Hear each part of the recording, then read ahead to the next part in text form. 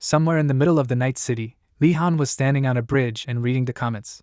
One of the users wrote that he was afraid for his life after visiting a traditional Korean medicine clinic.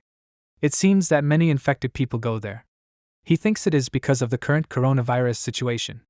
The comments sympathized with him and began to wonder why they did not resolve the coronavirus situation.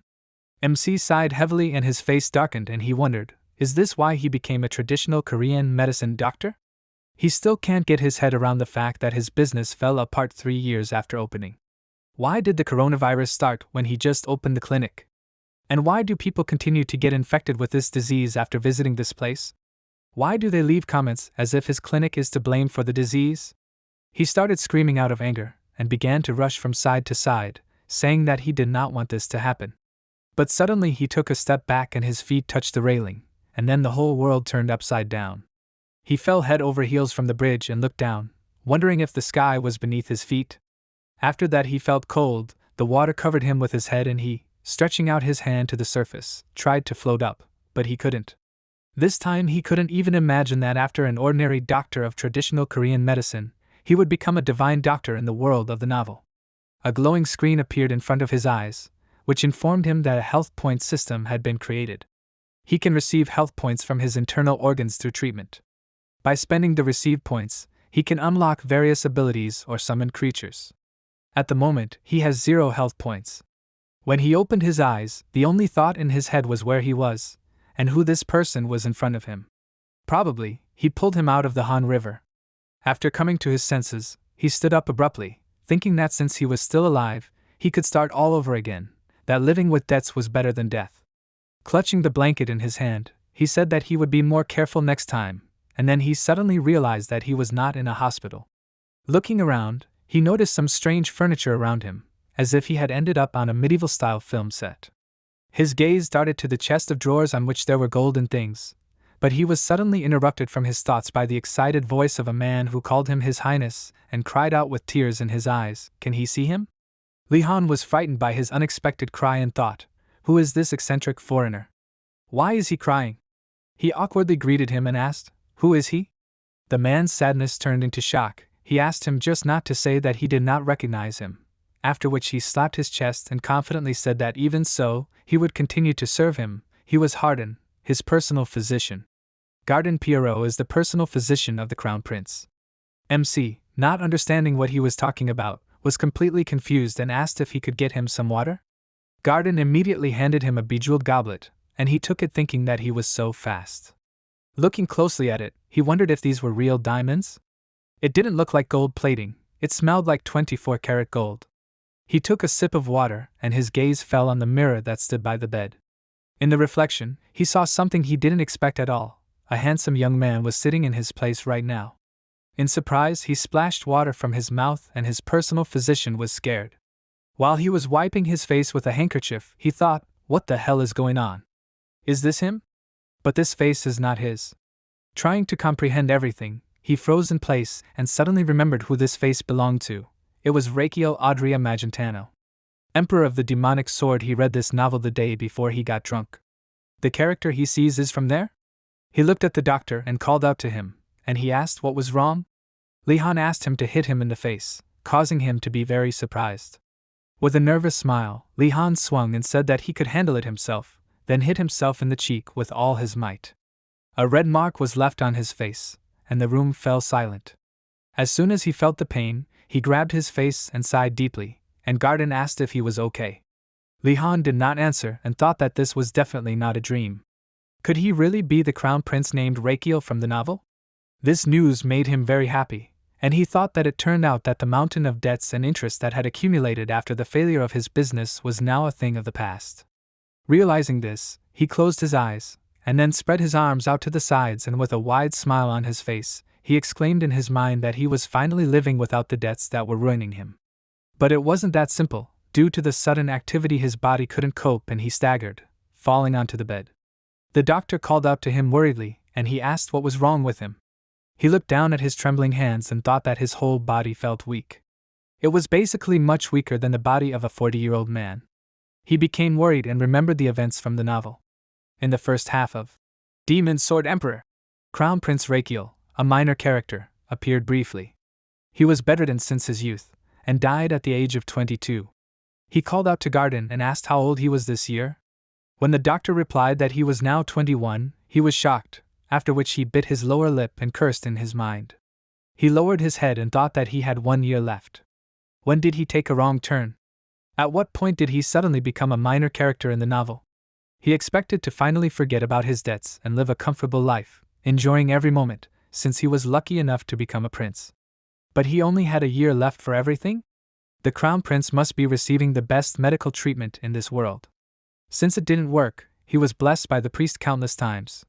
And yet he died in the first half of the story, unable to overcome the disease. This means that there is only one way out for him. He looked in the mirror, imagining himself at 40, and turned to Garden, saying that he had something to do, so let him bring him some needles. The size didn't matter, as long as there were as many as possible. Based on his experience, Lee Han, who is now Rakiel, decided to protect his body from the new life. Evening came. He also continued to sit in the room. Yawning widely and taking his pulse, he wondered, what is the problem with this body?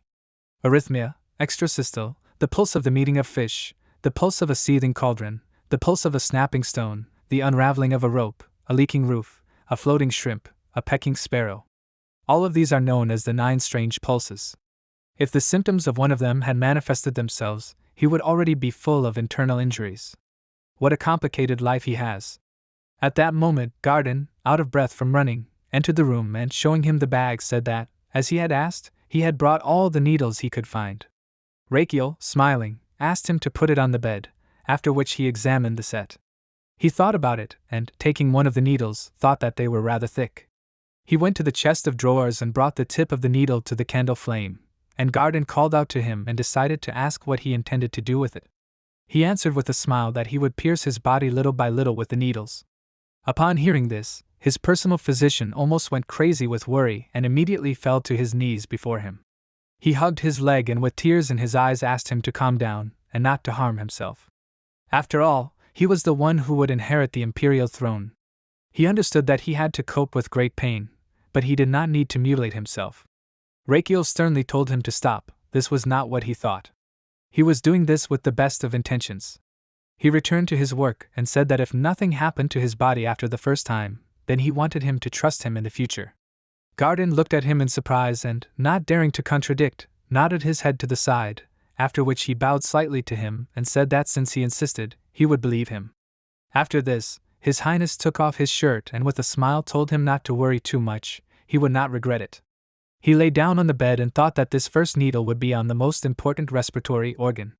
Before moving on, it was important to normalize his breathing. To do this, he would start with the first point of the 12 meridians, which was connected to the lungs through the tying arm lung meridian. After sticking the needle into his body, he let out a small cry of pain and wondered if it was hurting because he was fat. The first acupuncture point of the lungs, the cloud gate, was located on the lateral branch of the brachial plexus. He felt that he had positioned the needle correctly and slightly wrinkled his face in discomfort, after which a notification sound suddenly appeared. He opened his eyes and saw that the system window was reporting that his body had responded positively to his existing acupuncture healing abilities. His internal organs were functioning a little better. His body was illuminated from the inside with a glow, and the system was reporting that his lungs had started functioning again. After hearing this news, his lungs began to dance inside with joy, supporting his treatment methods. The system reported that his lungs were giving a thumbs up in approval. Now his lungs have 100 health points. Seeing such an unusual picture in front of his eyes, he was confused and thought, were they mascots? He waved his hand to the left, removing the system window, and Garden nervously called out to him. His Highness continued to wave his hand and ask with a smile, "What is this? Some kind of status window?" Hearing such strange words from his mouth, he burst into tears again and covered his mouth, holding back sobs, and said that their crazy crown prince is very pathetic. How can he help him? MC took the second needle and smiled and told his servant not to exaggerate, he is not crazy. Seeing what he took, his doctor exclaimed in surprise, "Is he going to stick more needles into himself?" He replied that it was nothing to worry about. Then he stuck the second needle next to the first one, and the system reported that he had hit the cloud gate point without a hitch. The squeezing feeling in his chest eased a little. After that, he moved to his hands and stuck 3 needles at once. Feeling the pain, he slightly wrinkled his face and said that it was more painful than he expected. His servant, meanwhile, began to pray. He knelt down and turned to God, asking him to look after the crown prince of the imperial family of Magentano and cure his madness as soon as possible. Their crown prince cannot remain sick any longer. Because of this his mental state suffers, he is harming himself. His poor nerves are about to give out. Rakiel looked at him with a strange expression on his face, then with a slight smile he turned away from him and thought that he should finish what he started. The first point is the white ostrich, then the heavenly storage, after the smallest hole in the meeting of the fish. As soon as he stuck the needles into the right points, the system reported that due to his skillful acupuncture treatment, the various points involved in the massage were stimulated. His lungs felt as if they were being massaged in a massage chair. This message angered him and he thought, what massage chair? Why didn't he get health points? Deciding not to dwell on it, he continued and finally moved on to the nail bed quagmire point. He stuck the needle into the base of the nail, after which the acupuncture treatment of the left lung meridian was successfully completed.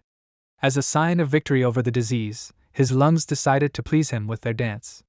The twins made a few movements on the stage and smiled happily, and the system reported that his lungs were tap dancing. Seeing the message, he was a little confused, and the twins continued to dance, rhythmically tapping their feet on the floor. Meanwhile, their neighbor woke up from his sleep due to loud noises and said irritably that they were having so much fun.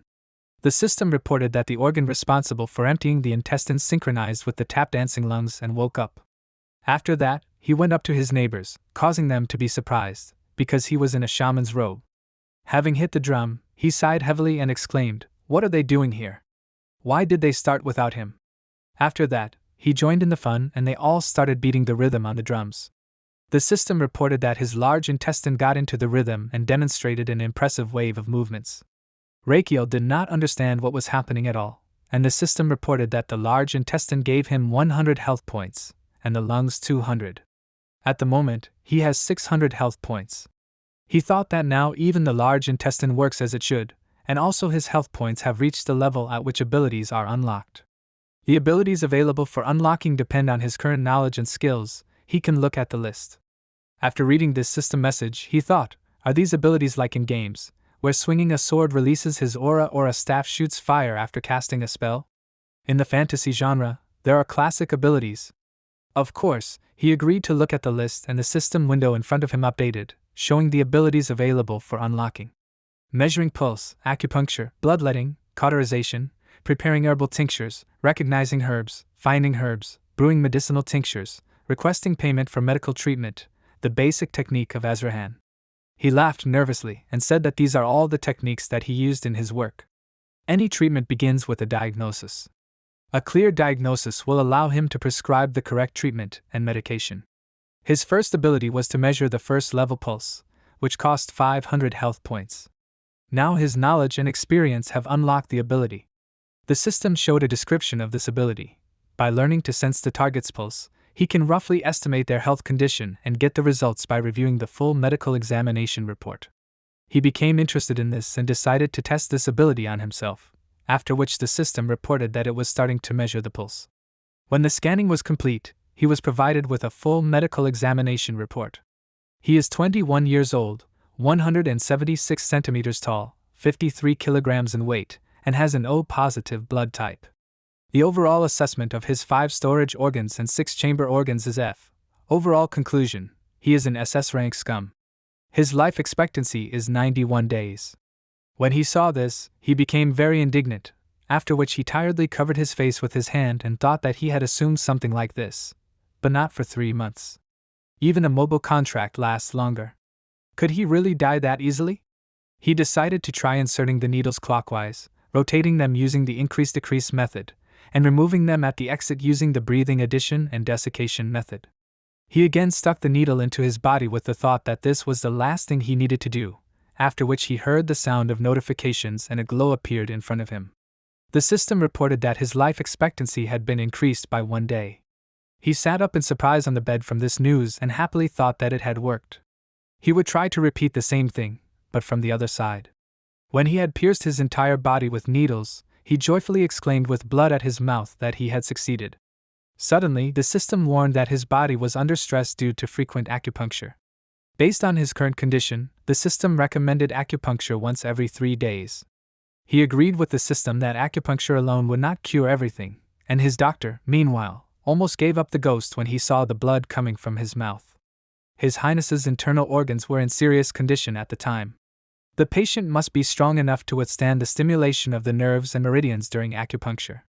His body currently has very low health points. The message he saw confirmed that acupuncture was effective, but a weak body was a problem. It would take 3 days to recover from one acupuncture session.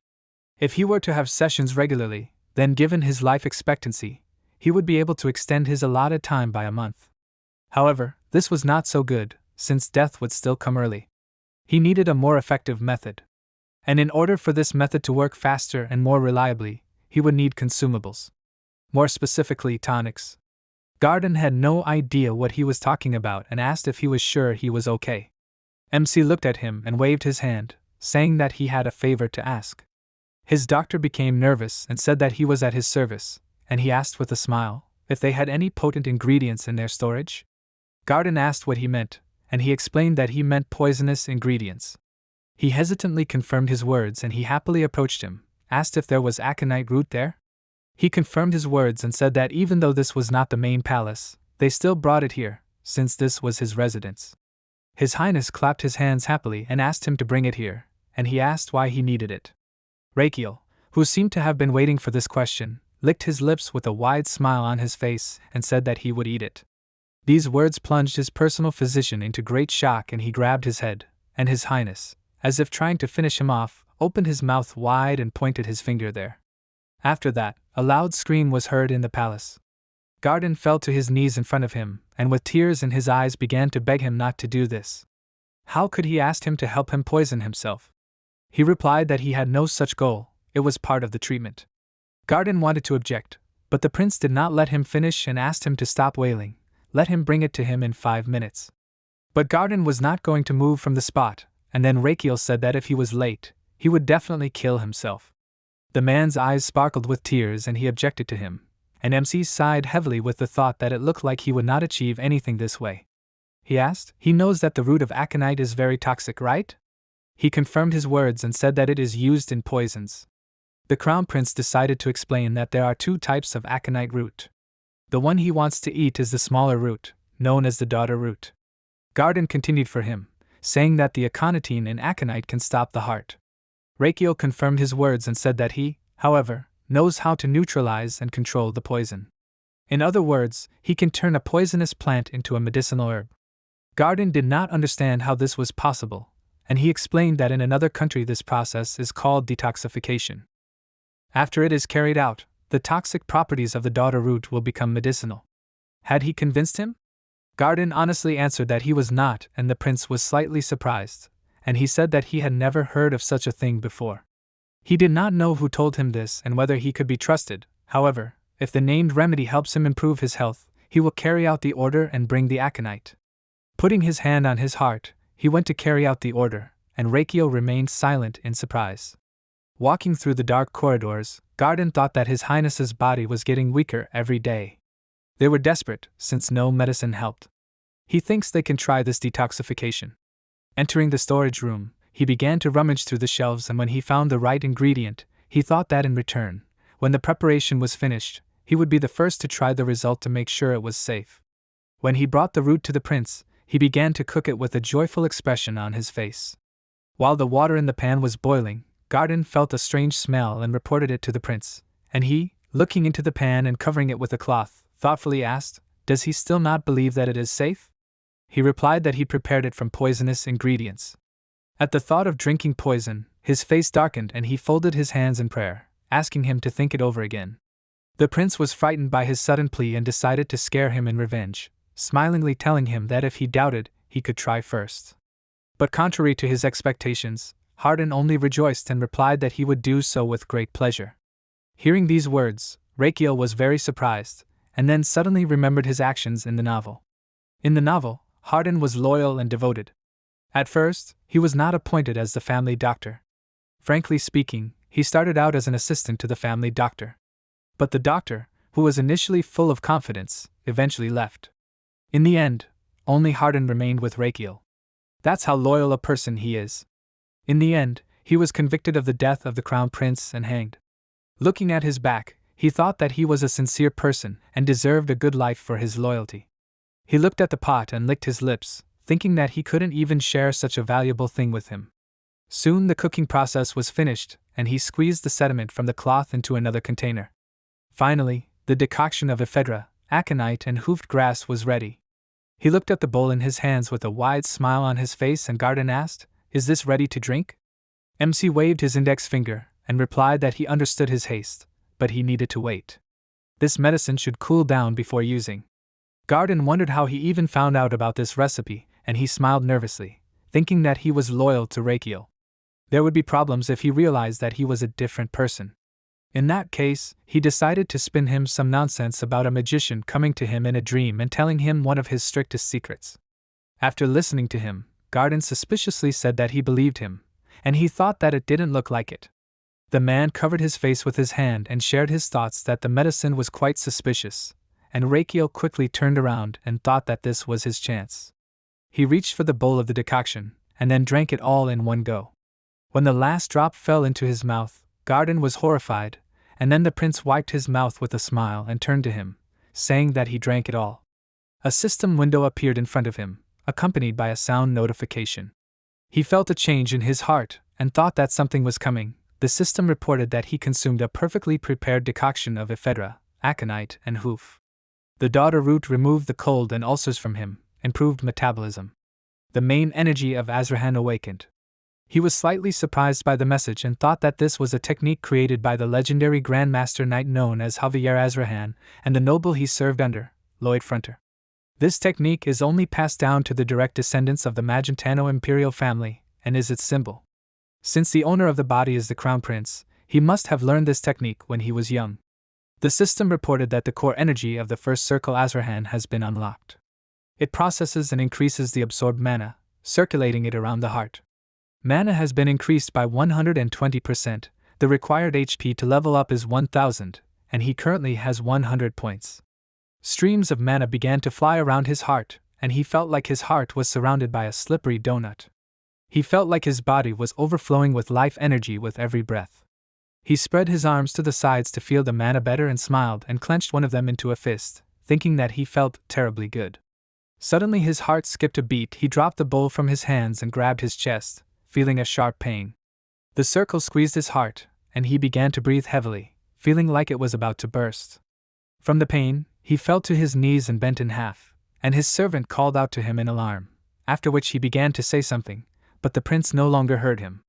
His face was covered in cold sweat, and a system warning appeared before his eyes that the mana circle was putting too much pressure on his heart. He was in danger, the balance of the development of the circle and his heart was broken. His heart could stop.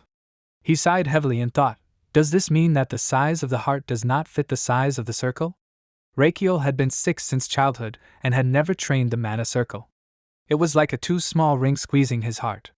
If so, then there was only one way out. After overcoming the pain, he stood up and took a deep breath, concentrating. He closed his eyes and thought that since the heart could not be reduced, he would increase the circle itself. He looked into the depths of his body and saw that ill-fated circle that had caused him pain. He jumped up and grabbed the circle, thinking that he needed to speed up its rotation so that it would run wild to its fullest.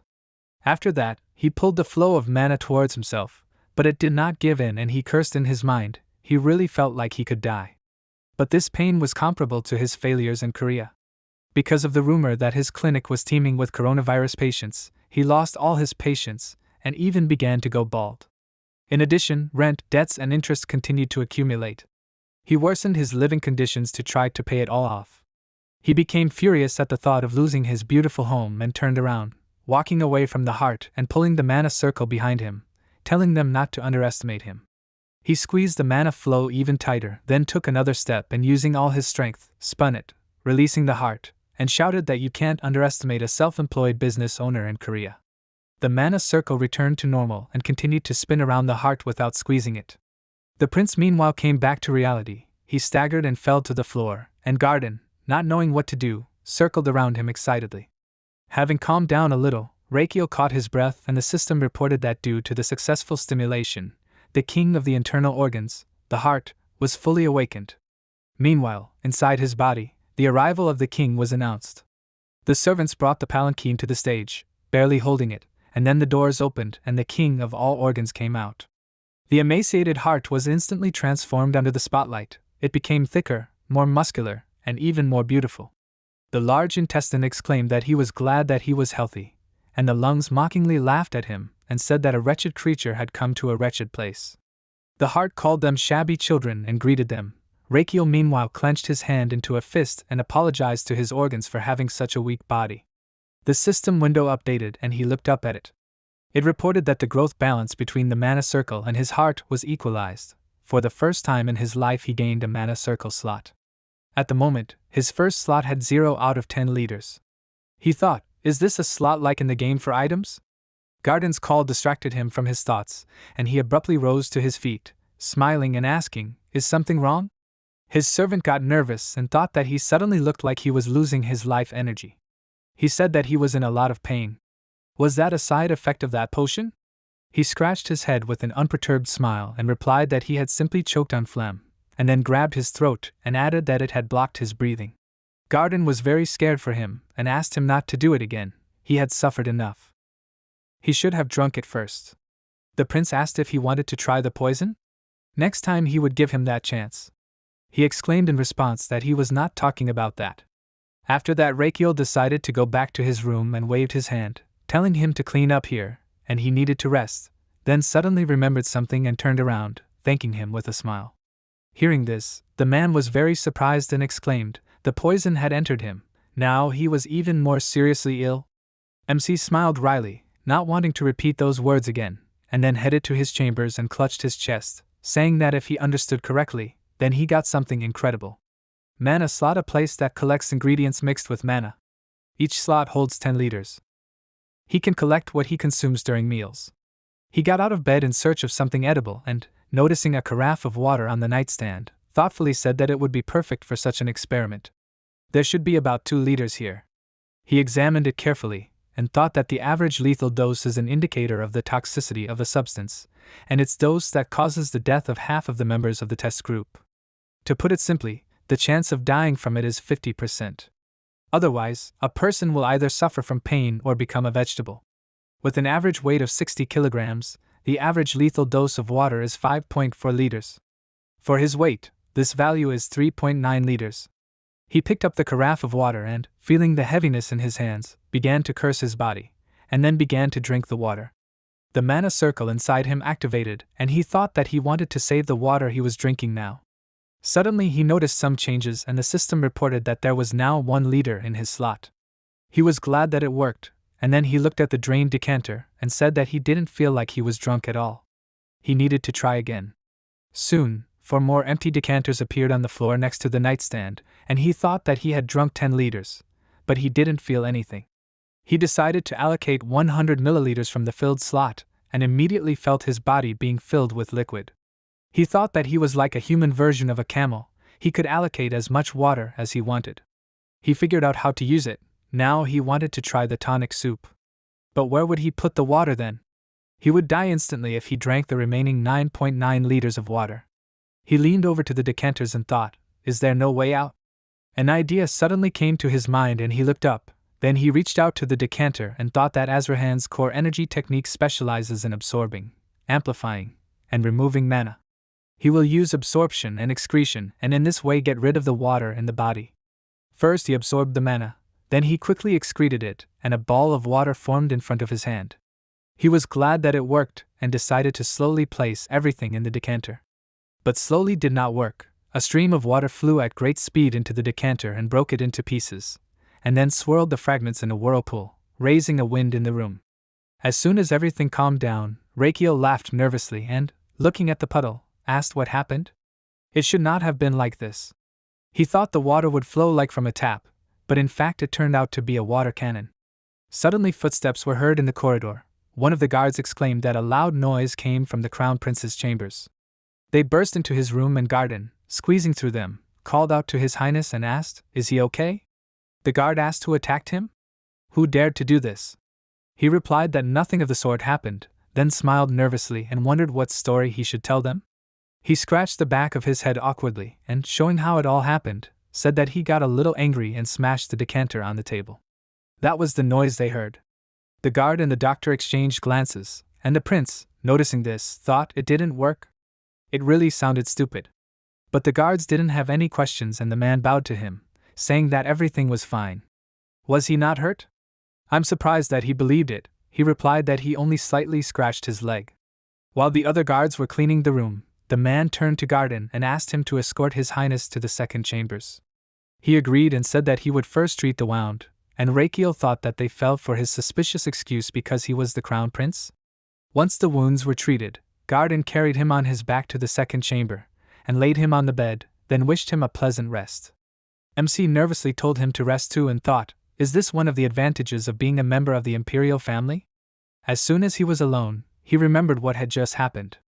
From the circle along the meridian from his heart, a flow of mana went through his shoulder and arm, bringing out what had been absorbed. The result was a surge full of energy.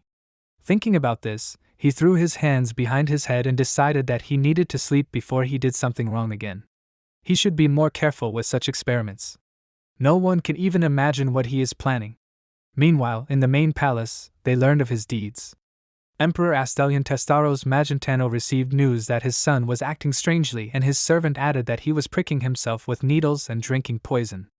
Astelion gritted his teeth in anger at this news and wondered what Rakiel was doing. A new day had come. Rakiel was in charge of the kitchen again, and was brewing the decoction again. He looked at the hot liquid with a smile and said that it was excellent. He had prepared 10 liters of the decoction from ephedra, aconite and hoof. He turned to Garden and asked him to step outside for a minute, and he asked why. The prince answered in his mind that he would pass out if he saw him drink it all in one gulp. He said that he had to step outside for just a moment. He needed to do something alone. The doctor narrowed his eyes and asked suspiciously, was he going to drink it again? Didn't it hurt after the last time? He replied that he had said then that he had simply choked. Garden said that he was uneasy, because he had made a lot of the decoction. He replied that it was necessary for an experiment. He would drink a little. He doesn't want to refuse, since he tried so hard to find the ingredients. The man scratched his head with a smile and asked, is it true? He confirmed his words and said that he won't be able to drink it all. Garden agreed and twirled his index finger at his temple, saying that only a psycho would dare to do such a thing.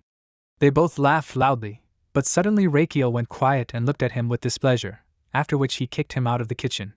The man turned around and looked at the closed door in bewilderment, and the prince, puffing with anger, headed for the broth. He took a heavy saucepan and began to drink straight from there, gradually filling the slot. When he drank all 10 liters, he put the empty saucepan on the table and sighed loudly, thinking that it was excellent. Now all that remains is for him to gradually remove it into his body. While he was walking down the hallway, he excreted 100 milliliters. Even when he was sitting on the toilet, he combined the excretion of the decoction with another task. Upon awakening, he also excreted the decoction into the body, and soon the system reported that his heart liked it. He received 100 health points. His lungs were dancing. He received 200 health points. His large intestine was jumping with the sphincter, for which he was given 100 health points. As a result, he had 500 health points on his account, but this was still not enough. He needed to increase his life expectancy. So he continued to excrete the decoction into the body. The heart, which was lying on the bed in the dorm and watching TV, asked the large intestine what was on the menu today. He answered with a smile that a decoction of ephedra, aconite, and asarum. He asked, and tomorrow morning? He answered him the same thing, which made the Organ King's face darken, and his companion added that it seemed that the same decoction would be for dinner tomorrow. His heart ordered him to lie down on the ground immediately, and when Rakiel woke up, the system informed him that his internal organs were hurting from the decoction. He frowned and in his thoughts, discontentedly told them to just drink what they were given, after which he again brought the decoction into the body. Soon it was time for a meal. While he was eating soup, the maid was pouring tea, and at that moment he received a notification that his life expectancy had been increased by 50 days. His life expectancy was 133 days. He jumped up from his chair in joy and exclaimed loudly that it worked, and the maid shuddered in surprise and the cup fell out of her hands and broke. The prince apologized to her for scaring her, but she immediately bowed to him and, in horror, asked for his forgiveness. She trembled with fear and started crying, and he thought, why is she apologizing for the broken cup? He waved his hand and replied that everything is fine. She is not hurt? From his movement she shuddered again and said that she is sorry, she will not do it again. Just let him not hit her like last time. He was surprised and asked, has he hit her before? He mentally asked her to say that it is not so, and she did exactly that. He sighed in relief and then she said that he personally did not do it. This news made him nervous and asked worriedly, did he order someone else to do this? But for what? She answered that drops of water got on his sleeve when she poured it. Hearing such a trivial reason for punishment, he wondered, was the crown prince a monster? He sat on the bed with an empty feeling and told her to just clean up here and leave, which made her beam with joy and thank him, then ran out of the room. He looked after her, and thought that she looked like she managed to escape from prison. He called Garden and she immediately appeared in front of him out of nowhere, and asked what was wrong. He said that lately his memories were like in a fog. Will he tell me how he used to treat him and the other servants? Garden smiled and was about to tell him how kind he was, but the prince did not let him finish and sternly said that if he flattered, he would drink all the poison that was in front of him. The doctor became very worried and said that then there was no choice, and told him everything he had done. He beat the servants with a whip, sometimes he himself slapped them and made them kneel.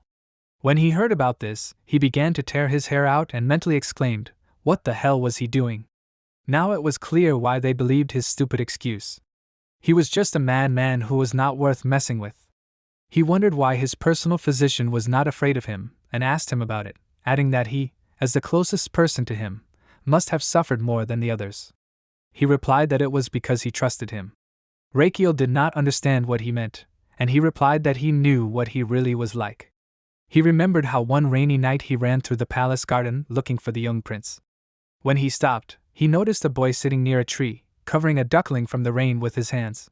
Seeing such a picture, he smiled and now, remembering this, he put his hand to his chest and said that he believed that after the treatment he would become himself. He remembered how he thanked him and said that recently his faith was justified. MC got up from the bed and asked if he liked how he had changed. He happily confirmed his words and he said that as a reward he could eat his sweets. The man wanted to object, but Rakiel was persistent, after which he thought that he, Lihan, that is, Rakiel Adria Magentano, swears on his name that he will not have to pay with his life for his death. He will definitely survive. From this thought, he was filled with confidence, and clenched his hand into a fist, and in the meantime, a worried servant appeared outside his chambers. He ran into the room and excitedly called out to His Highness, then he caught his breath and said that His Majesty was calling him to him. This news slightly surprised Rakiel, and the next day he went to his father. When he found himself in the throne room, he stopped and knelt before his father and greeted him with respect. Astelion looked at him thoughtfully, and then suddenly leaned forward, seeing something interesting. He saw an aura around his son and thought, is this the Azrahan energy technique? Does this weakling know this? He noticed how his leg was shaking and thought that he was nervous in his presence. Perhaps he was wrong about him. Rakiel meanwhile frowned slightly and thought that his leg was numb. Let him quickly say something so that he could get up. His father asked if he was satisfied with life in his own palace.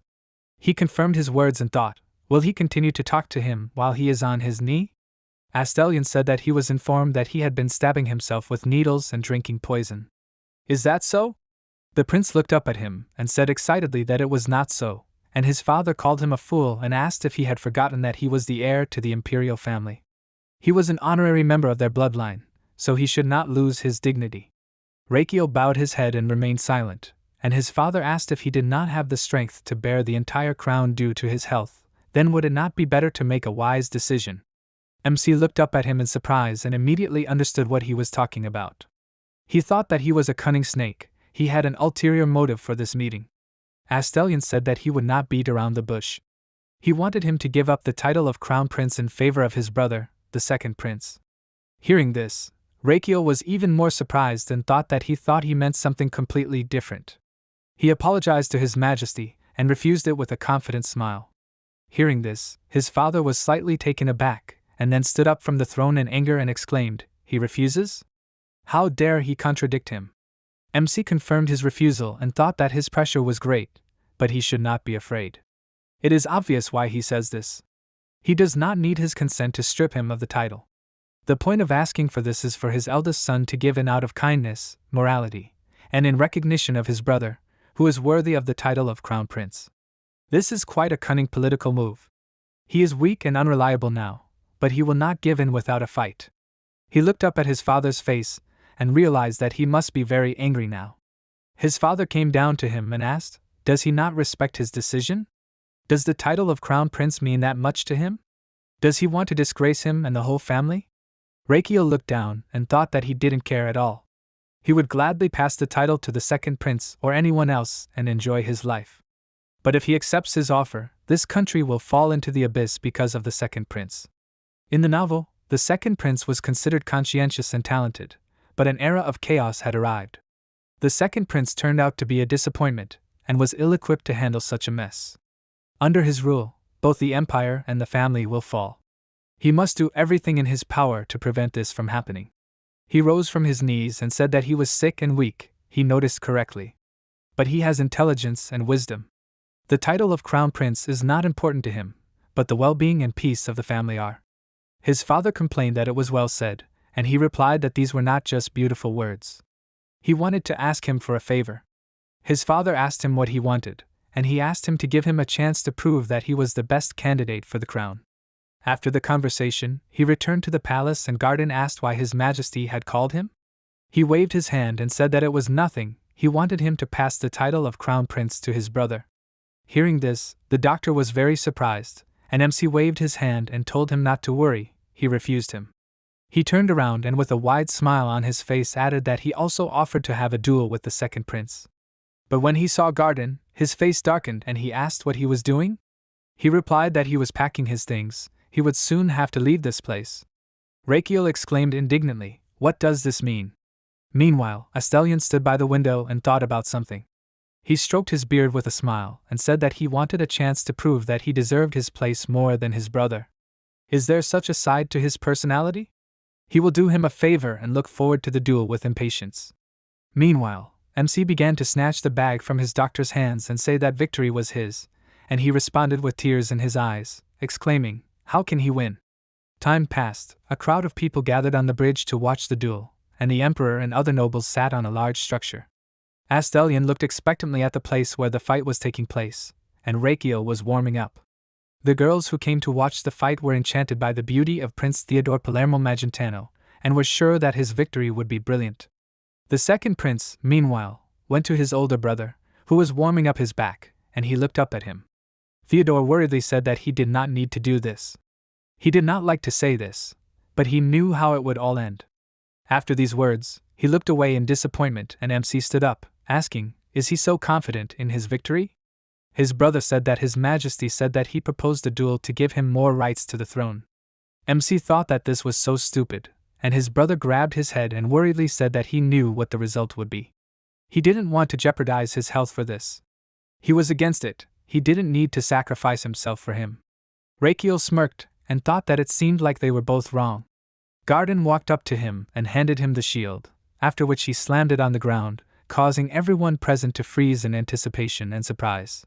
His younger brother also looked at him with wide eyes, and he, slamming the shield on the ground again, said with a wide smile on his face that he did not intend to lose. He turned his confident gaze to his brother, and then a voice came from the crowd that the crown prince was very strange. Someone asked the man to shut up and said that he could be heard. He asked, doesn't he think so? The second prince has an Azurhan core with one circle, and also learns fencing from a famous knight. Garden stepped aside and looked at Rakiel, and someone behind him said that the crown prince didn't have a chance, he was only good at making fun of himself. The doctor remembered how His Highness squatted in his chambers and said that he was completely serious and intended to win. Garden became worried and wanted to object, but the prince interrupted him, saying that no one expected anything from him, so the pressure was minimal. His doctor exclaimed that of course he believed in his victory. He asked, is he lying and not blushing?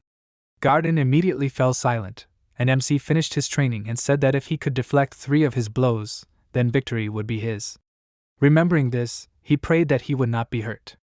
After that, the emperor's voice was heard, saying that today's fight would determine who is worthy of ascending the throne. The rules are simple. If the crown prince lasts 5 minutes in combat or defense, then victory is his. Otherwise, the second prince wins. His sons took their swords out of their sheaths and looked at each other with confidence, and Theodore thought that since it had come to this, he would try to end everything as soon as possible. After that, the emperor announced the start of the fight, and MC immediately threw his sword to the ground. Seeing this, Astellion slightly winced in anger, and the crowd began to whisper, asking, "Is it really over already?" It was a terrible sight. Theodore was about to go on the attack, but seeing his brother's actions, he stopped and lowered his sword, asking in surprise, "Is he surrendering?" He felt relieved and thought that it would be difficult for him to raise a sword against his sick brother. But he can't even believe that he surrendered in front of everyone. It's a shame for their family. Should he talk to him and inspire him to continue the fight? But he doesn't need to do that, he's sick. But their father is watching them. While he was lost in his thoughts about what to do, his brother took a stronger shield and slammed it on the ground. He was surprised and thought, did he choose to defend against a half-hearted attack? His goal was to last 5 minutes, not to defeat him. This was a bold choice, then he would quickly deal with him. Smiling slightly, he closed his eyes and concentrated, activating his aura, after which he opened his eyes and ran, in an instant approaching his brother. Astellion thought that weight, strength and even mana were put into this attack. The shield would not withstand this. Theodore struck Rakiel's shield and it staggered, after which dust rose and his brother mentally asked him not to fall, otherwise he would make a fool of himself. Even if he lost, then let him do it with dignity, bending his knee, and not falling. He deliberately started with a strike from above. As soon as the dust settled, he saw his brother standing up and thought in surprise, did he just dodge? Meanwhile, the others were also shocked. No one expected this from the sick crown prince. Someone among them exclaimed in surprise, "What's the matter?" He defended himself from the second prince's blow. Astellion was also surprised and leaned forward to take a closer look, and someone from the crowd exclaimed that she was sure the second prince spared him because of his kindness. Rakiel meanwhile used Azrahan's core and crouched down, then looked at his younger brother with confidence. Theodore thought that from his look it was clear that what happened was not luck. But that didn't change anything. He gritted his teeth and gripped his sword tighter, then attacked from above again, hitting the shield, causing MC to involuntarily sigh loudly. His brother continued to press on the shield, trying to break through his defense, while Rakiel used more strength to stay in place. Theodore frowned, then threw a punch that sent the crown prince flying back, causing Garden to become very worried. Landing successfully on his feet, MC cursed in his mind and thought that his head was spinning and his wrist was numb. However, during his work as a police officer, he had to defend himself from everything, and this was nothing. Putting his shield in front of him, he ran at his brother, who immediately struck him with his sword, but this time Rakiel stood firm on his feet. During their fight, he felt the mana flowing around them, and he thought that Theodore was absorbing more mana than he thought. If so, then his plan would work even better. Theodore said that he didn't know what he was planning, but now was the best time to attack. They shouted it at the same time, after which Theodore jumped high and appeared above his brother, and as soon as he came down, he hit the shield with all his might with his sword. But even after such a strong blow, MC remained on his feet, because he trained his lower body for this moment. His heart thought that he would die, and his lungs cried with joy, but they still managed to raise the overall rating to D. His colon was unhappy, because they were forced to work hard day and night so that his sphincter almost lost everything. Rakiel's shield was custom made by the blacksmith of his palace, and an explosive mixture of alcohol was also made for his sweet brother. Just thinking about it made him smile widely, and then the system reported that the withdrawal function of slot number 1 was activated. Let him choose how much he needed to withdraw. To begin with, he decided to withdraw 200 milliliters of alcohol from his body, and while Theodore was pressing on the shield, his brother's mana began to penetrate his mana. Feeling this, he staggered, and everyone else was surprised by this. Suddenly, his face turned red and hiccups began, which surprised him greatly. Seeing this, MC smiled and thought that it was said correctly in the Demon Sword Emperor, Theodore gets drunk even from a glass of wine. Last night, he filled the slot with an explosive cocktail consisting of 20 types of strong alcohol, just for this moment. Meanwhile, his brother looked around in confusion and said that he was sure that he hit the shield, but along with the mana, something else entered his body. His head suddenly spun and he began to speak incoherently, and then he pulled himself together and thought that he needed to calm down. The outcome was already a foregone conclusion. He just needed to defeat his brother in 5 minutes. Then he would receive his father's recognition and be applauded by 1,000 residents of the capital, and the place of the proud crown prince would be his. This would be better for their family, for the empire, and for his brother, whose health was getting worse. Noticing that he froze in place, Rakiel looked out from behind the shield and thought, did it work? Despite being drunk, Theodore took a stable stance and pointed his sword at his brother, saying that he would win. After that, he rushed forward, starting to swing his sword in all directions, which surprised the Crown Prince, and, defending himself from the blows, thought, did he resist the explosive cocktail?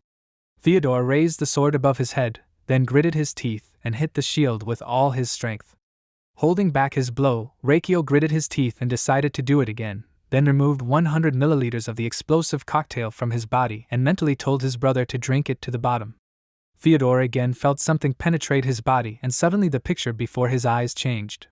He found himself in a bar and looked around, wondering where he was. After all, he had just fought. The bartender in front of him mixed a cocktail, then poured it into a glass and pushed it towards him, then pointed to the side and said that the gentleman was treating him.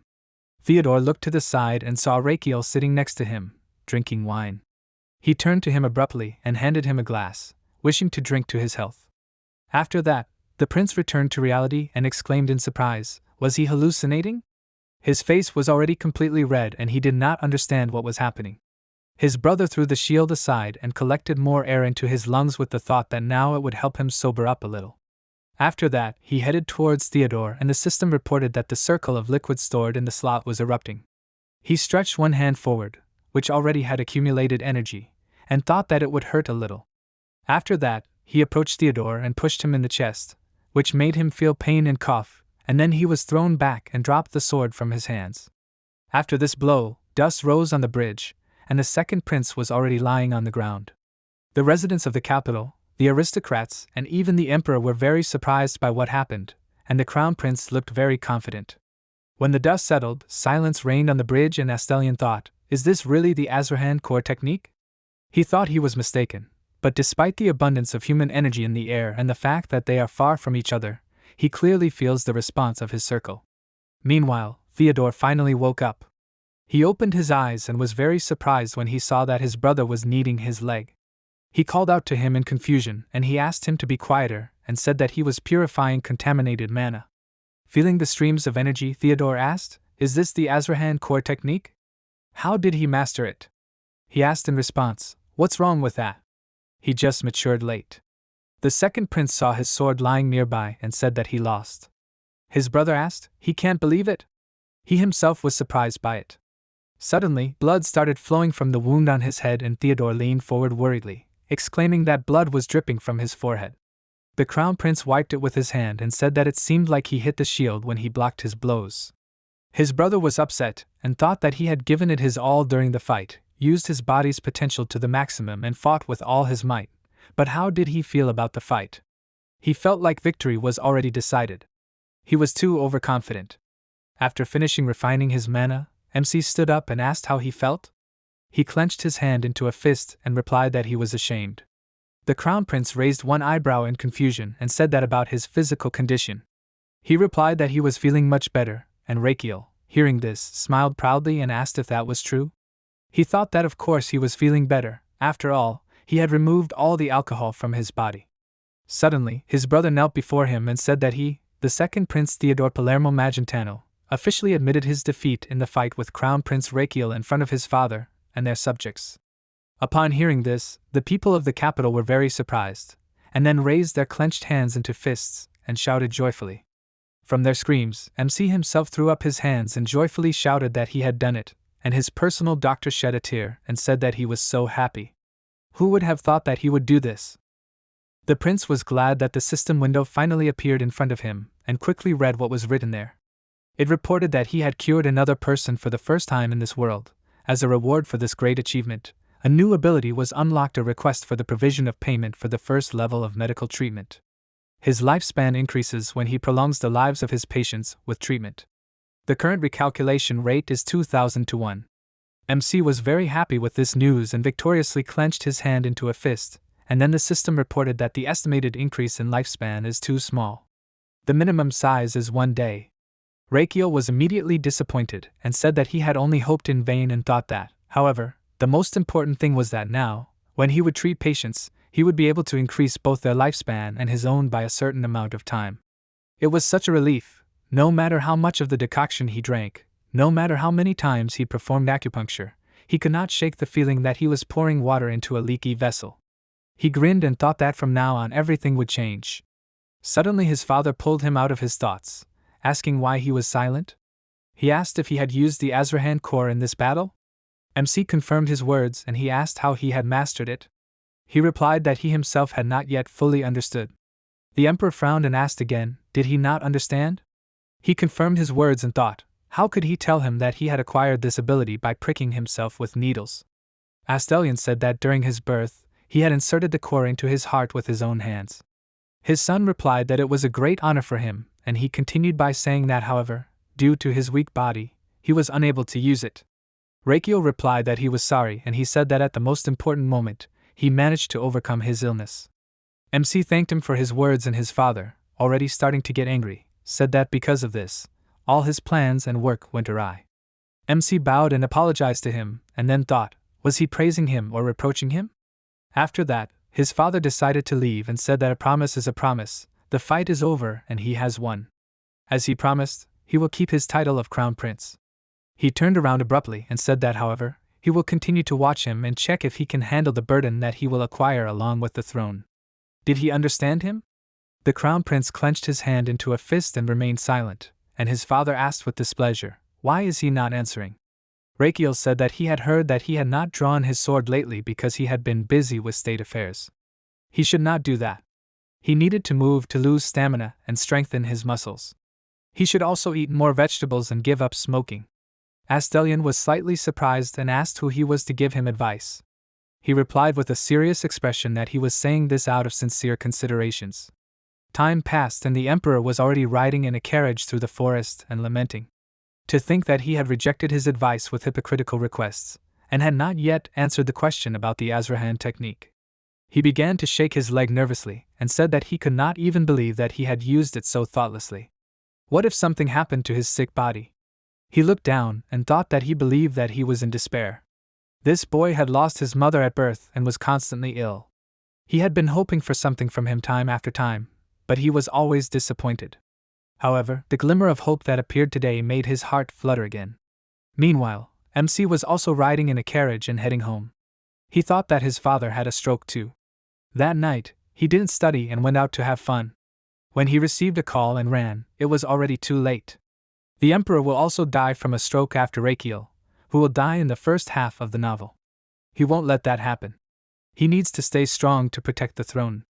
Then he can increase his lifespan with the amazing ability to request payment for treatment. And he also doesn't want to relive that situation again. Suddenly, Garden, who was sitting opposite him, called out to him with tears in his eyes and he flinched, saying that he was scared. His personal doctor asked him to ask why he was crying now, and the prince smiled wryly, asking him about it. He put his hands together and came closer to him abruptly, saying that it was all because he was touched. How difficult and tiring it was for him. Reikio pushed him away from himself and thanked him for his concern, but let him rest a little. They had a lot to do starting tomorrow. Garden asked in surprise, a lot to do? He replied that he needed to meet someone. In the evening, they went to a restaurant and took a table there. While they were waiting for the waiter, Garden asked in confusion, wasn't this Sorrentino's garden? He confirmed his words and said that it was one of the 10 best restaurants in the capital. He knew that, didn't he?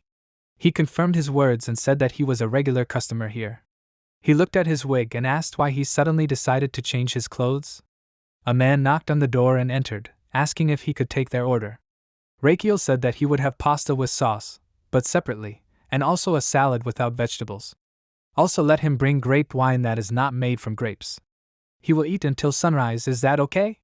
The man understood the meaning of the words spoken and asked him to follow him, and Garden was perplexed. He followed His Highness and asked in a whisper what kind of order this was.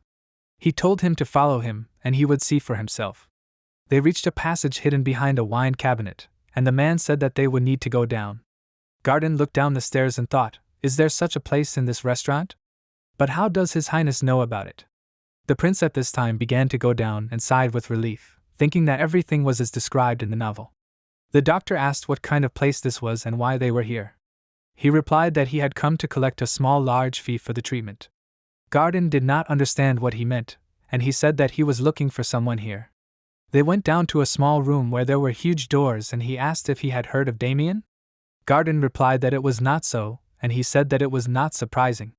After that, he opened the doors and they went out onto a small balcony above the arena where two fighters were now fighting. The rest of the spectators were joyfully shouting, watching their fight, and Garden, looking around this place, worriedly asked the prince where they had come. He crossed his arms over his chest and answered with a smile that they had come to a secret place. After that, he began to wander his gaze around the arena in search of Damien, and Garden, seeing a muscular man with scars below, asked if it was him. He looks very strong. MC replied that it was not him, and at that moment the doors swung open and a new fighter entered the arena. Seeing him, the prince smiled and said that he had finally shown himself. The real protagonist of the novel, Damien Kane, entered the arena for another fight. The spotlights illuminated the evening's protagonist, and the crowd buzzed with joy at the sight of him. The host looked displeasedly at the man standing next to him, and said that if he was finished, he should leave quickly. He awkwardly scratched the back of his head and agreed, after which the host said with a smile that it was time for the main fight. On one side, a terribly talented swordsman, Damien Kane. His debut took place in the Colosseum when he was 17 years old. In 3 months, he became a champion, defeating everyone and everyone. On the other side, his opponent. A pair of sparkling eyes appeared in the dark passage, and then a troll entered the arena, shaking the entire room with his steps. As soon as he appeared in front of his opponent, he screamed loudly, which made Rakiel shudder and think that this was a real troll, a serious opponent. Garden, trembling with fear, grabbed his clothes and excitedly asked where he had brought them. They feed people to trolls.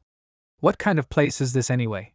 At that very moment, the troll clenched his fists and decided to attack the man in front of him, but he didn't even move. The troll's fist flew past his face, but missed the target and hit the ground, leaving cracks on it. Confused about how he avoided his blow, the troll got angry and with a loud cry pounced on him again and swung his fist, but Damien dodged each such blow, moving to the sides. When the troll attacked again, he decided to act. He pulled out his sword from its sheath, and at the moment when his opponent roared loudly, he struck from top to bottom and cut the monster's body in half.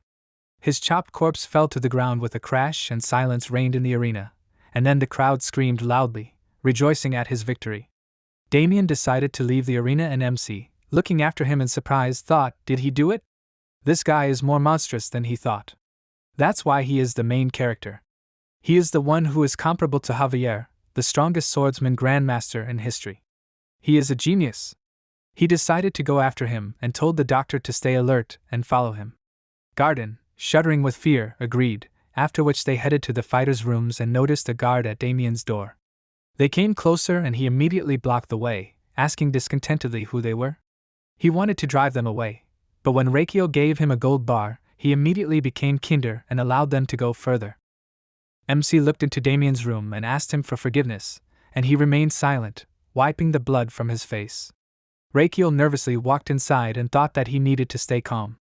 His colon laughed because he was scared, and he took a bottle of pills from the table and said that he felt sorry for him. Why is he drinking such cheap painkillers? Can he even sleep after that? Damien asked who he was, and he answered with a smile that he was the one he needed. He asked if he came to sell him medicine. He confirmed his words, and Damien, not wanting to listen to him anymore, told him to leave. He already had medicine. The crown prince did not let him finish, and he threw the bottle of pills to the side, saying that even if he had a lot of medicine, what good was it? Damien, with a gloomy expression, put his hand on the hilt of his sword and suddenly shuddered when he heard from his lips the words that it would never relieve him of the burning pain in the back of his head. Noticing his reaction, MC thought that he was caught. Now it was his turn. After that, he decided to give him a lecture on traditional medicine and asked him to listen to him carefully. The pain starts in the back of his brain. He came up to him and grabbed the back of his head, saying that the muscles in his neck and head there become rigid, so that everything tingles and aches. Then he put his hands on his shoulders and asked if he felt tension in the back of his head and shoulders. Noticing his displeased look, he asked why he was looking at him like that. He was curious. How did he know all this? Damien remained silent, and Rakiel continued, saying that when the pain becomes very sharp, it spreads along the sides of the head to the forehead and even goes to the eyes. He gets goosebumps all over and sweats profusely. His eyes hurt so much that it seems as if they are about to pop out. The funny thing is that this pain rolls in like waves, and then subsides, after which everything repeats itself. This pain just drives a person crazy. It's like he's in hell, and when it seems like the torture is over, it continues. But instead of getting rid of the source of the pain, he relies on cheap painkillers. Does he know that they're not a cure? Of course he doesn't know that. Damien remained silent, and feeling how his ears were already starting to bleed, thought with displeasure that he was talking too much. Maybe he should kill him? MC approached him and, calling him a pathetic fool, asked him to say at least something. He had a mouth, after all. Damien remained silent and thought that he wasn't letting him get a word in, and then asked who he even was. Reikio proudly called himself the Crown Prince, and Damien, not wanting to listen to this nonsense anymore, took out his sword and said that it was time to finish him off. MC waved his hands and asked him to wait, and then said that it was a joke Kuzman sent him. At the mention of this name, Damien frowned and asked if it was true. He confirmed his words and said that he was sent by his patron and intermediary with the Colosseum. The man remained silent, and MC said that he told about his complaint and that the pills had not helped lately. Kuzman is suffering because no one has enough ingredients for him because of the current season. Damien asked what he means by this. He answered with a smile that he has another way to relieve him of pain. What will he say, now he trusts him more? He did not answer and asked, did he bring a new medicine? The prince replied that it was not so, the medicine would not help here, it was necessary to get rid of the source of the pain. He patted him on the back and asked him to take off his clothes and lie down on the bed. He would explain everything during the treatment. Damien agreed and lay down on his stomach, and Reikio sat next to him and asked if he was scared. He replied that of course he was not. MC noticed the mark on his back and, taking something out from under his jacket, asked with a smile, is it true? Damien turned around and exclaimed with displeasure that he was a warrior who had killed, been wounded and risked his life countless times. The Crown Prince replied that he understood everything, after which he placed a huge piece of pressed foliage on his back, which made him a little surprised. After that, he took a torch and asked with a smile, is this the first time he encounters Moxibustion? He replied that he is a warrior, such treatment will not scare him. But as soon as Reikio set fire to the foliage, his loud scream was heard, which scared Garden and the guards standing outside. MC laughed at him and said that he was like a little child. But what about his words about being a warrior? Damien remained silent, trying to endure this pain, and the prince asked if he was really crying. He stopped mocking him and thought that he knew it was painful, but he had to hold on. The reason Damien couldn't leave the underworld was because of this mark. The IT curse was activated the moment the wearer's blood began to circulate. The fierce battles in the Colosseum put him through incredible pain. To endure it, he bought painkillers with the money he borrowed from Kuzman. To pay off the debt, he would have to participate in another fight. Fight, medicine, and fight again, a vicious circle. What a scumbag this Kuzman was. As the smoke slowly filled the room, he thought that Damien was now under enormous heat, which would burn through the mark. If he cured the protagonist of the novel and the strongest man, would he side with him? Everything would be even better if he helped the other gladiators too. This thought brought a wide smile to his face, while Damien, in an attempt to endure the pain, began to squeeze the sheet in his hands. He sighed heavily, and soon the prince said that the treatment was over, so he could get up. Damien sat up in bed, shaking in pain, and MC looked at the huge red mark on his back, noticed the mark and saw that it had faded, and thought that it was fading well. He crossed his arms over his chest and asked confidently, did he feel better, right? Does it not hurt anywhere anymore? Does he feel fresher? Damien was slightly surprised and, touching his shoulder, said that he felt renewed. He smiled and added that he had not felt that way for a long time. Reikio rubbed his nose contentedly, thinking that they could no longer speak formally, and said that he was not completely cured yet. More such procedures needed to be done. Damien asked if this was true, and he confirmed his words, saying that if blisters appeared on his back, then he should not touch them. And he should not overexert his body until it returned to normal. He can't eat fatty foods either. Damien asked what he meant by not overexerting himself. He responded by hitting his chest and exclaiming loudly that it meant he can't fight. Isn't that clear? Damien leaned forward and said that Kuzman wouldn't let him, and he replied that he wouldn't have to fight, he would take care of that. Hearing this, he looked at him in surprise and asked who he was. Let him say his name. The Crown Prince replied with a smile that he had already told him, he was the Crown Prince. An awkward silence hung in the room, and Damien said with a slight smile that he must have his reasons. MC cursed in his mind and thought that he had told him the truth, after which he cleared his throat and told him to follow his instructions from now on. In the evening, no matter what happens in the Colosseum, he should not run away and stay here. The swordsman didn't understand what he meant, and he pointed his finger at him and told him not to dare doubt. Let him just stay here, it's safer. He headed for the exit and said lastly that this was the only way they could meet again. Having regained hope, Damien looked after him in surprise, then knelt down and said that he understood everything. Meanwhile, Garden called out to His Highness and asked why he was looking for him and performing such a strange treatment. This place doesn't seem safe and legal. He really doesn't understand what happened today. He replied that he would understand everything later. Let him just do what he has to do, which is help him. The doctor asked him how he could help him, and he ordered him to find a man with black hair tied in a ponytail. He is quite large and has narrow eyes. After that, they returned to the arena and looked around the spectator areas and the bar. Garden looked around for the right person and, noticing a similar man, called out to the prince and said that he seemed to have found him. Rakiel decided to take a closer look, approaching the table where the man was sitting and thought that the description really fits, he should check. He pulled out his chair, deciding to sit opposite him, but the man's gaze immediately became angry. The crown prince asked if he was Kuzmin? He said that he did not know him, and MC smiled slightly, saying that he knew Damien. He only had one thing for him: he wanted to buy Damien Kian. How much does he need to pay to recoup his debts for the painkillers and the break in the contract? Kuzmin smirked and said the price was 9 trillion Megan and that he would not give it to him for less. Only the crown prince himself could pay that much. He laughed after hearing these words, and Rakiel asked if this was true. How lucky, since he was the crown prince. The man laughed even harder after hearing these words and said that he was as much of a crown prince as he was. His name was the crown prince who sold the medicine. MC was slightly surprised at how Kuzmin introduced himself, and he exclaimed that if he was not going to buy it then he should leave. After this, the crown prince stood up without further ado and headed for the exit, and the man looked after him thinking that he had never seen him there before. He snapped his fingers, calling his servant Delic, and said that this skinny idiot was trying to trick him. Let him find out who he is. He needs to find out if he works at the Colosseum, or if the organizers hired him. He can resort to torture and interrogation, and then tear him to pieces and throw him into the river, as usual. An hour later, the doors to the bar suddenly swung open and Kuzmin, unhappy with being interrupted from drinking beer, exclaimed, "What's the matter?" His battered and wounded servant entered the room with the last of his strength. He reached him and immediately fell exhausted on the floor, and Kuzmin worriedly called out to him and asked what was wrong with him. After that, the doors to the room opened again and Rakiel appeared on the threshold with the guards.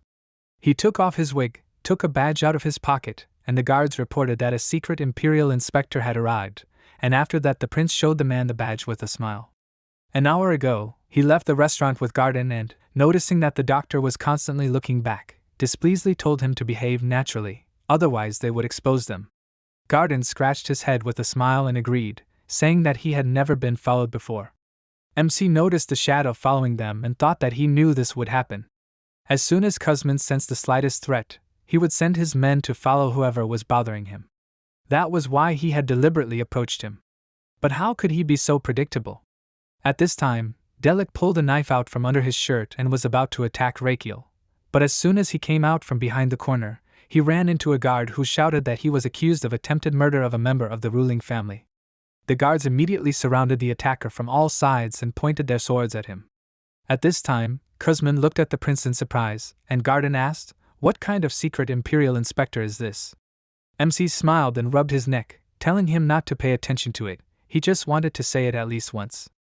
After that, he pinned the badge back on the guard's cloak and said that he had done a good job, and Kuzmin was furious and thought, "What the hell is going on? Why are the Imperial Guards here?" Suddenly Rakiel pointed at him, and said his name, and ordered the guards to raise this place to the ground and take that man into custody. Kuzmin became very nervous and the guards, obeying the order, rushed forward. Garden, surprised by this sight, thought that everything was going according to his plan. His Highness had definitely become a completely different person. He had subjugated the underground organization and was worried about their empire. Watching the guards detain all the people in the Colosseum and chase them, MC smiled and clapped his hands and said that they were real professionals. This was very cool. He was so happy that he was going to have a lot of extra days to live. Now it was Kuzmin's time. He started looking for him, calling him the crown prince who sells medicine, and asked him to answer. Kuzmin, who was at the secret door at that time, turned around when he heard his voice and became nervous, thinking that if he was caught, that would be the end. He went into the secret passage and ran forward along the corridor, wondering how he could be the real crown prince. Why did he need to buy Damien? He headed towards the wine cabinet so that he would be at the end of the corridor, and thought that he needed time to hide. He would wait until everything calmed down. But as soon as he moved the cabinet aside and walked out of the secret passage, he was immediately met by guards and he froze in place, thinking, why are they here? The prince smiled and said that he would come here. He extended his open palm to Garden and said that he owed him 500 magan, and he was upset that he had lost the bet and handed him the gold coins. Kuzmin gritted his teeth and thought, what the hell was this? Rakiel came closer and asked if he was surprised. He couldn't understand anything no matter how hard he thought. He shrugged and said that he believed that it was important to pay for the medicine. And he couldn't stand it when people didn't pay for it, both to him and to others. Kuzmin didn't understand him and thought, what kind of nonsense was this? The prince continued by saying that was why he asked him for the bill for Damien's painkillers and wondered how much he owed. Had he forgotten? The man remained silent and he said that in any case, he had offered a fair deal, it was he who hadn't accepted it. Kuzmin clenched his fist in rage, then pulled out 2 blades and pounced on him, loudly asking what kind of nonsense he was talking about. But before he could get any closer, he came face to face with the guard's fist, which knocked out his tooth. His daggers fell out of his hands and fell to the floor, and he fell to his knees from such a strong blow, and covered his bleeding nose and mouth. Another guard threatened him with a sword and said that he better not get up, and he thought that since it had come to this, he should take advantage of it. He took out a small capsule and bit into it, after which he thought that in 5 seconds it would explode. It would cause a poisonous explosion, and there would be a huge commotion. As soon as someone inhales the poison, it will paralyze them. If they are very unlucky, they will die, and he will survive, having spat out the capsule in advance. And what will happen next? Then he would cut off the crown prince's head and run away. That was just a perfect plan. He smiled and started counting down in his mind. His cheeks puffed out slightly, preparing to spit, and Rakiel continued the countdown for him, then covered his mouth and asked with a creepy smile, "What's the matter? Does he want to spit something out?" Kuzmin looked at him nervously and thought, did this idiot know about his secret weapon? MC finished the countdown and a bright light appeared in the man's mouth, then he fell to the floor and, feeling the paralysis starting to spread, thought that he needed to gather his strength. He would lose consciousness in 3 minutes. The only way he could survive was if he took the antidote.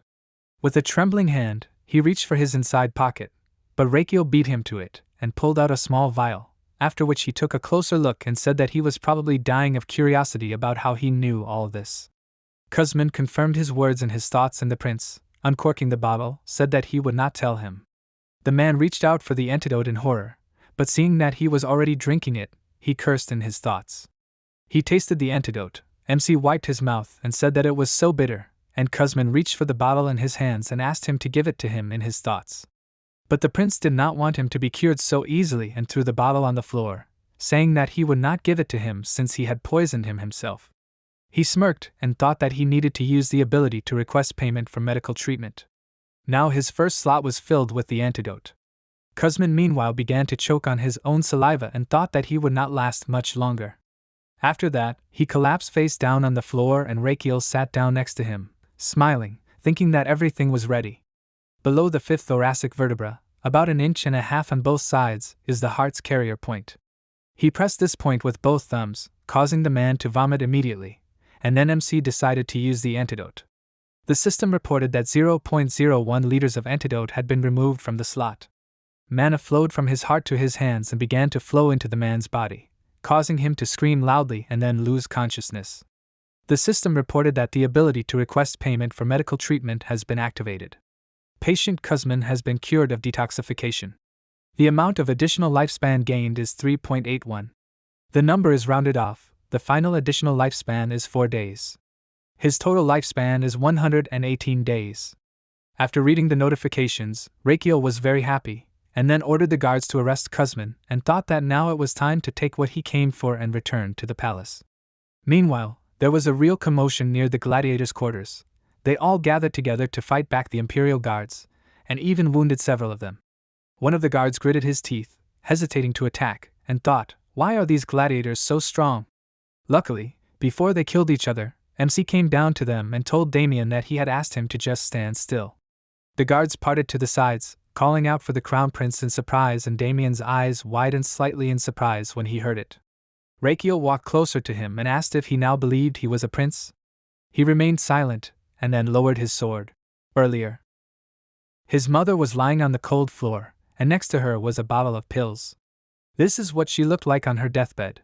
He dreams of repeating that day again when he was left all alone in the whole world. No, that was the day he was abandoned.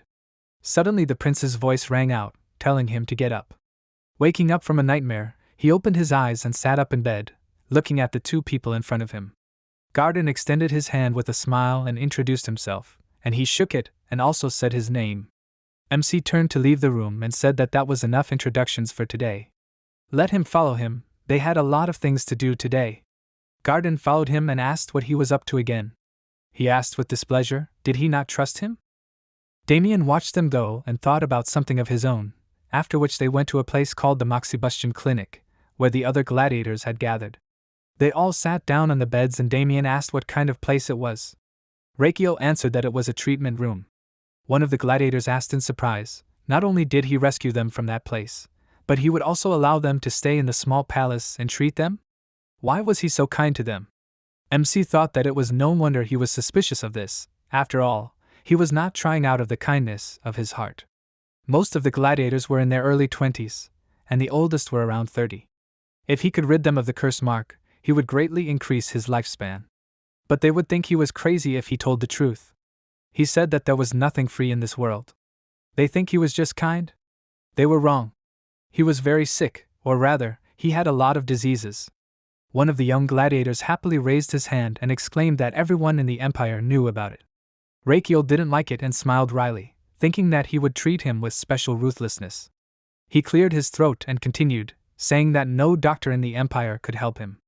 No matter what treatment he received, he only got worse day by day, so he decided to look for a cure on his own. He looked at Damien and said that he most likely understood what he was getting at. He replied that he thought he needed them to test new treatments on them.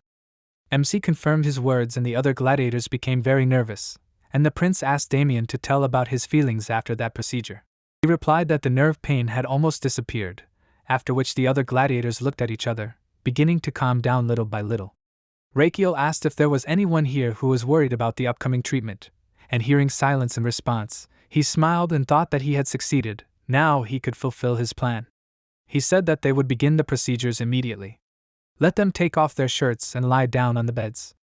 After that, he opened the window and a loud scream flew out of the room along with the smoke. 6 days later, the treatment was still not over. Looking at their condition, MC thought that they were nauseous and breaking out in a cold sweat. These are withdrawal symptoms after stopping the use of painkillers. It will be difficult to continue the treatment this way. He turned his gaze to Damien, who was calmly sitting on the bed, and came closer to him, asking if he was dizzy. He confirmed his words and he asked if he was nauseous.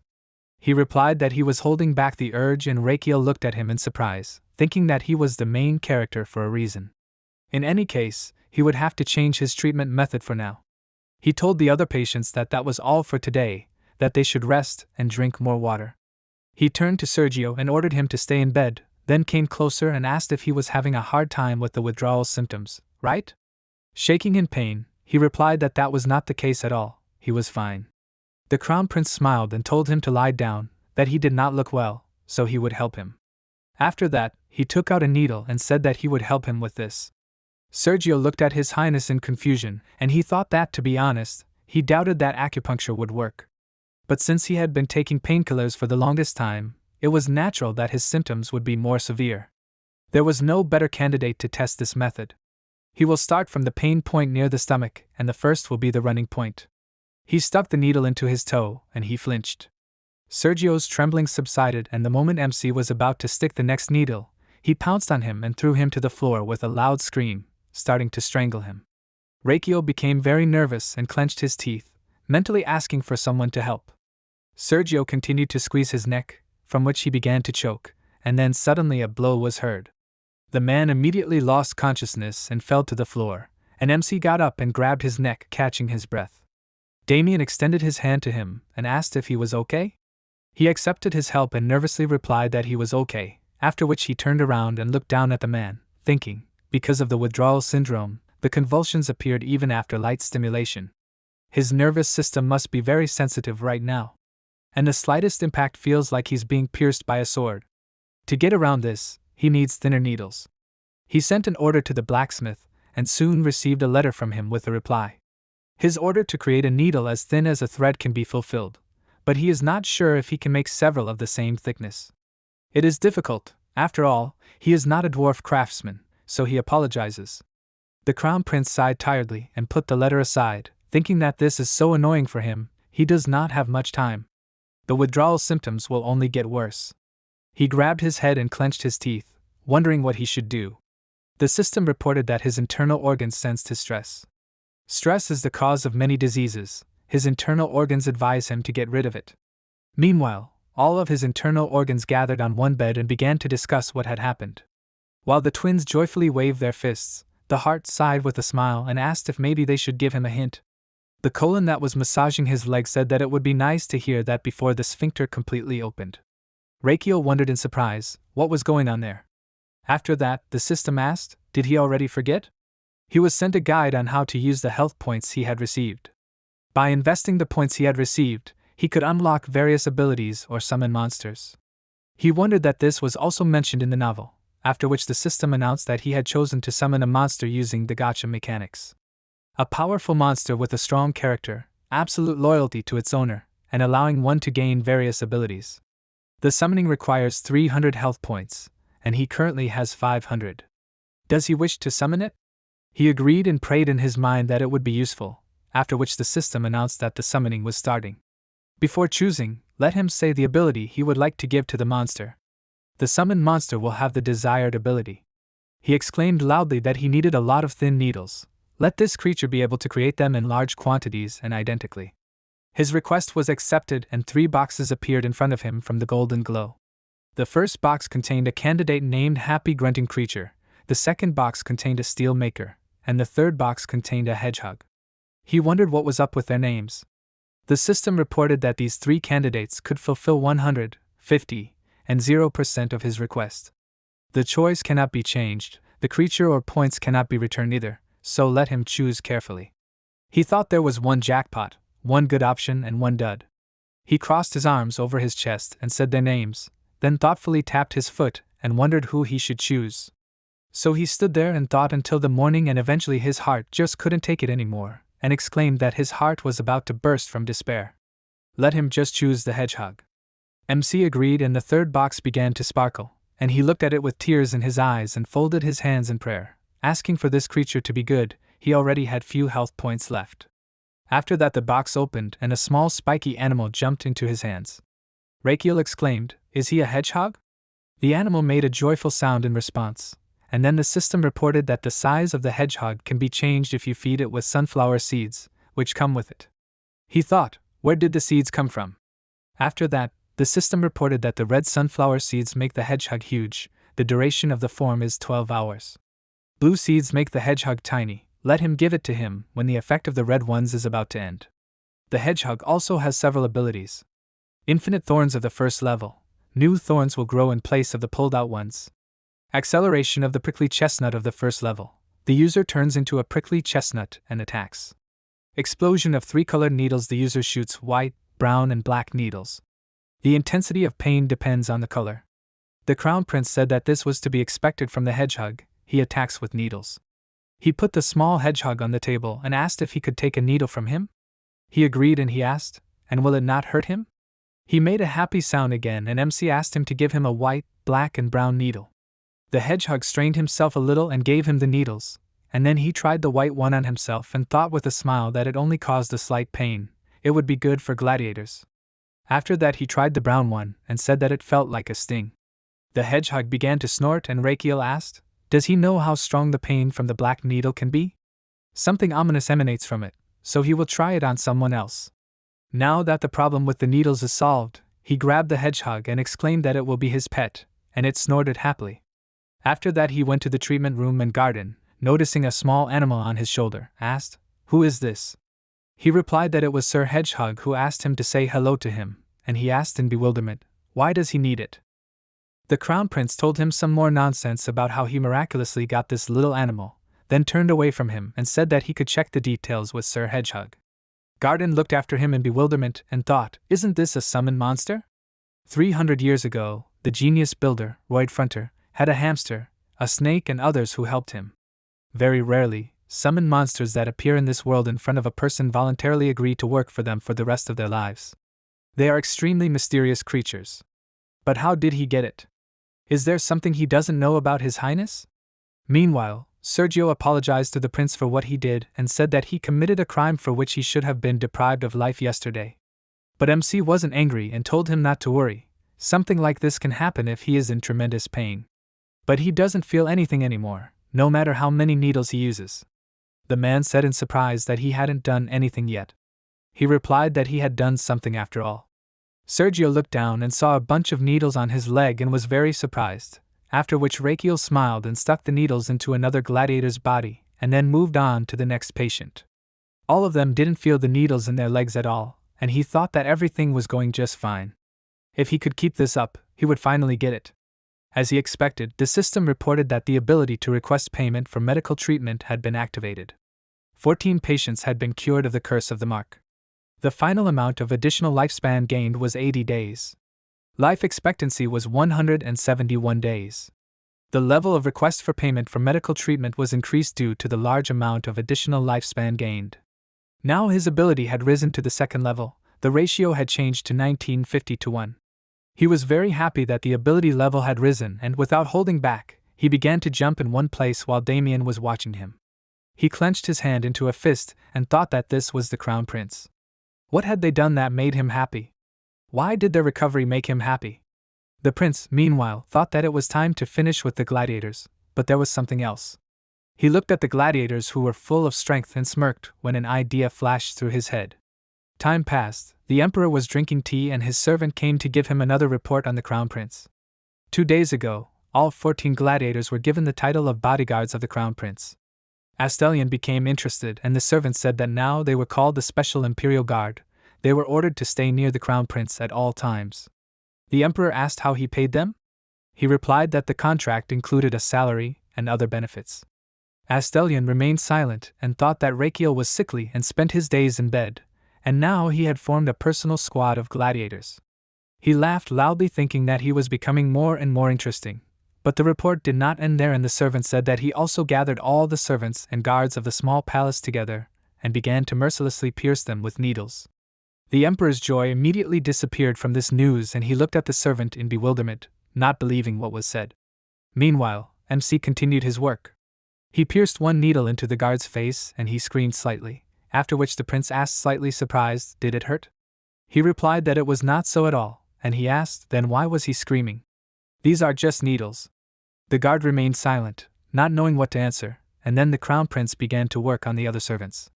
A few days ago, he was walking in the garden and heard Damien coughing behind him.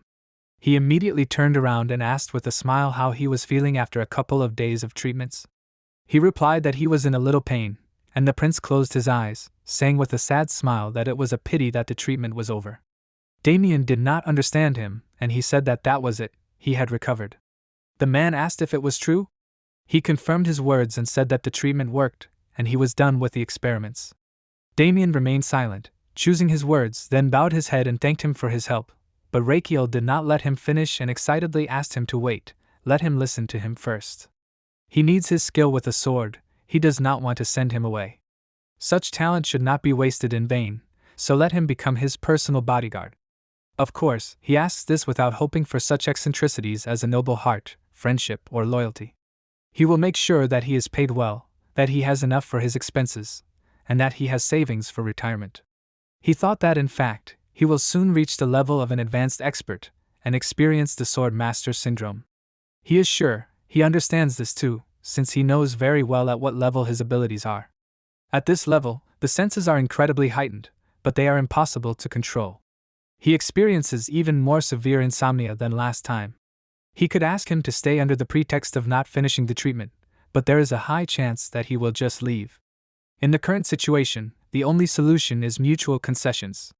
He crossed his arms over his chest and said with a smile that they will sign a contract, and he will also be given maternity leave and child care benefits.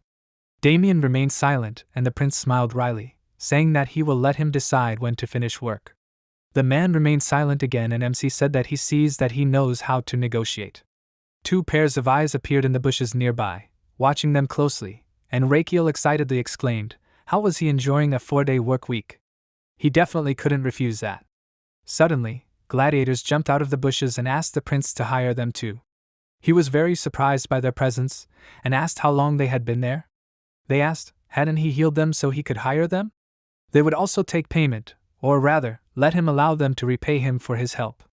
They would protect him when Damien was not around. He said that he would help them become better, after all. MC asked discontentedly, so it was not about gratitude for the treatment, but about their love for money and benefits. The gladiators confirmed his words in chorus, and he wondered if they were too honest. He remembered how he recruited workers for his clinic and thought that it would be better to do so than empty talk about loyalty and harboring anger. It would also be good for him to gather a personal army exclusively for himself. The imperial guards were not his alone, so in case of conflict, the emperor's order would take precedence over his. He waved his hand happily and exclaimed that they were all hired. They would be his personal special imperial guard, or SIG for short. The gladiators were very happy about their new job and began to talk among themselves, and Damien looked at his highness with a slight smile. In the meantime, he headed back to the palace and thought that even after studying them all, the bonus amount of life was not that great. In total, he increased their lifespans by 100 years, and he himself only received an additional 18 days. With his weak stamina and physical strength, he cannot go out on his own to look for patients. He looked at his palace and suddenly an idea came to him. He thought about it in his office until the night, and finally decided to share his thoughts that he needed to open a clinic in the small palace. Damien, standing next to him, asked what it was. The prince looked up at him and asked, doesn't he know what a clinic is? He replied that he did. He wanted to say something else, but suddenly Garden began to tremble with excitement, and at the same second he slammed his hands on the table, calling out to his highness with tears in his eyes. Rakiel shuddered in fear and asked, what is it? The doctor said that he finally understood everything. He realized that he had a beautiful aristocratic heart. He wanted to open a clinic to look after and help the sick. The prince rose from his chair and leaned forward, hesitantly confirming his words and saying that his intentions had finally become clear to him. Garden was very happy and said that he couldn't believe that he was concerned about the health of the townspeople, despite his own illness. They both struck a dramatic pose and simultaneously said that it was all for the sake of the townspeople. Damien, standing calmly nearby, was probably wondering at this moment how he had ended up here. MC said that he wanted to cure the palace staff first. Garden was interested and the prince asked if he opened a clinic to treat people right away, would they feel comfortable coming here? Garden thoughtfully said that since it was his palace after all, he thought they would feel awkward. The crown prince said that was why he needed publicity in the form of stories of successful extractions to lure them in. Once people started spreading the word, more and more people would come to him for treatment at the traditional medicine clinic in the small palace. A new day came and he checked all 500 patients, but he was very dissatisfied, because they were all too healthy. He started pacing, nervously thinking that for examining 500 people he only got 2 extra days. This was bad, he needed very sick people. An idea suddenly occurred to him, and soon Garden put a huge stack of paper on his desk and said that here was information on all 500 people. As he ordered, they collected data on their families, gender, age and diseases. Rakiel looked at the stack of papers with a smirk and thought that since the servants in the palace are healthy, he will check the health of their families. He is just a genius. He began to read the information about each person, thinking that he was sure that there would be at least one with a complex disease. He began to check each sheet of paper, but the stack of healthy people kept growing and he thought disappointedly, there is no one at all? Why are their family members healthy too? There are only 10 pages left. Suddenly Damien said that he was disappointed. The prince looked at him with surprise and he said that with his permission he would like to ask a question. For him, patients are tools? MC did not understand what he meant, and Damien explained that he said that he needed good reviews, so he tried to get as many patients as possible. But now it seems to him that he is only looking for those who are on the verge of death. These words seemed to pierce Rakiel through, because he was absolutely right. Garden stood up for him and exclaimed, what kind of impudence is this? He is sure His Highness has a plan. Damien asked, is this true? The crown prince smiled nervously and thanked Garden for defending him, saying that Damien was right in a way. The doctor immediately drooped and awkwardly rubbed his neck, apologizing to him, and then Damien suddenly stood up for him and told His Highness that he was too strict. How can he embarrass a loyal subject who stood up for him? Garden stood up for the prince and asked discontentedly if he was being too rude to His Highness. Damien drooped, and MC thought, what are they even doing? After that, he kicked them both out and continued to do business. He looked at the remaining stack of sheets and scratched his head in confusion, saying that things were bad. There were only 10 sheets left. But suddenly he noticed something interesting. On a piece of paper was written the words of a maid that she did not know whether it was possible to write such questionnaires, but she plucked up her courage. Her brother is 8 years old. Once or twice a month his whole body trembles and foams at the mouth, as if he is possessed by a demon. She called several doctors to him, but they were unable to determine the cause. The priests also prayed fervently for him, but no matter how hard they tried to drive out the evil spirits, it did not help. After reading this, MC was very happy that the right patient was found, after which he ordered to find the maid. Soon she came to his office with her brother and said that his name was George. A little embarrassed, the boy grabbed his sister's skirt, and when she walked away from him, the prince sat down opposite him and greeted him, and he awkwardly responded in kind. Rakiel said that he could just call him by his name, after which he thought that not only was this his first time at the palace, but he had also never seen him before. Right now, he was probably more scared than curious. He reached into his pocket, thinking that there was a great way to relax the young patient. He pulled out something covered with cloth from his pocket and showed it to the boy. After that, he pulled the cloth off and a candy appeared on his palm, which immediately delighted George, and MC reached out to him, saying that it was a gift. Seeing that he wanted to touch it, the boy became very nervous and hid his hands behind his back, and the prince asked in surprise, "Is something wrong?" He hung his head dejectedly and said that he was not allowed to touch him. The prince asked him to tell him the reason, and he replied that he was cursed by a spirit, and other children teased him because of it. They think that he is a weirdo. He replied that this is not true, he is not a weirdo. George continued and said that yesterday they teased and bullied him, and they fought, but he lost. At first he had a strange feeling, and then everything around him went dark. Rakiel asked him to describe this state in more detail, and he said that sometimes he suddenly gets this strange feeling and his body starts to get stronger. It goes numb, and it seems to him that he is flying down and falling to the ground. The sky moves away and a strange voice comes from somewhere. And when he wakes up, he has no strength at all. The prince said that he understood, even so he manages to cope with it. After that, he hugged him and with a smile said that he is very brave. From this action, the boy burst into tears and said that he really can't touch him, because he is possessed by an evil spirit. MC used his ability and said that no evil spirits exist. The system reported that the pulse measurement is starting, a scan is being performed. The patient is generally healthy, but has seizure symptoms due to irregular brain waves. This can lead to severe, all-encompassing tonic seizures. After examining him, he looked at him seriously and realized that he was suffering from epilepsy. There would be no problem if the uncontrolled brain waves did not cause his entire body to convulse and the patient to lose consciousness. He stood up and said that even if he was possessed, he himself was not strange at all. George was happy and asked if this was true. Rakiel confidently pointed at himself and replied that the prince was never wrong. He thought that he was lucky to have found out about his epilepsy, but even if he tried to cure it, he would not be able to find the cause now. He was annoyed that he did not have imaging equipment like an MRI. Suddenly, George's weak voice called his name, and he turned his attention to him, seeing him clutching his clothes, his whole body shaking, and drooling from his mouth. The poor boy said that something was wrong with him, and MC became very worried and thought that he was having a seizure. But why now? The maid began to cry, Garden became very worried, and Damien put his hand on the hilt of his sword. The elder sister George fell to her knees in horror, and Garden exclaimed that he was definitely possessed by an evil spirit. Damien took out his sword and pointed it at the boy, asking His Highness to move away from him.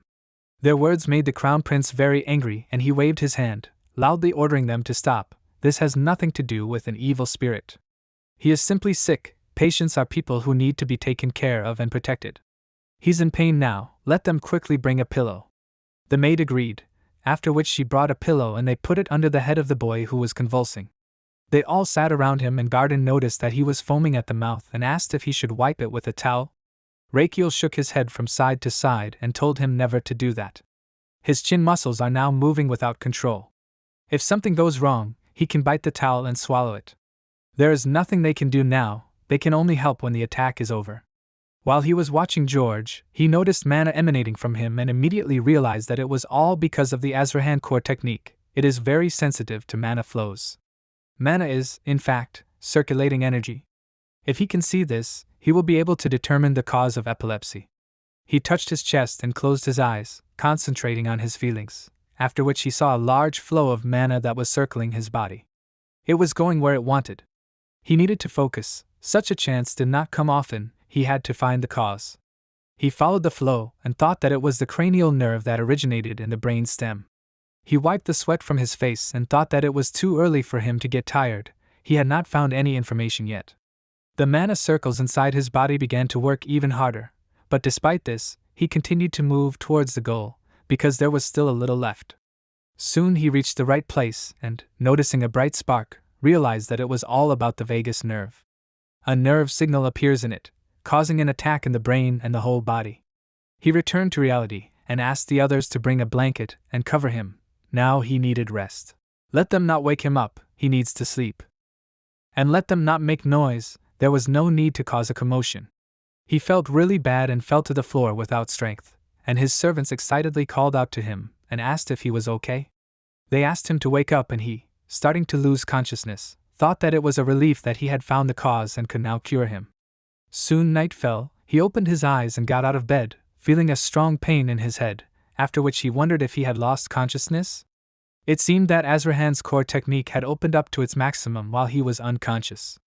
Suddenly Damien's voice was heard from the side, saying that he had woken up, he had slept for half a day. MC was very scared and said that he had mistaken him for the Reaper of Death, after which he asked about the boy's health, and he replied that he had woken up in the evening, but was without strength. The prince said that this was normal, he had a serious attack. Damien agreed with him, and added that after dinner he fell asleep right away. After that, Rakiel sat up in bed and thought that he knew what could happen, but he didn't expect to make such a perfect diagnosis with the Azrahan core technique. It is much better than X-rays and MRI. He started getting dressed with the thought that now that it turned out that the cause was in the vagus nerve, there was only one way to cure it. He needed to use nerve stimulation. Damien asked where he was going in the middle of the night, and MC, smiling as he pulled on his coat, confidently replied that he would go under a lightning strike. He headed to the main palace, and the guards, noticing two silhouettes in the darkness, immediately became wary and asked who was coming. But as soon as these people came out of the shadows, they calmed down, and Rakiel, thanking them for their work, asked them to take him to Sir Xanata's chambers. The guards led them along the palace corridor, and when they found themselves at the door of the palace magician, they said that they had arrived. MC opened the door loudly, and the old man jumped up on the bed, indignant. Why the hell he was woken up? Seeing His Highness, he was very surprised and asked what brought him here. Rakiel came closer and awkwardly scratched the back of his head, apologizing for the sudden visit, but he had one request. Xanatas sat on the edge of the bed and asked what was the matter, and the prince winked at him and asked him to hit him in the back with lightning magic. Hearing this, the old man looked at him in shock, and then remembered what happened the day before. The emperor called him to him and said that Rakiel had changed lately. He was doing strange things. In fact, he does everything he can. He begins to worry about what else will come to his mind. After these words, he smiled slightly, and the palace mage remained silent, thinking that all people behave stupidly when it comes to their children. He served him all his life and knows what he is thinking. At this moment, the crown prince started shaking him by the shoulders, asking him to hit him with lightning, and he thought that he had clearly changed a lot and become even more insane. He looked down at the prince with displeasure and gritted his teeth, then asked why he would want to harm him. If something happened to him, he would be dead. Rakiel asked him to wait, and said that he didn't need to be killed, a little electricity wouldn't hurt him. He would need to inject it into his body for 3 hours without a break. The old man mentally called him a scoundrel and wondered what kind of quirks this was. Lightning is extremely destructive in nature. A high-ranking mage can compete with a natural disaster with it, and he asks him to give out a weak voltage of electricity for 3 hours? For this, a mage needs to have excellent control. He called out to His Highness and asked if he knows that his request is incredibly difficult to fulfill. MC confirmed his words and thought that it was like driving a car at a speed of 30 kilometers per hour for more than 3 hours. He threw his arm over his shoulder and said that this is why he came to him. Who else can control mana so well? He is the best mage in their entire empire. His internal organs began to support his words, joyfully shouting the old man's name. Meanwhile, the guards and Damien watched them from the side and did not understand what was happening. After the prince's words, Xanatos stroked his beard and thought that he was not so against participating in this test. He decided to ask what would happen if something happened, and he told him in response not to worry. He would not hold him responsible. He would not be obliged to account for either his injury or death. He pointed to the guards and said that they would be witnesses. They became very worried and mentally asked him not to drag them into this, after which the prince said that he was not planning anything bad, he just wanted to help someone. The magician agreed to fulfill his request and asked when they would begin. Reikio confidently answered that right now, after which they turned on the light in the room and Xanatos took his staff and stood behind the prince, thinking that he could not mindlessly use electricity on the child. First, he needed to try everything on himself and make sure that you were safe. He called out to His Highness and asked if he was ready. The MC, who was concentrating on the flows of mana around him, nodded, and the old man extended his hand forward, saying that he was beginning. A golden glow appeared around him, after which a thin stream of sparks hit Reikio from the staff and he felt how it stung. He thought with a smile that he knew that the palace magician could handle this. Now it was his turn. He would absorb the electric current and convert it into an electrode, and then introduce an electrical signal directly into the abnormal nerve impulse appearing in the boy's vagus nerve, thereby taking it under control. He opened his eyes and thought that the Azrahan core technique was too strong. He didn't expect to succeed the first time. He turned sharply to the court mage and said that this was enough, and he asked if he wanted him to stop. If anything, he could continue all day. The crown prince exclaimed that it hurt. Let him stop right now. The next day, Reikio gathered his personal guards and servants, and they wondered what all this was for. The maid said that she heard. He called those who liked to spread rumors. Another servant replied that he did not understand him at all. After that, the doors to the room opened and the eldest sister George saw her brother sitting on the bed opposite the prince, the court mage and the doctor. The servant stopped at the door to watch, and MC showed the boy a needle and said that he would not ask him to relax.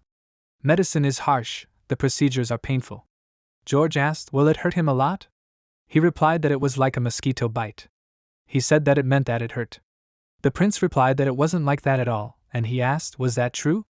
He confirmed his words and asked, hadn't he even noticed how he had already inserted the needle?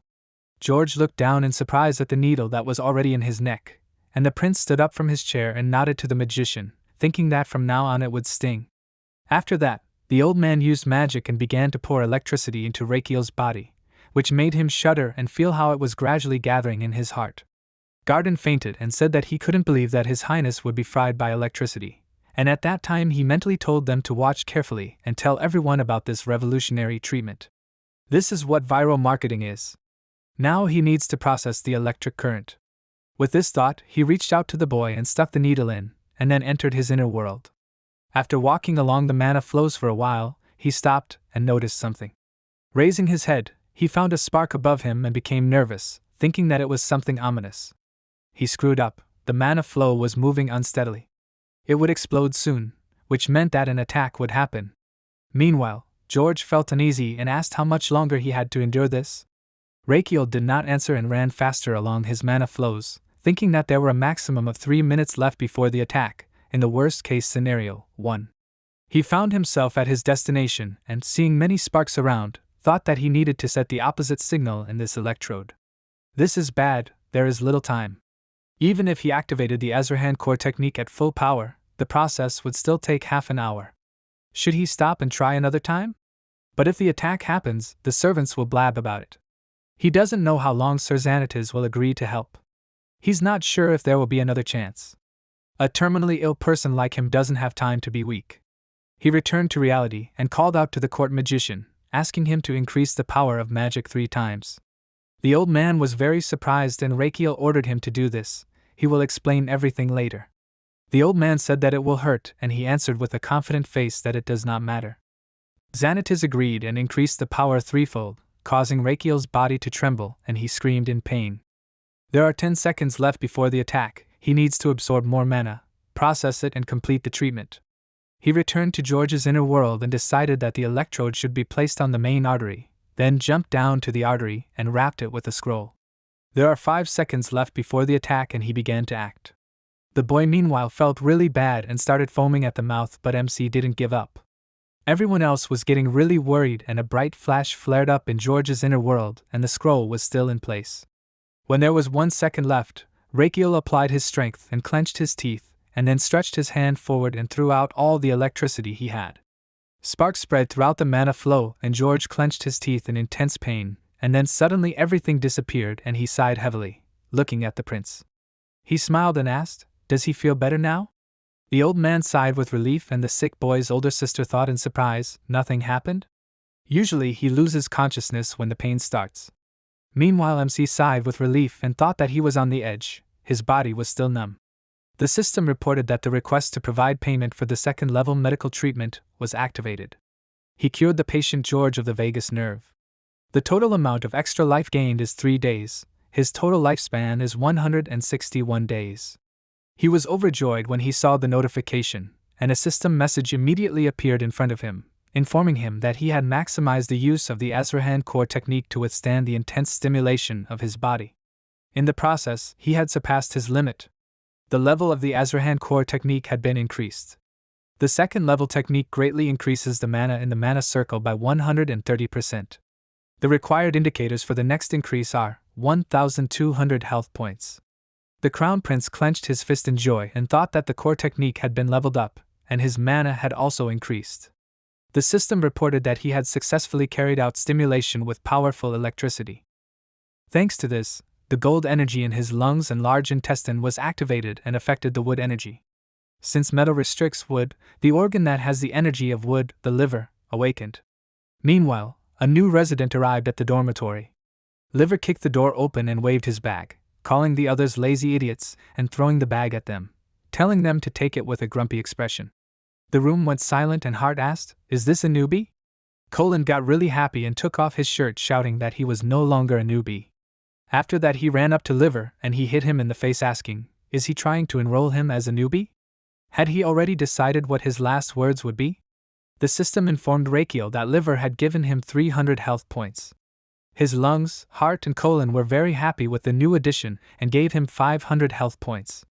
Liver's birthday party was starting, he got an extra 300 points, currently he had 1,300 health points. The prince smiled at the news, thinking that now he would be able to get even more health points. What a wonderful day, he pumped up the technique, awakened the liver and received additional health points. Maybe they will give him something else? But contrary to his expectations, the system reported that this was all, and then suddenly the voice of George was heard, calling him. MC was distracted from his thoughts and asked, "What is wrong?" The boy answered that something is wrong with him. The prince bent down to him and pulled the needle out of his neck. Smiling, said that everything is fine with him.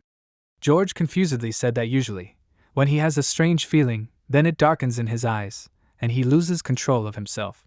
The prince asked, was he surprised that this time everything was different? He confirmed his words, and MC with a smile said that from now on it will be like this, and until the end of his life. The boy was very happy and asked, "Is it true?" He confirmed his words and said that he will no longer suffer from pain. If he is lying, then tomorrow he will stop being the crown prince. The maid burst into tears of happiness and called her brother, and he joyfully called out to her, then ran up and threw himself into her arms. Looking at them, the prince crossed his arms over his chest and thought with a smile that this was a complete success. Now all the servants saw this, and the news of his good deed would spread. It was time to receive patients in the small palace. He would treat them and receive tons of extra days of life. A long and healthy life awaited him. But when he was inspired by this, he suddenly felt a strange feeling and began to fall, wondering what was the matter. Was he losing consciousness again?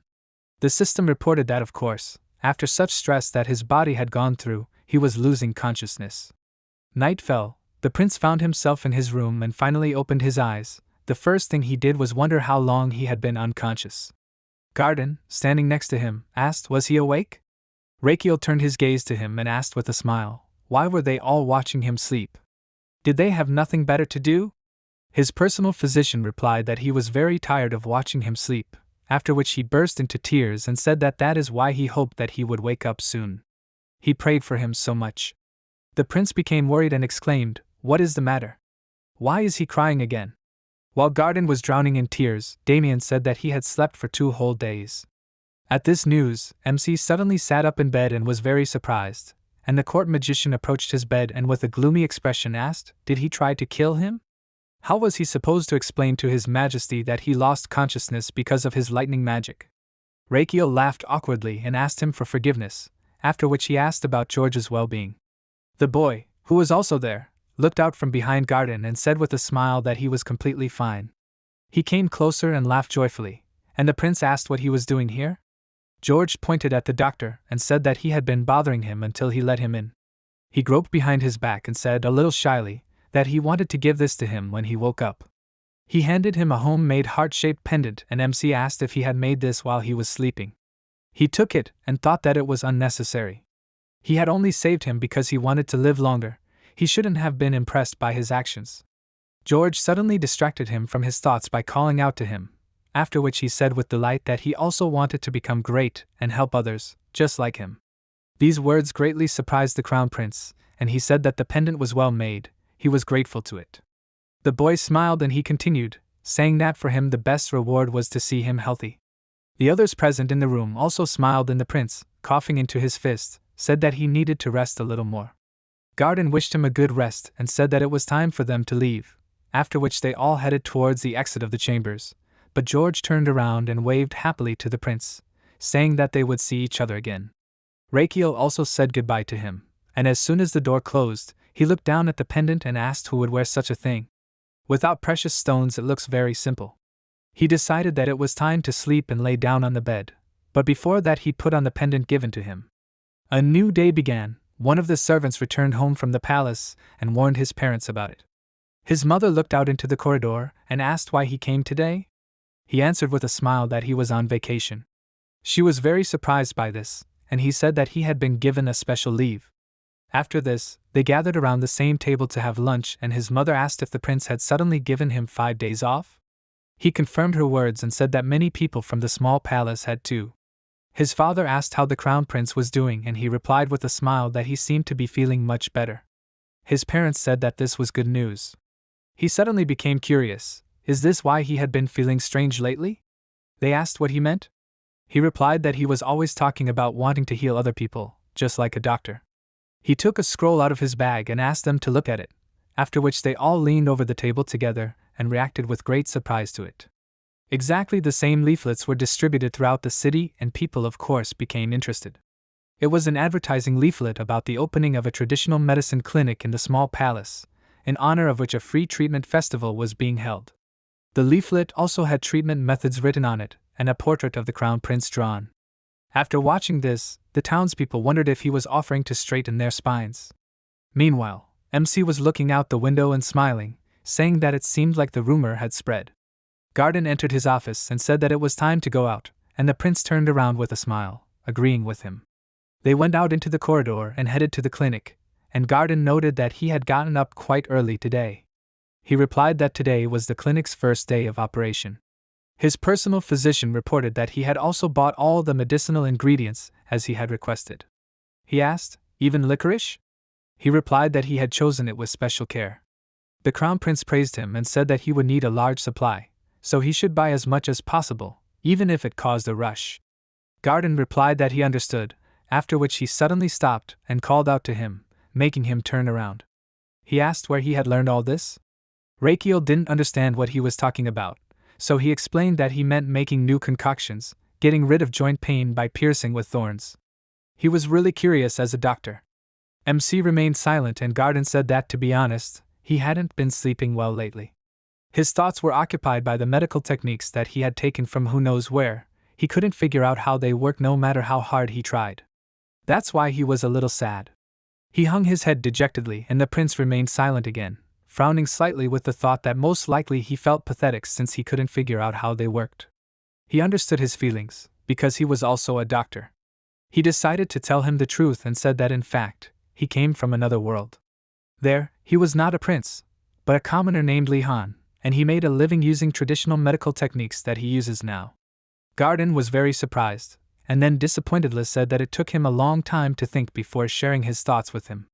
The crown prince scratched his head with a smile and replied that that was why he had told him the truth, and he had said that if it were the truth, he would be upset. Maybe he should still be honest? The prince replied that he had already been honest. Why did he need to understand all of this? Garden confidently clenched his fist and replied that he wanted to become a better doctor and have the same pleasure as he did. He replied that he could do it anyway. The man did not understand what he was talking about and was surprised, and Rakiel turned away from him and said that they had enough of this chatter and that they had to get down to business. After that, he smiled slightly and thought that he had managed to get this far because he had always been there to help him. He hoped that on the opening day, the clinic would be filled with patients and not just flies. I hoped that people would not be afraid to come here because the crown prince lived here. He remembered how his clinic was closed and began to nervously bite his nails, thinking that he had a PTSD. He prayed for many patients to be there, then he opened the windows and happily greeted the townspeople at the traditional medicine clinic in the small palace. But there was not a single soul at the entrance. He became very upset and thought that he was cursed. Then he began to go down the stairs, leaning his trembling hands on the railing. But suddenly his personal doctor noticed something and called out to him, asking him to look over there. MC looked to the side and his eyes immediately widened in surprise. Seeing the huge crowd of patients, he thought that he was saved, while the townspeople began to push and swear for their place in line. After that, the reception of patients began. The first day was the busiest. While the crown prince was taking the old man's pulse, his servant approached him and apologized for disturbing him, and then asked what he should do. Rakiel paid attention to him and ordered him to go around and see if anyone needed emergency care. He noticed that someone was preparing the medicine incorrectly and called out to that servant, then returned to the examination and thought that the care system still needed to be adjusted. It would take some time before they learned how to work. The system reported that he had gained enough experience from treating many patients. Using his experience as a basis, the level of the ability to measure the pulse increased. Now the pulse measurement was at the second level. The patient would be able to get more information about the symptoms of the internal organs if he tried his own. In the meantime, his internal organs were participating in the process of measuring the pulse. They all went to meet the patient's organs and the heart confidently told them to prepare for a blind date. The lungs replied that they were so excited, and the heart said that he told them that they were not interested in those who were 4 years older or younger. The large intestine said with a smile that a blind date was cool. The liver asked them to pull themselves together and said that they were going to meet the grandpas. Meanwhile, the aged heart, lungs, colon and liver were waiting for them at the table. The system reported that the consultation with the internal organs had been completed. The heart reported that everything was fine. The lungs responded that everything was going smoothly, but the colon found slight constipation, and the rest was normal. The liver reported that the old man had signs of hepatitis. He needed to stop drinking. MC was slightly surprised and thought, is his liver in very bad condition? The liver confirmed his words and said that it was almost crying. He had been destroying his liver with alcohol for the past 50 years. At this rate it would definitely fail in about 5 years. After reading this, Rakiel smiled and thought that the detailed consultation with the internal organs was amazing. Making an accurate diagnosis is the most important part of the treatment. He needs to awaken the other internal organs as soon as possible. He told the man that his liver was in bad condition and he was very surprised, and he explained that this was the reason for his tired appearance and yellowish complexion. The liver needs rest. He will prescribe him a decoction of buplurum. Let him take it for 10 days. Depending on the subsequent diagnoses, he can also recommend cinnamon and a poria pill. His face instantly became serious, and he added that he also must stop drinking from today. Hearing this, the man was horrified, and Rakiel said that his liver was in terrible condition. If he continued in the same spirit, he would not last more than 5 years. The patient was upset and he asked, "Can he live without drinking?" The man nodded several times and MC said that not as a doctor, but as the crown prince, he ordered him to stop drinking. If he disobeyed the order, he would go to prison. After his words, the man was shocked, and as soon as evening came, the prince finished the reception and said that everyone whose condition is not critical should return tomorrow. After finishing his work, his servants came to him and told him that he had done a good job, and one of the maids apologized to him for the mistake with the medicine. She wasn't sure if they were coping. He smiled and told her not to worry, they were all doing well, so let them keep working. He thought that since there was no such thing as a nurse in this world, there was nothing he could do. He would be in a difficult situation if he received too many patients who only needed the help of nurses. He needed to set up a system of care so that patients were taken care of around the clock. He remembered the 2 large women who worked in his clinic, and he thought that it would be good if Miss Kim and Miss Lee were here now. Suddenly, someone's quick footsteps were heard from the corridor.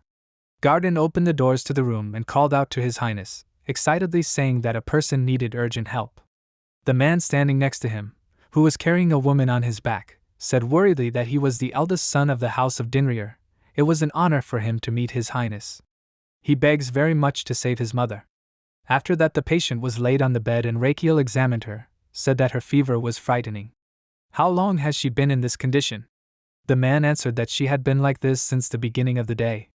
She had been fine until then, but then she felt cold, and her condition was gradually getting worse. The Crown Prince decided to check her pulse and felt something frightening. This was the disease that had killed 40,000 of Napoleon's soldiers. He was horrified by the diagnosis and thought it was a typhus epidemic, a deadly acute febrile disease caused by infection with rickettsia bacteria. He asked the liver if he was serious, and he confirmed his words, saying that he had seen bacteria in the blood that had gotten into the lady's liver.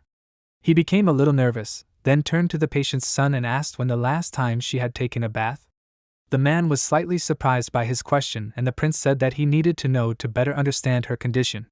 He replied that she had taken a bath yesterday, among other things. MC asked what that meant, and he replied that she took a warm bath every day. The Crown Prince rubbed his chin and thought it was strange that someone who washed herself every day could become infected with rickettsia bacteria. He asked what about her house, especially her bed. He replied that everything was tidy and clean. Rakiel asked if there were any lice or fleas in the house. He replied that there were none. The prince then asked if she had been to any places lately where she could have picked up parasites. The man thought for a second and then said excitedly that she had been to some places. About 2 weeks ago, her carriage broke down on the way to visit relatives and she had spent the night at a farmer's house. They had let her sleep on their bed. Rakiel thought that the fever had started today. She had been to the farmer's house 2 weeks ago, and the incubation period was 15 days. He swore and thought that the symptoms matched those of typhus perfectly. He looked up at the man and said that she had become infected at that farm. He asked what exactly she had contracted, and he replied that she had typhus. It was transmitted by lice that bit a person's skin and sucked their blood. He looked at the woman and thought that this was very bad. She was already old and the jiao was quite strong. In the worst case, she could develop pneumonia, damage her central nervous system, or have necrosis of body parts. He clenched his teeth nervously and then turned to his servants and ordered them to listen carefully. Let them take off all her clothes and wash her thoroughly with towels soaked in warm water. Then let them dress her in hospital clothes. One of the maids raised her hand and asked what they should do with her clothes. He ordered them to burn them, as well as the bed she was currently lying on. When they were done, let them take a bath and burn their clothes. If they failed to follow even one instruction, they would be fired immediately and punished. The maids were frightened and nervously replied that they understood everything, after which he turned to the man and ordered him to send someone to report to her family about what had happened. He waved his hand and ordered them to do so immediately, after which they all rushed to the exit. Rakiel meanwhile went to the kitchen and poured the prepared broth into a bowl with the thought that the cure for her illness was a tonic soup made from the root of the kutsu. It is excellent for feverish diseases. The tonic soup from this root is an analgesic that reduces the symptoms of fever. It is prepared from ephedra and the root of the kutsu. After this he returned to the patient with the soup and gave it to her to drink, asking her not to hurry. Because of her serious illness, she remained there for a long time, but the maids looked after her day and night and fed her soup. One night she felt unwell and MC, who was sitting next to her, thought that they had been taking care of her for 3 days, all 3 maids working in shifts for 8 or 10 hours, but she had not gotten better.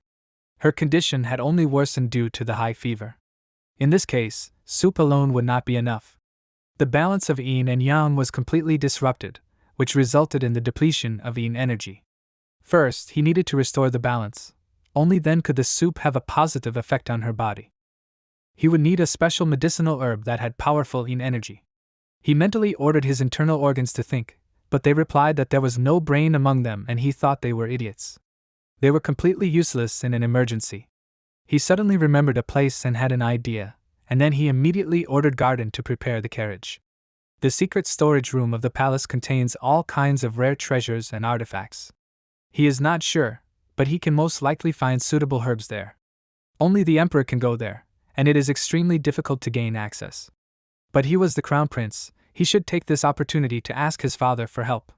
He arrived at his father's place in the middle of the night and greeted him respectfully, and his father asked him with displeasure why he had come to see him at such a late hour.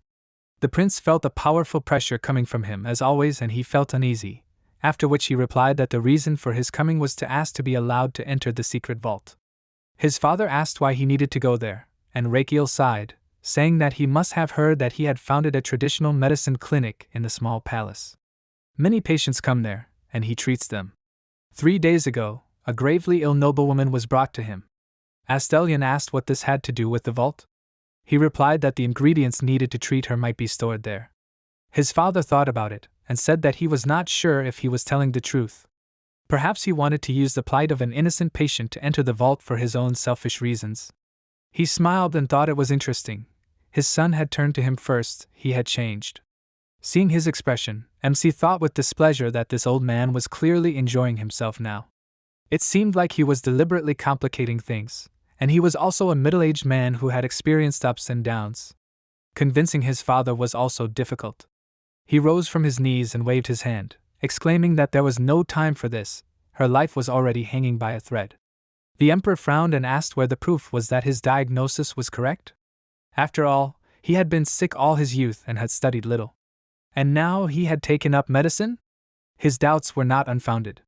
He started shouting and said that he was not sure if he was taking good enough care of the patient, and whether his diagnosis could be trusted. Rakiel calmly replied that he understood everything, he wanted to test him. He smiled and asked defiantly, he was right? His father confirmed his words with a smile, and said that everything was simple. The commander of the Imperial Knights, Roberto, had recently fallen ill, and he should diagnose him. Roberto, who was standing next to him, became slightly nervous, and the emperor said that if he could diagnose him correctly, he would allow him to enter the secret vault. After this, Rakiel approached the knight and began to feel his pulse, and the emperor, watching this carefully, thought with a smile that he would never be able to cope. Only the commander, his wife, and he knew about the illness. After finishing the examination, the crown prince called out to the commander and said that he was suffering from baldness, causing him and the emperor to be very surprised. There was silence in the room for a few seconds, after which Astelion jumped up from his chair and pointed his finger at the knight, telling his son to open his eyes wider. His hair was in place and even shiny. Roberto's whole body shook, and MC told his father that it was easy to explain, and then grabbed the knight by the hair and pulled it off, smiling and saying that he was wearing a wig. Roberto burst into tears that someone else knew about his embarrassing illness and mentally asked the two of them to stop, and his bald spot began to shine, which made him feel even worse, and he fell to his knees. After a short conversation with his father, Rakiel left the office and told Damien to follow him, and they headed towards the vault. Damien asked if he had been too cruel to him. He cheerfully replied that everything was fine. He would cure him later, but for now he needed to concentrate on something else. They both stopped, and the crown prince, looking at the glow ahead, said with a smile that there was a secret vault here. Huge enchanted doors appeared in front of him, and Roberto meanwhile asked the emperor why he didn't ask him how to cure this. Astelion began to calm him down, and said that he would go to the small palace later and get treatment. The protagonist said, "Look, there is a secret storage." They stopped near the large shining doors and looked at it. The knight went forward and said, "His Highness." He held out a shining pass and said he asked him to take it. Rakiel asked in surprise, "What is this?" The knight answered, "This is a pass to the secret storage. He must have it with him to enter."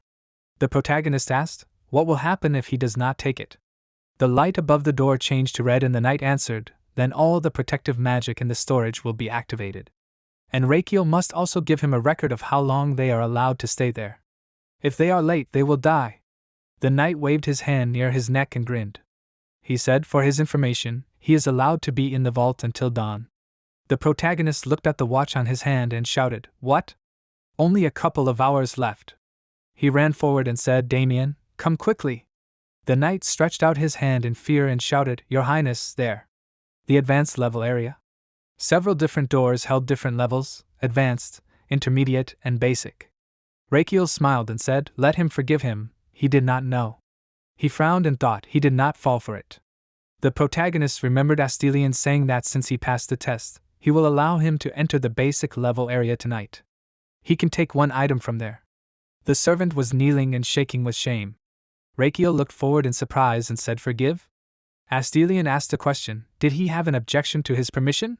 The protagonist stretched his lips forward and said discontentedly, "It's not exactly an objection.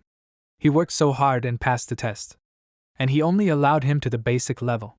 Astelion replied, "He can't say that he worked hard. Besides, he didn't say in advance what level he was aiming for." The protagonist said discontentedly, "He played it all in his own way when he passed the test." Astelion thought, does his son have no shame at all? At the moment, the protagonist turned away discontentedly and thought, the Emperor is so stingy. Did he even want to help him? He put the pass to the protective window on the wall and thought, it's better not to contact him until it's really hot. The green light approved the opening of the doors, and the knight lowered his head and said, "See you soon, Your Highness." The guys widened their eyes in surprise, seeing the contents. A moment later, they went inside and Rakiel looked around. He saw many cabinets and energy seals.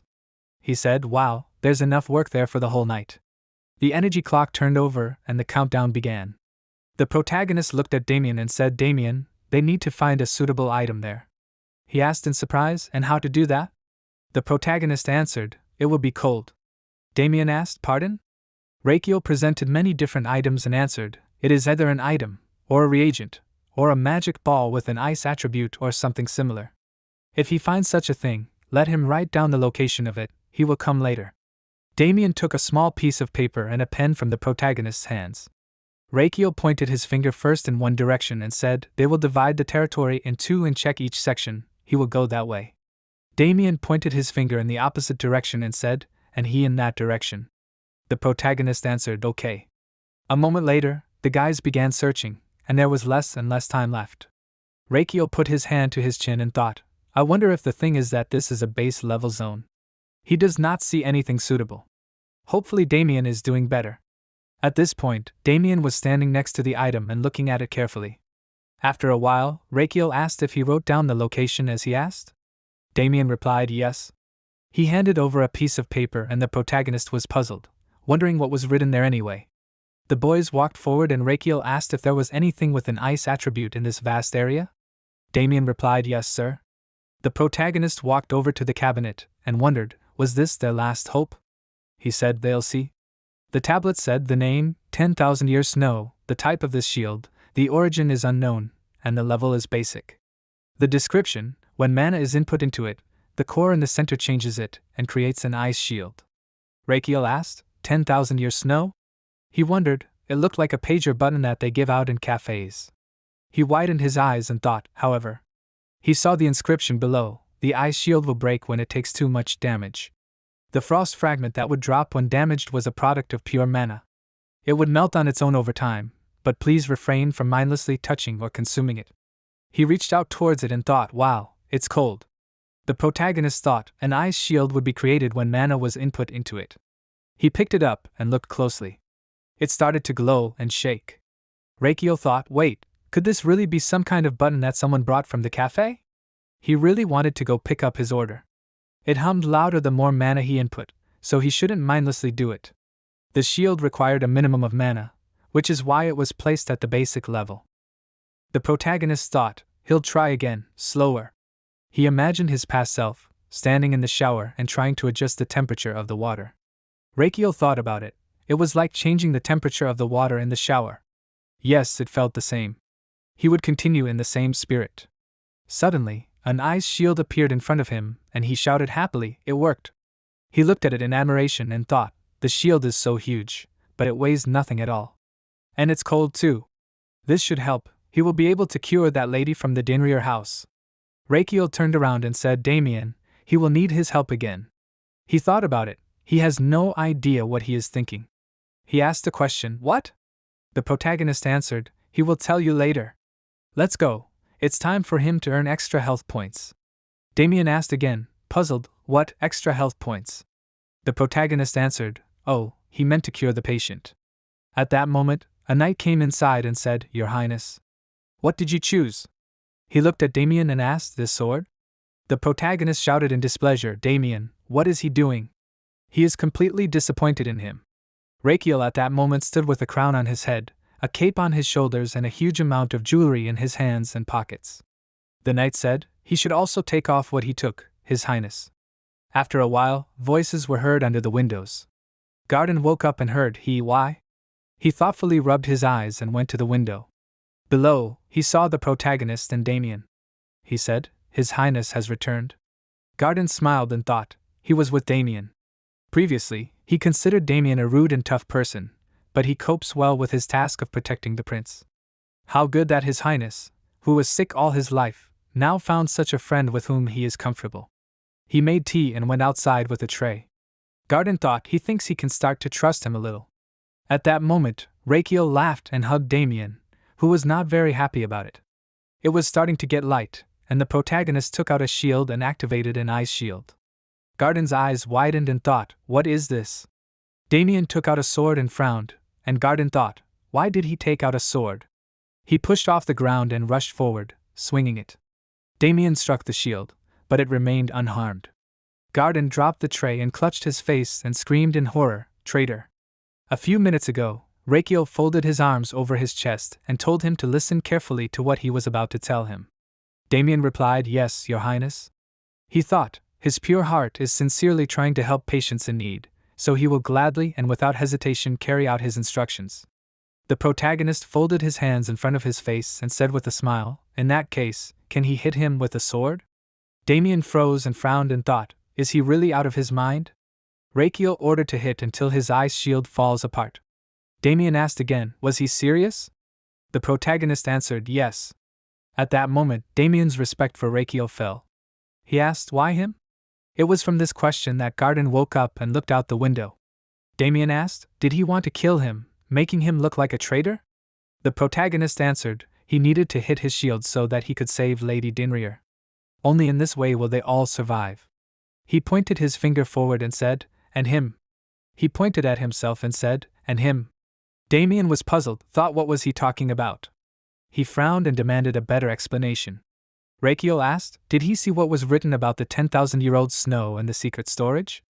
Damien remembered the inscription and asked, yes, but how does this relate to the fact that he will hit him? The protagonist answered, he is going to use the fragment of frost that will fall after the destruction of the shield, for medical purposes. Damien put his hand to his lips and coughed. He asked, can't he just put it on the ground? He imagined himself hitting the shield with his sword, and the protagonist replied, that's impossible. Rakiel activated the shield and said, he can see it now. He put it back and said, but now it's not. For that to happen, he has to input mana into it. He himself would like to resort to a safer method. Damien looked at it carefully and asked, so he was asking to break the shield without harming him, right? The protagonist pointed at him and replied, yes, that's right. Damien came closer and said, Your Highness, this could be taken as treason. What should he do? He will never agree. He frowned and shouted, without payment. Rakiel looked at him in surprise, and Damien said, please, let him give him a bonus for each hit. The first rule of discussing wages is to attack first to win. The protagonist smiled and asked, so he wants to be paid for beating him? Damien said yes. He put his hand on his heart and bowed and said, Your Highness, he considers him his benefactor and respects his gratuitous help to other people. But this is a different matter, so he must be paid for it. Rakiel thought, well, all the misfortunes in Damien's life cannot be reduced to a lack of money. He imagined several fragments from his life, the death of his mother, battles with monsters and the mark. He thought, even in the novel he was surprisingly quite poor. The moment Garden left the house, the protagonist hugged Damien and laughed and said, he is the same as described in the book. Damien asked displeasedly, where did he read about him? Rakiel said, he knew everything, but in reality he was much more shameless. Damien looked at him, puzzled. It was getting light and the protagonist shouted, okay, he will pay for every blow. Damien replied, he hopes the money will come on time. He took out his sword and struck. Garden dropped the tray from his hands and shouted, he is a traitor. Garden lost consciousness and fell to the ground, and Damien froze with the sword in his hands, never breaking the shield. The protagonist trembled with anxiety, and Damien swung and said, it seems that such a large amount of force cannot break it. He will try again. Rakiel twisted his face in fear and began to shake. Damien looked at him, puzzled, and said, he has not swung yet. The protagonist shouted, hurry up. Damien struck and responded, okay. He struck again, but to no avail. He thought, should he strike harder? Rakiel cried out in displeasure, oh he's small, trying to earn more? Damien got angry and replied, this time he'll be serious. He swung and dealt a strong blow, from which cracks appeared on the shield. Fragments fell to the ground and the protagonist looked at it happily. He began to jump for joy and shout, it worked! He did it! Long live the long and painless life of a rich member of the ruling family. He suggested collecting the fragments and going. He saw Garden lying on the ground and asked why he was sleeping on the street. After some time, Rakiel was preparing a decoction. Kudzu, ephedra, jujube seeds, peony and licorice roots, as well as ginger roots and Chinese cinnamon bark. It turned out to be a regular tonic soup from the kudzu root. The protagonist stirred the contents of the pan and thought, now he will add fragments of cold. And put everything in the slot. The system window reported, his experience has increased significantly due to the use of a new method. A new ability, Tonic Brew, has been unlocked. Ability, Level 1 Tonic Brew. The tonic brews he makes will be 10% more effective than normal. Through ingredient analysis, he can find out detailed information about the tonic's effectiveness, side effects, and toxicity level. Rakiel took the pot off and put it on the table. The system window reported, he created a new recipe based on the traditional kudzu root tonic soup. His heart sighed and said, greatest Rahel, this is the kudzu root tonic he ordered. Ice-cold kudzu root tonic soup, known as kudzu root tonic. The system window reported, tonic brew preparation ability variant, ingredient analysis. Does he wish to activate? The protagonist thought, amazing, of course yes. Ice-cold kudzu root tonic. Description, dark brown liquid. Effect, it restores water energy, reduces fever. How to use, take 3 times a day after meals. Note, patients with sore throat or heart attack cannot use it. Manufacturer, Rakiel Adria Magitano. The protagonist thought, what a powerful ability. He no longer needs to test the medicine himself. And it also restores water energy? He clenched his fist and looked at the contents of the pot. Rakiel thought, Mrs. Dinrier, now he can save her. He smiled and looked ahead carefully. After a while, he entered the room where the lady was lying. The man shouted, His Majesty. The protagonist asked, how is she? The man lowered his head and replied, she is still lying there without strength. Rakiel looked at her carefully and thought, her energy level has dropped even more. He hopes his medicine will work. The protagonist took out a spoon and broke off a piece of the decoction. He brought the spoon to the lady's lips and said, Lady, he asks for this to be drunk. It is a little colder. After a while, a voice was heard, how bitter. The protagonist sat down on a chair near the bed and laughed. The more bitter the medicine, the more effective it is. At night, he sat near the lady, and during the day he again prepared the decoction. 10 days later, the servants looked at the protagonist with admiration, and Garden thought, they cannot believe that His Majesty himself created the medicine and gives it to the patient to drink. Was he always like this? Before him was a completely different person than the former sensitive idiot. His Highness, he really respected him now. He always believed in him. Garden squeezed the handkerchief with his lips and cried with emotion. He thought, His Highness. Rakiel at this time sat on a chair and laughed maliciously, and in his hand lay the unfortunate hedgehog. The protagonist thought about it, he somehow managed to cope, but he was terribly exhausted. He himself conducted examinations, care procedures and prepared medicines. Rachel, he needs to hold on for the sake of the reward, he is all ready.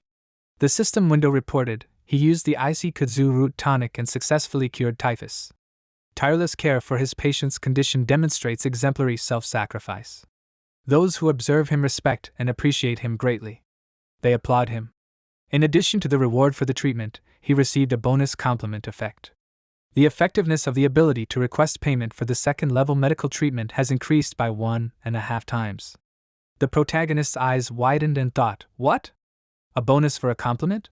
The effectiveness of his ability has increased by 1.5 times? So, the system window reported, the life expectancy of the patient Ms. Dinrier has increased by 27 years and 3 months. The amount of bonus life received, 5.5 days until the bonus complement effect is calculated. The bonus amount of life will be rounded up.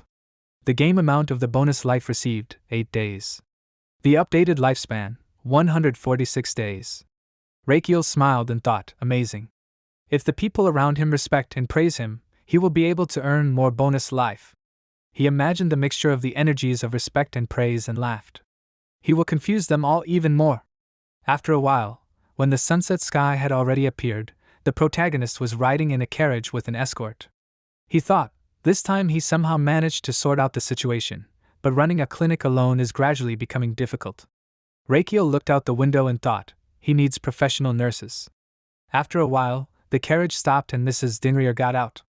She smiled and said, Your Highness, not only did he cure her, but he also drove her home. She does not even know how to thank him for his kindness. The protagonist thought, there is no need to worry, he has already received many benefits. The system window reported, the heart, lungs, large intestine and liver gave him 200 health points to congratulate him on the successful treatment. The current number of health points, 1,500. Rakiel smiled and said, No need, it is enough for him that she is healthy. Everyone grabbed their faces, and tears gushed from their eyes. They thought how touching. The Donriers decided to say goodbye, when suddenly the protagonist ordered to stop. He said, but he wants to talk to him. Lord Donrier pointed his finger at himself and asked, Excuse me, to him? Rakiel ordered to get into the carriage. After a while, they arrived in the forest and the Lord asked, His Highness, is it really necessary for them to sit and talk like this? The protagonist answered, Yes, there is something that requires their attention while they are sitting like this. Even the Shinsejai did this. The birds took off and headed towards the sunset sky. The gentleman shook his jacket and thought in confusion, why was he silent? Rakiel sighed heavily and said, God, he hurts all over. Mr. Donrier glanced back in fear and thought, really? The protagonist began to speak pitifully. He spent so many days looking after her, without any sleep. The gentleman turned around and thought he knew it. He said, His Highness, he was thinking about how to repay him. The protagonist asked, Doesn't he know that he doesn't charge for treatment? So you can lose clients if word gets around that his advertising was untrue. Mr. Donrier said, But His Highness, he wants to repay him somehow for his kindness. Rakiel cried out, Really? Well, he's not his patient, after all. He doesn't charge anything from patients. The man turned around and said, puzzled, Yes, he was right. Something's fishy there. The protagonist took out sheets of paper and began to read. He said, As far as he knows, he's an artist, right? The gentleman replied, Yes, although he's just a beginner. Rakiel narrowed his eyes and said, He wants him to work with him on a project. A few days later, in Plaza Frontera, a merchant asked if he'd heard the news. The guy asked, What about? The merchant replied, The crown prince is looking for workers for the small palace. The guy asked, Why is he telling him this? The old man put his hands on his shoulders and said, He thought he'd be interested, since he's been out of work for 5 years. The guy cried out, puzzled, Hey, master, why does he care about his employment? There's no point in crossing the border, he has enough to pay the rent. The old man nudged him and said, He's already overdue twice. The guy smiled and said, He'd go and get him some money. At that moment, Anise approached the point of sale and picked up an apple. She smirked and said nothing. After a while, a sign was visible on a large, beautiful building, an exhibition of the eldest son of the Dinrier house. Everyone is invited. Many people went inside and carefully looked at the paintings. The main character approached the gentleman and clapped his hands joyfully and said he congratulated him on becoming a professional artist. Mr. Dinrier put his hand to his hair and replied, Thank you, His Highness. Rakiel looked at the painting and asked, But why does he have such an elongated face? The gentleman thoughtfully remained silent. The gentleman said, It feels like he is fooling people. Each painting had a main character painted on it, and the works were called Life Together. Life comes back to him and sometimes he cries. Damien looked at the last painting with Rakiel's crying face and said, He doesn't know why, but he wants to cut this canvas. The protagonist put his hand on Mr. Dinrier's shoulder and said, It's okay, they do this themselves in Photoshop. The gentleman asked in confusion, What is Photoshop? His Highness, will his works really help him with the advertising campaign? Rakiel answered, Of course, it will work. The largest painting depicted doctors in a burning flame. The protagonist extended his hand and said, Terribly good, amazing. Let them show him the medical staff. The people stood with their mouths open and wondered what this drawing meant. They came because the entrance was free. The people saw a sign near the painting. It said, Let them show him the medical staff. Oil painting on canvas, they can become one of the angels in white.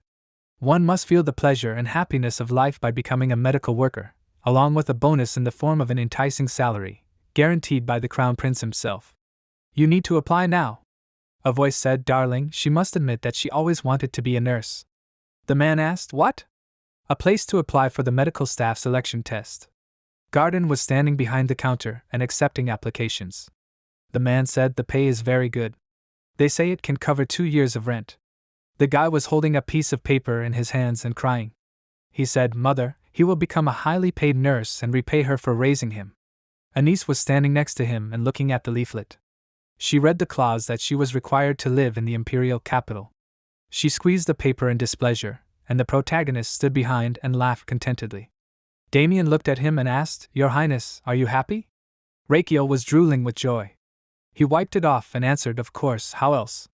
He looked at the crowd and said, If they can attract capable and talented people to work in the small palace, they will be able to cure more patients.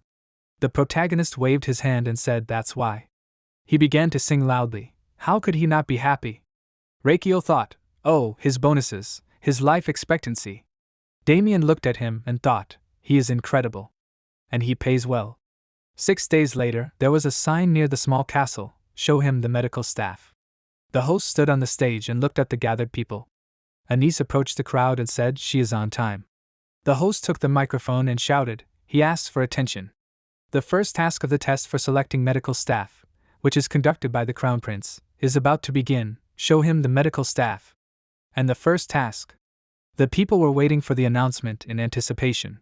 The presenter shouted, This will be. He showed a piece of paper and shouted, It will be announced next week. A week later, the townspeople gathered near the stage again and the host said, The organizer and sponsor of the competition, this is the Crown Prince. The first task for choosing medical personnel is that. He waved his hand and shouted that they need to run to the place where the interview will be held. The guy looked away in confusion and said how strange, and they had been waiting for this for a whole week. The girl told him not to be disappointed ahead of time. After a while, the guard said that they would be divided into groups of 50 people. They would have to quickly run from there to the main building of the small palace. The map indicated that it was 3 kilometers from the current location to the main building of the small palace. The guard said that only the first 10 people from each group would go on to the interview. The guy cried out in fear, What? Let them wait. And what about the remaining 40? The guard shook his head and replied that those who were not in the first 10 would be disqualified. Loud shouts were heard. This was funny. So, the first group, move out. The townspeople quickly rushed forward, sweat pouring down their faces.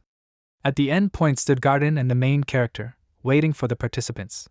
Garden waved his hand in front of the running guy and said, All the following are disqualified. The townspeople who looked to run faster than the others fell to the ground and began to breathe heavily. Garden looked at them and said, They tried very hard, but. He waved his hand towards the dishes that were on the table and said, The next task will begin right now. It is that they must find 6 medical ingredients on the table that were stored incorrectly. The participants began to sniff and examine the ingredients. A man in a robe stood at the far table and examined the ingredients. Suddenly, he began to breathe heavily and, losing consciousness, fell to the ground. The participants looked at each other and thought, Is it okay that he lost consciousness? Why is no one helping him? Maybe I should help him? What should I do? This question was asked by each of the townspeople, looking at the man lying on the ground. The participants turned away and started sorting out the ingredients again. They thought that there was no time for this. First they had to go on the task. Rakiel looked at the man lying on the ground and froze. He turned around abruptly and nodded to Garden, who came forward and waved his hands and said, Enough. He smiled and said, It was nice to see that they were all so focused on completing the task. They would notify the one who passed later. The participants walked forward dejectedly and started talking among themselves. She didn't pass? He couldn't find the ingredients. When everyone left, the protagonist bent down and said, He can get up now. Damien quickly jumped up from the ground and shook himself off and said, Fortunately, he managed to trick them. Rakiel waved his hand and said he was worried that they would find his fall too dramatic. Damien fixed his hair and asked, Is it true? The protagonist said to watch. He grabbed his head, drooped, and then spun around and fell to the ground, frowning. He wiped his lips and asked, It looked more natural, right? Garden burst into tears and said, Your Highness, there is no limit to his talents. Damien just remained silent in response. Rakiel asked, Should he send him to a drama school?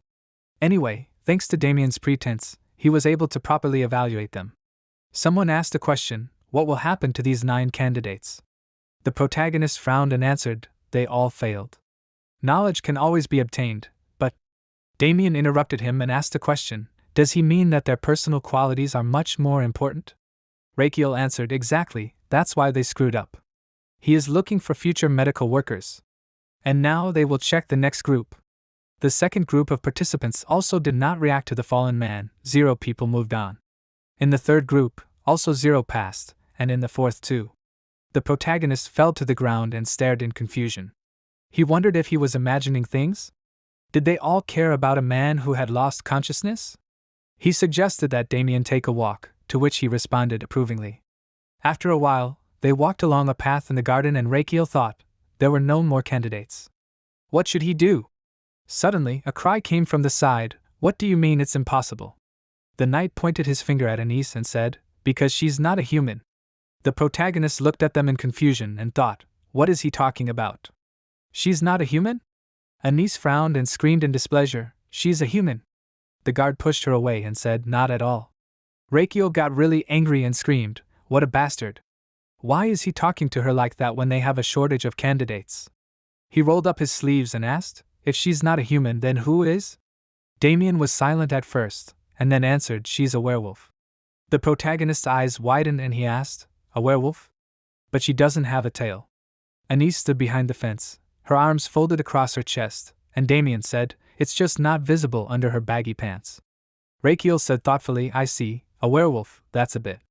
Damien thought about it, it seems that even the crown prince doesn't like werewolves.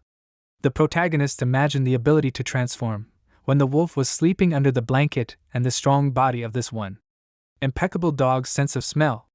He screamed enthusiastically, she's perfect for the role of a nurse. Damien looked at him, puzzled, and thought he was worried in vain. Anise screamed in displeasure, she is also a citizen of the Empire, the law protects her. The guard picked his ear and said, but sometimes she loses control and turns into a beast. Anise clenched her jaw and said in displeasure, this is a prejudice.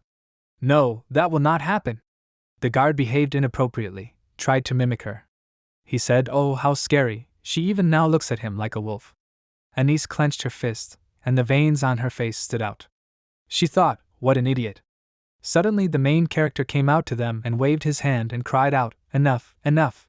The guard turned around in fear and asked, His Highness? Rakiel clenched his fist and asked, didn't he mention in his requirements for the medical staff that any resident of the capital can take part? The guard lowered his head and answered shamefacedly, he mentioned. The protagonist asked again, even if she was a werewolf, but she lived in the capital? He apologized to His Highness. Rakiel said, he should apologize not to him, but to her. Anise widened her eyes and froze in surprise. The protagonist bowed and put his hand to his heart, and said, let her accept his apology on behalf of the guard for his disrespectful attitude. Anise answered, she is Anise, the daughter of Hashinta. She greets him, His Highness. The protagonist asked a question, so does she want to complete the task? Anise answered, yes, His Highness. Rakiel turned around and cried out, okay, then they will start right now, does she agree? Anise looked at him in surprise and asked, excuse me? The protagonist turned around and asked carefully, since she is a werewolf, she is very hardy, right? But he had not seen her in action. If she overtakes the guard, she will pass the first task. The guard pointed his finger at himself, and looked at him questioningly. After a while, Rakiel pointed his finger towards the fountain and said, it's 400 meters from there to the fountain. The first one to run to it and return wins.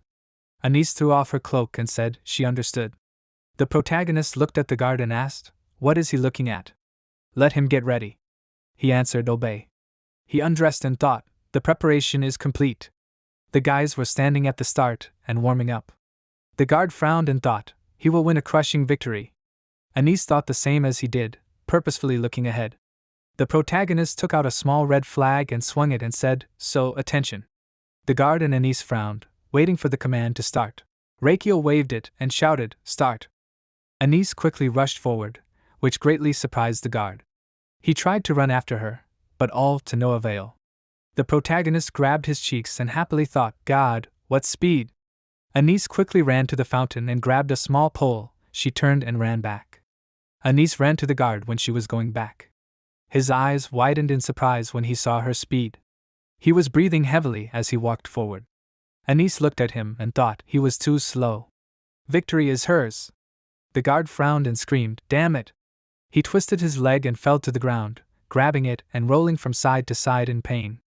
Anis heard him scream in pain and turned around. She saw how much he was suffering and thought, did he dislocate his shoulder? She quickly turned and clenched her jaw and screamed, "No need." Anis rushed to the guy to try to help with the injury. She screamed, and she so wanted to win by a large margin. "Damn it!" The protagonist frowned and looked at her carefully. She ran up to the guard, which surprised him greatly.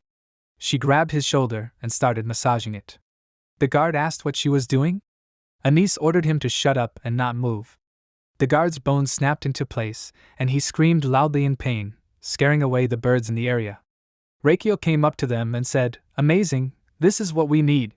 He handed Anis a wooden amulet and said, "She is accepted." It was a pendant of acceptance that a little boy, George, had given him. After a while, when the sun was already setting behind the horizon, the protagonist was sitting on a chair and handing over the contract to Anis. He asks, "Here is the contract. We need to read it." Anis took the papers in her hands and said, "It looks pretty complicated." Reikio folded his hands and said happily, "There is no need to worry too much, let her read thoughtfully." Damien looked at him and thought, he suddenly looked like an old man. Garden thought, he does not behave according to his age. The protagonist looked closely at the thoughtful Anis, who was reading the contract. He thought about it, this girl's physical abilities are incredible, and she is also wise. However, he saw everything. She smiled when she set her shoulder. Reikio remembered Anis's sarcastic face and thought she helped him, but she intentionally did it painfully. He folded his hands on his knees and rested his head on them. He thought, they were waiting for different patients, some would be unhappy after this. But it was a pity that they could not get more people like her. Anis put the contract on the table, and the protagonist asked how she liked the contract. She answered, "Everything is fine, but she would like to add a few points." Reikio widened his eyes in surprise and asked, "Really, and which ones?" Anis said that in fact she is the head of a clan, which includes about 50 people. The protagonist looked ahead in admiration and thought, "What?" Saliva flowed from his mouth and he thought, "Are there 50 more like her?"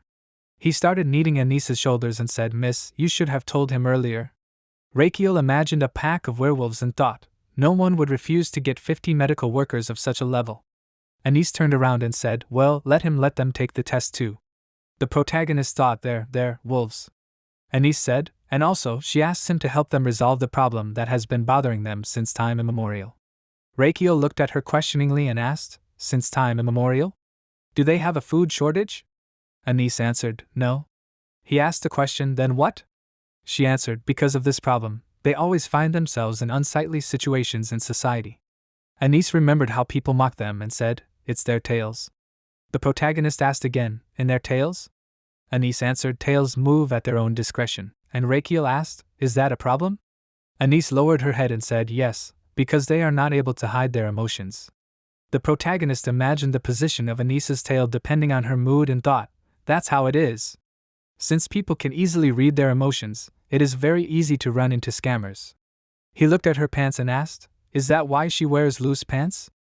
Anis answered, "Yes, but the tail is so powerful that it cannot be hidden even under them." Reikio imagined it tied to her leg and asked, "Is that how she ties it to her leg?" Anis shook her head and said, "Even in this case it will find a way to free itself." She imagined that the tail was telling her, it would do as it pleased. The protagonist thought, "Is this a muscle that lives its own life?" He asked, "Maybe I should cut it off?" Anis answered, "They tried, but without a tail they cannot move normally, and therefore, live. Besides, it will grow back in a month."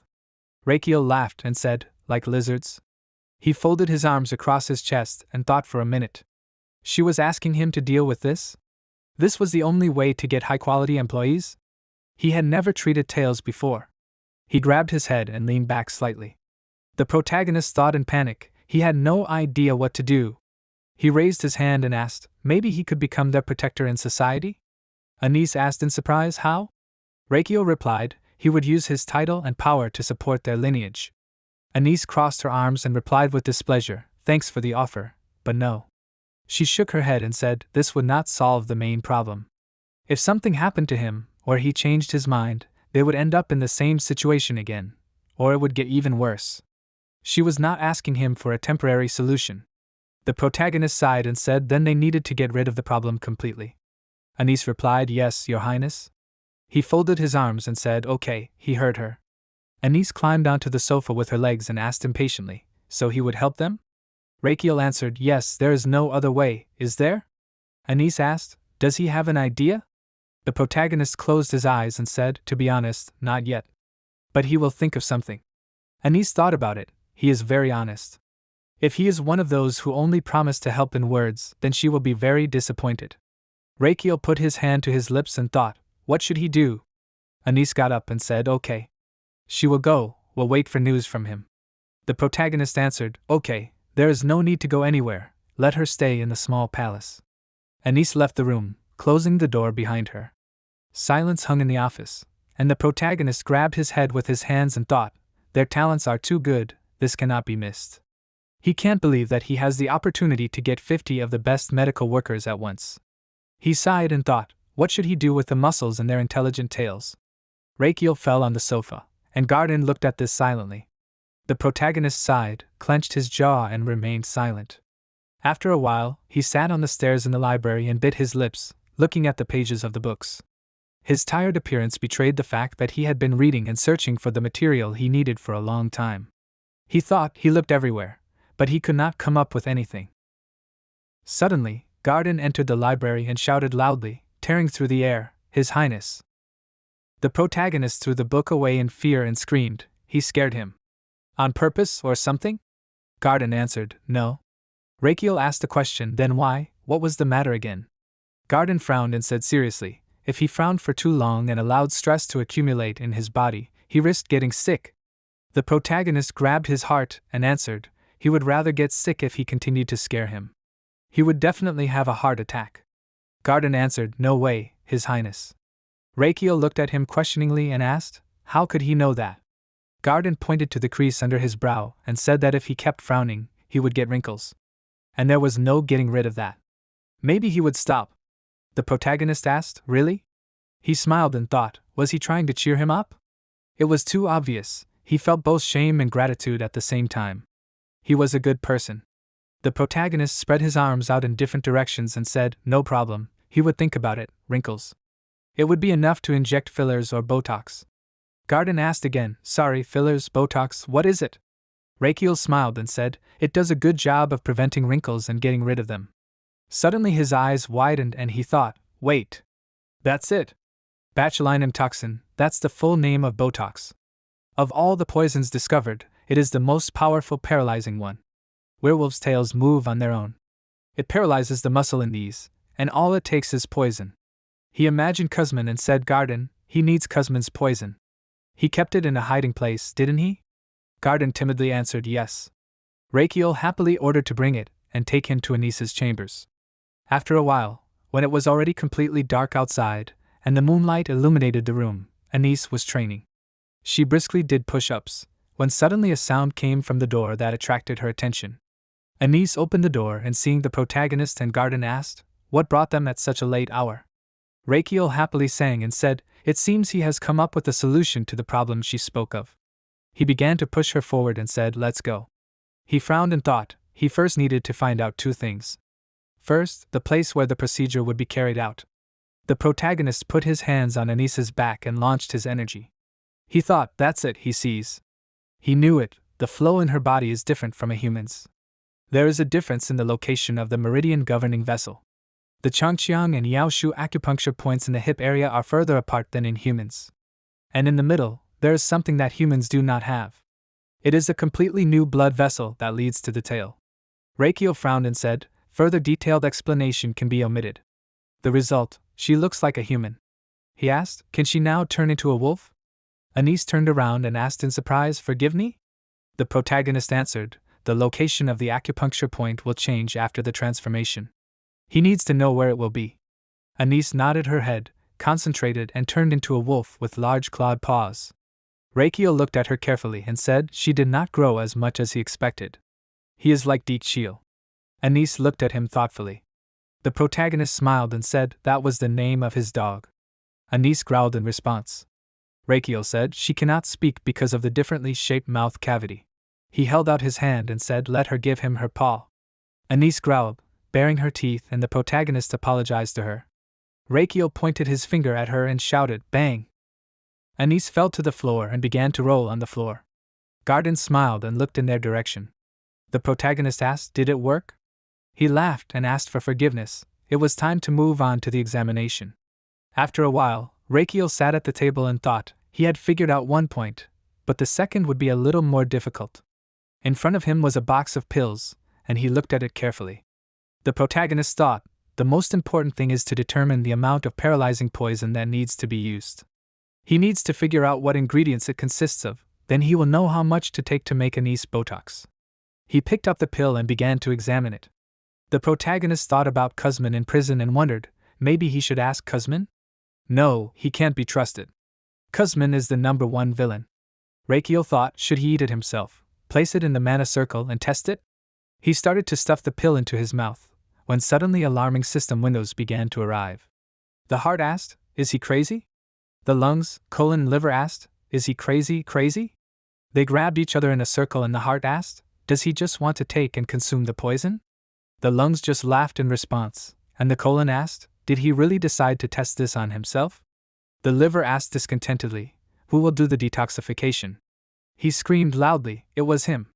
It would be better if he summoned a monster and fed it to this. The protagonist read the liver's message and plaintively asked, do they want him to give the poison to a cute little monster? Isn't that too much, in their opinion? The organs asked discontentedly, but is it not too much to conduct experiments on your own body? The liver screamed angrily, there are monsters that specialize in analyzing ingredients, including poisons. The protagonist imagined the silhouette of the creature and thought, what did it say? He asked, what? Is there a creature that specializes in analyzing ingredients? The liver laughed and said he met it when he was in the system waiting room. Reikio asked in surprise, what does the waiting room mean? The liver answered, that's it. Before waking up, he slept there. He imagined a room where organs were lying in flasks. The heart, the lungs, the large intestine, everything. The protagonist asked a question, does that mean all the internal organs are sleeping there? The system window answered, of course, the same with creatures that are waiting to be called. Reikio thoughtfully asked, what is this system? The system window answered, enough questions, it cannot tell everything it knows. This is the rule, the dissemination of this information is prohibited. Reikio smiled and asked, in that case, would it be able to list the properties of a creature that analyzes substances? After all, he would have to make a choice again, like in the case of the hedgehog. The liver stuck his finger in his ear and said, no, he doesn't want to. The protagonist grimaced and said, well. The internal organs laughed and enjoyed the situation. Reikio clenched his jaw and clicked his tongue. He thought, what idiots. He stood up and clenched his fist and ordered them to shut up. He made them talk. The protagonist covered his nose with his hands and frowned. The heart asked, what is he doing? The large intestine asked, is he holding his breath? The lungs asked, lungs? Reikio frowned and continued holding his breath. The lungs screamed in fear, the lungs. The heart lowered its head and asked, what? It doesn't have enough oxygen. The system window reported, the internal organs are panicking because of the actions of the protagonist. The lungs began to choke and hissed, the lungs. They fell lifeless to the floor, and the heart grabbed the neck. The liver and large intestine screamed loudly, the lungs are dying, idiot. The system window reported, they understood it. Sign of a creature analyzing ingredients. Suddenly there was an energy explosion and a small fish appeared in the office. It said, sunshine. Reikio looked around and asked, sunfish? The fish frowned and asked, sunshine? The protagonist happily offered to cooperate. The fish answered, sunshine. After a while, the fish and the hedgehog shook paws and introduced themselves, Sunshine and Hedgehog. The protagonist stood near the table watching the creatures play. He took a pill out of the box and asked, Sunshine, do you want to eat? It's delicious. The Sunshine frowned and asked, Sunshine? Sun. The system window reported, he is immortal. The organs asked in confusion, who does he get such a character from? Reikio opened the pill and thought, Sunny's ability is that when it eats. He poured the contents of the pill into Sunny's mouth and the system window reported, the immortal sunfish, Sunny, used an ability, just a little. Sunny opened its mouth and said, he lied, a terrible idiot. It fell on the table, and Hedgehog got scared. Sunny thought, it is dying. The system window reported, the immortal sunfish, Sunny, used the ability of level 1 recovery. The protagonist thought, come on, let it recover. Sunny woke up and pulled out its tooth, and Rakiel thought, let it write a note. He smiled and apologized to him. Sunny burst into tears, tore off a piece of his fin and began to write.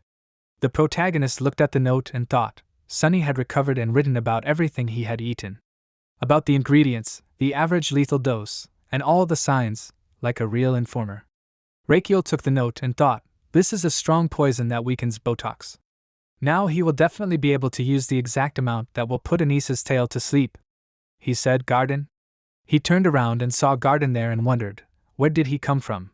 Garden put his hand to his chest and said, yes, His Highness. He opened his mouth in surprise and asked, another creature? Rakiel smiled and answered, it just came at night looking for him. Looks like he is popular.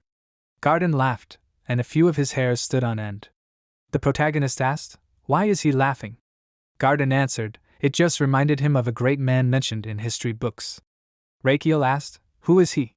Garden answered, his name is Lloyd Frontier. The protagonist asked, is he the one who lived during the time when the Empire was a kingdom? Garden remembered the monument in the square and answered, yes, he remembers how the records mention that he had 5 summoned creatures. Rakiel asked in surprise, is he that great?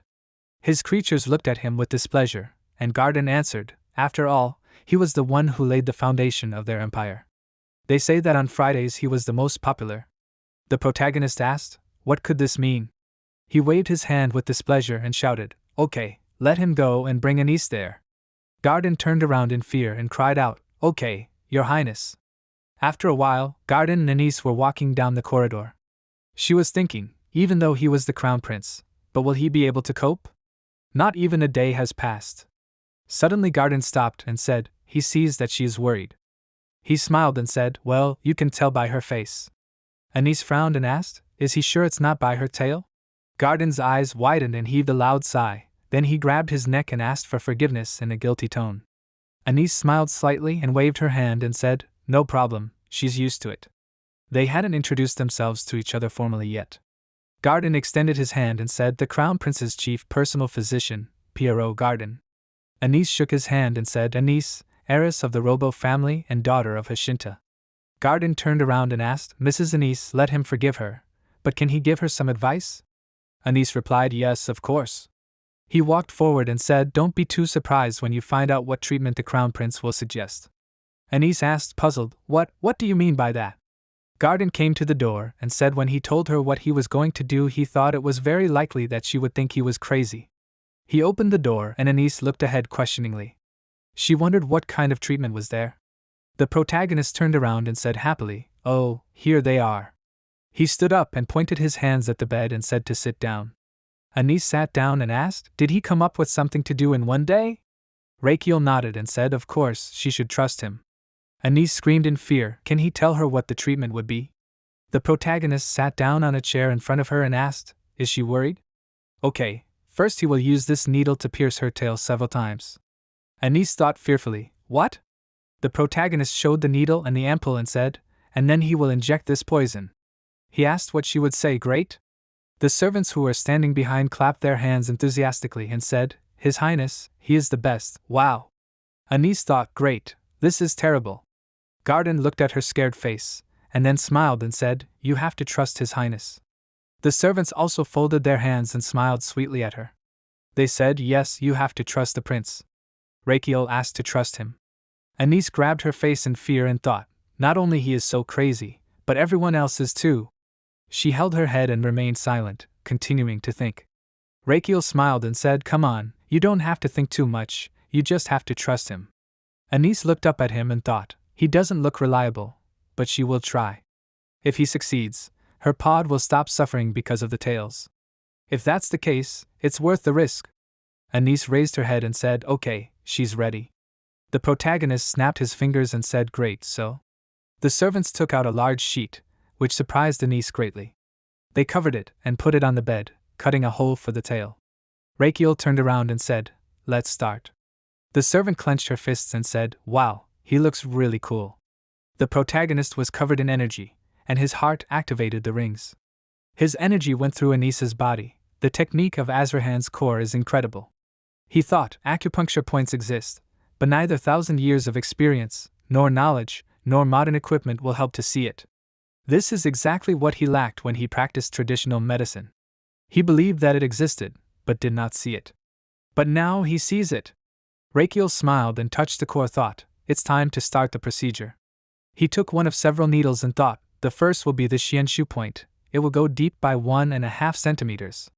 At the same time, the system window reported, the output function of slot number 1 has been activated. 1/100th milligram of paralyzing poison stored in the circle slot is output. Anise lay motionless on the bed, face down. The protagonist thought, next is the Mingmen point, the puncture depth is 2.1 centimeter. And after the Yayanquin point, the puncture depth is 2.4 centimeters. The mana that bypassed the xianshu point has now made its way through this, and flows down along the extensor muscles of the spine. Rakiel looked at the tail and thought, okay, her tail has lost its power, but this is where it all begins. It is not enough to just paralyze it, it is more important to maintain the effect for the rest of her life. Suddenly, Anisa's tail began to move and hit the protagonist in the face. He thought, has it already recovered? An amazing ability. However, he was prepared for this. Rakiel frowned and decided, it's time to speed up. He stretched out his hand and pricked the Yaoshu point. And finally, the point of Neakon. Anise lay on the bed and thought, did he stick a needle into the back of her head? She asked to calm the tail, what is it doing to her head? Suddenly her tail began to shake and fell, and Anise moved the millinets on her leg. The protagonist raised his hands and shouted happily, done. He began to wipe his hands and said, that's it, now she can relax. Anise got off the bed and asked, did he do it? Rakiel answered, the procedure was successful. She arched her eyebrows and thought, so fast? It took a little time. The protagonist asked, did the feeling in the tail change? Anise turned around and cried out in surprise. She widened her eyes and thought, the tail should have curled up because she was not feeling well, but it did not move at all. Rakiel smiled and said, he tricked the nerves in her body and paralyzed the tail. Anise asked in surprise, what? He answered, he redirected the nerve endings from the tail to the little finger. Now it will move instead of the tail, during joy and sorrow. He waved his hands and shouted enthusiastically, her little finger became a tail, it's magic. Garden repeated, during joy and sorrow. Anise sat on the bed and was silent, when suddenly she burst into loud sobs. Tears flowed from her eyes, and she tried to wipe them with her hands. The protagonist looked at her carefully and smiled slightly and thought, the sadness and contempt that werewolves were forced to endure will not be able to bother them anymore. Anise cried and spoke intermittently, thank you, your majesty. Rakiel folded his arms across his chest and said, enough thanks. The procedure is complete, they can sign the contract. He held out the contract and asked, does she remember the special condition? She said that she would bring other assistants from her kind if he pacified the tail. He smiled and held out his pen and said, first you need to sign the contract. Anise looked at him with displeasure and thought, the crown prince is an unusual person. After a while, loud laughter was heard in the castle. The protagonist stood in the office with his arms folded and laughing. Garden smiled and asked, is he very happy, His Highness? Rakiel answered, of course. He looked ahead and saw the werewolf staff. The protagonist thought, after all, we are talking about 50 S-rank medics. He smirked and thought, 50 werewolves. They were trained in basic nursing and emergency techniques. They also took classes in professional nursing. And they went through all the training in distinguishing medicinal ingredients, storing them, preparing them, creating tonic soups and applying bandages so that the clinic could function. At that moment, a nurse interrupted his thoughts and said, Your Highness, they have created a new shift schedule. Rakiel smiled and thought, good. The traditional medicine clinic in the small palace will finally be open 24 hours a day. He imagined the nurses working, caring for the patients who passed by on the conveyor belt. The protagonist thought, it seems they have gotten used to the moving finger. In each of the werewolf's shoes, the little finger was moving. Rakiel smiled smugly, arching his eyebrows and folding his arms over his chest. The system window reported, he successfully performed the operation on Anisa's tail and 50 other werewolves. Since the procedure did not affect their lifespan, the request to provide payment for second-level medical treatment was not activated. His internal organs gave him a standing ovation for giving them an unusual show. They all spoke happily, and he is tenacious. Suddenly, the system window reported, one of the internal organs with the earth element woke up due to the noise. Suddenly his eyes lit up and the system window reported, his stomach opened its eyes. He spoke, he is a baby stomach, he needs to be fed. Fried pork cutlet, sweet and sour pork, fried chicken. Reikio thought, a child? Sounds cute. The stomach screamed, pizza, let him be given everything. He grabbed his head and screamed, he seems to be losing consciousness. Faster. The protagonist said, what's wrong with this guy?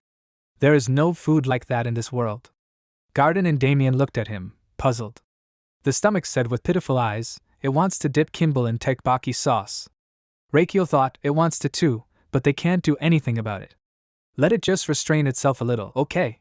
The system window reported, okay, then sweets. The protagonist threw a candy into his mouth and thought, he has the taste buds of a kindergartner, right? The system window reported, the stomach rejoices in the sweet taste that marks its birth, giving it 300 health points. The heart, lungs, large intestine and liver rejoice at the birth of the youngest organ, giving it 700 health points. The current number of points, 1,000. Reikio thought, this means that now the internal organs can give a wider range of consultations. It will be much easier for him to cope with stomach diseases.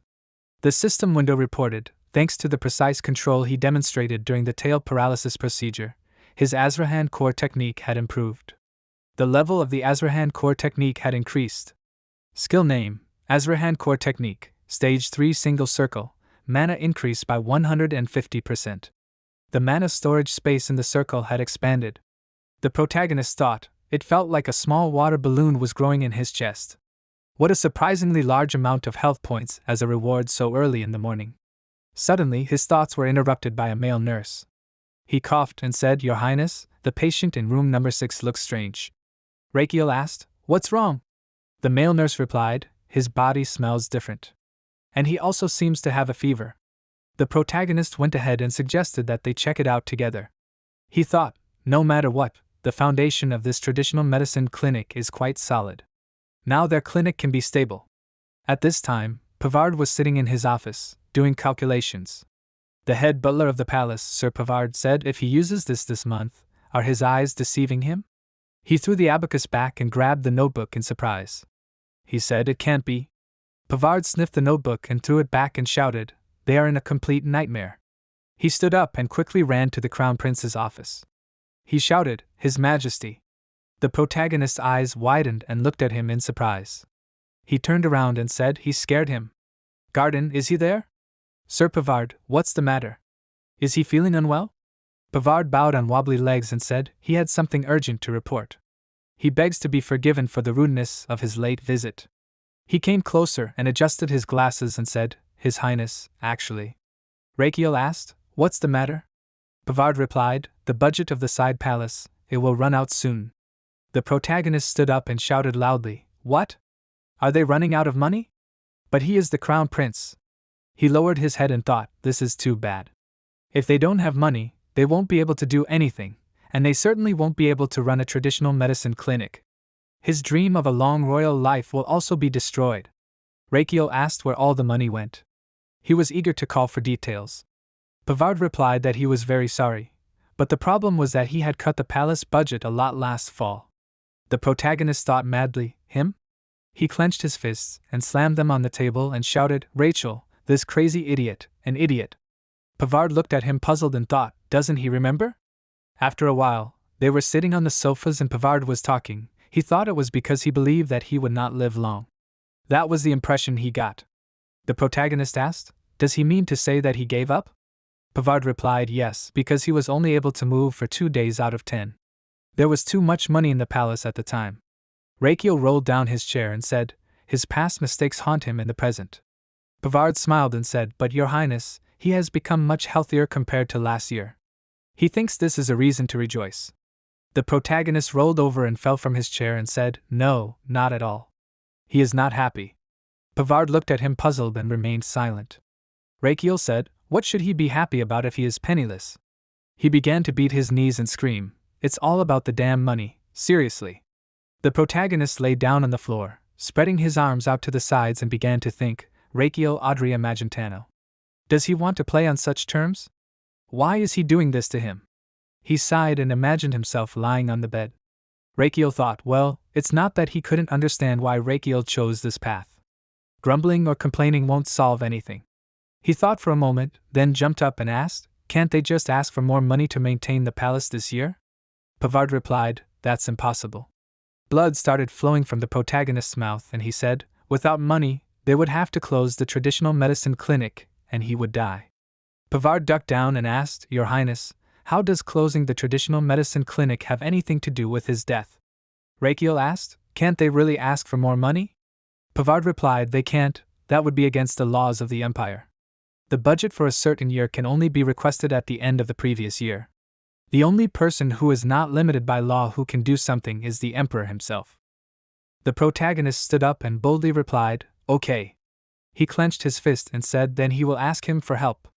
He quickly got on the carriage and headed to the main castle, but his father did not want to help and he went back. After a while, he was sitting in his office, and Pavard looked at him puzzled. Rakiel thought, he can't let the clinic close. Again because of money, he won't let papers stop him again. He frowned and thought, in that case, this is his only way out. The protagonist raised his head and asked, Sir Pavard, does he have a list of the palace's property? Pavard replied, of course he does. Rakiel smiled and said, okay, let him bring it to him. Pavard asked puzzled, let him forgive him, but for what? The protagonist replied, he was going to sell everything. Paintings, stone statues, gold and silver watches, a sale. After a while, Pavard stood near the painting and cried. He said, oh my God, his dear ones? He cared for all of them so much, Your Highness, please let him change his mind. The protagonist shook his head and replied, no, and there is no need to ask. Pavard burst into tears, ran away and screamed, Your Highness, he hates him. A few days later, his assistant stood in front of the protagonist. He clapped his hands and said, so let them listen. They sold things that were useless luxuries to feed themselves for the time being. But this is only a temporary solution. Damien asked, is he already preparing for the next step? The protagonist frowned and said, this short period that will allow them to rest a little is extremely important. If they cannot create a stable and long-term fund. Pavard interrupted him, and wiping away his tears said, His Highness, they have nothing more to sell. Rakiel replied, he knows, from now on, they will make medicines to sell. Pavard asked, pardon? The protagonist replied, yes, from now on, he will be the crown prince who sells medicines. After a while, in the Plaza Frontera, the merchant asked, have you heard the news about the small palace? The one who failed the medical worker test asked dissatisfiedly, small palace? Did something happen? The merchant replied, the crown prince seemed to have sold all the luxurious things. The boy asked in confusion, why? The girl replied she heard, it was so that he could maintain the traditional medicine clinic in working order. The boy widened his eyes and asked, did he sell all the wealth to continue taking care of patients? The merchant nodded his head and asked, yes, isn't he wonderful? The crown prince, he is truly a great man. He doesn't think anyone else could do such a thing. Everyone nodded approvingly, and the girl said, even if they reread all the history books, such people are extremely rare. The merchant said, he agrees, their crown prince is simply amazing. They introduced the image of the main character, that he will heal them all. This is the Church of St. Rachel. Someone said, he is an angel incarnate. At this time, Rakiel was sitting in the office and thinking, he needs to make money if he is going to open a clinic. Only in this way can he live. At this point, Pavard asked, His Highness, does he want to make medicine himself and sell it? If it is a matter of funds, wouldn't it be better to take a small fee from patients instead? The protagonist folded his arms across his chest and shook his head and answered, no way. If they do that, there will be fewer patients. He thought, he needs to accept as many patients as possible to get the maximum number of bonuses. He said, he will never take money from patients. And he does not plan to in the future. Instead, he will make money on pharma. Very expensive, but it will be so effective and luxurious that people will want to buy everything just to show off. He imagined a luxurious red box with a small ball in it. Rakiel stamped his foot and said, a signature product, which the crown prince will release personally. Any family that is even a little rich and arrogant will be able to boast of its status. This will be a new marker of luxury. The protagonist raised his hand up and said, super medicine, super luxury. Pavard and Damien looked puzzled at Rachel, who climbed onto the table, and asked if such a remedy existed. What is it at all? The protagonist replied, of course it does. It is a medicine that uses the gallstone of the Minotaur. Damien frowned and asked again, Minotaur, what? Rakiel said, the medicine is called the golden calming pill of the Minotaur. All Koreans have heard of the Chonsamwon clear mind pill. In traditional Korean medicine, it is used to treat various limbs and attacks of epilepsy, apoplexy, and others. Chansamwon is a high-quality medicine with a proven effect, both in the treatment and in the stabilization of diseases of the brain, heart, and high blood pressure. It is a powerful medicine that calms the nerves. After a while, the protagonist and Damien went outside. Damien asked the question, with the Minotaur gallstone, does he intend to make a gold Minotaur sedative pill and sell it? Rakiel answered, yes. Damien asked, will people use it? The protagonist answered briefly again, of course, he swears. Because everyone will think it is rare. Limited edition, which attracts people so much. This is human psychology. They do not just use bull products, but something more powerful and rare, Minotaur gallstones. And the effectiveness and branding will be enough to make them buy it. It will definitely sell. The protagonist showed 5 fingers and said, he gives himself 5 stars for the idea. Damien interrupted his enthusiastic reasoning and said, and yet he does not think people will buy it. The protagonist remained silent in response. Damien frowned and said, the sedative pill and the effect of it, he heard about it for the first time. If it is an incredible medicine with high efficiency, shouldn't it be famous? Rakiel replied, it was widely known in the ancient kingdom that fell. Damien frowned and asked, the ancient kingdom that fell, what kingdom? The protagonist replied, it was called Joseon. Damien said he had never heard of it. Rakiel smiled and asked, yes? He saw it in his dreams. He learned all his procedures with needles and tonics in his dreams. Damien replied he heard about it from Sir Garden. He frowned and thought, but he doubted it was true. Sir Garden was a very naive person, and as someone who supported His Highness, he would easily accept it as the truth. The protagonist walked forward and remained silent. Damien looked at him and thought, as for him, he only cares about getting his salary on time. He said, so he wants to treat patients without a license. Rakiel froze and asked with wide eyes, did he need a license? Damien answered, yes, of course. He heard that there was an exam to get the right to heal. Sir Garden also passed it. The protagonist froze, and then turned around and said with a smile, he did not know that such a thing existed. He thought this would not be a problem for him, right? He said, first, the issue of financing needs to be resolved. He needs to get the gallstone of a Minotaur. Damien asked, will he send people to the herbalist's shop in the capital for it? Rakiel answered, no. When he tried to buy other ingredients, they did not have it. He supposes they do not use bulls as a medicinal ingredient. Damien asked, then how is he going to get them? The protagonist clenched his fist and said, he will have to buy a live Minotaur. He will go to Cremo, the capital, Magenta, the center of trade in the northeastern part of their empire, where one of the best monster auction houses is located. Damien asked, is he going to go there personally? Rakiel answered, of course. He will go and assess the Minotaur's condition. He needs to check this one's gallstones. Damien frowned and thought, although seriously it felt like he had big problems with his head. After a while, a large cart with several carriages was standing in the yard. Anise was sitting on one of them, and the protagonist looked around and said, come on, they have to go. Damien thought in surprise, right now? He went ahead and said they will go. Damien asked, are they leaving right now? Rakiel answered, of course, time is more valuable to him than gold. Suddenly he got angry, turned around and shouted, Damien, let him move, he is coming. Damien looked at him questioningly, and then they got into the carriage and quickly drove off. Garden ran after them and choking with tears shouted, His Highness, how can he leave him? He is his chief doctor. The protagonist answered, he needs him to look after the clinic.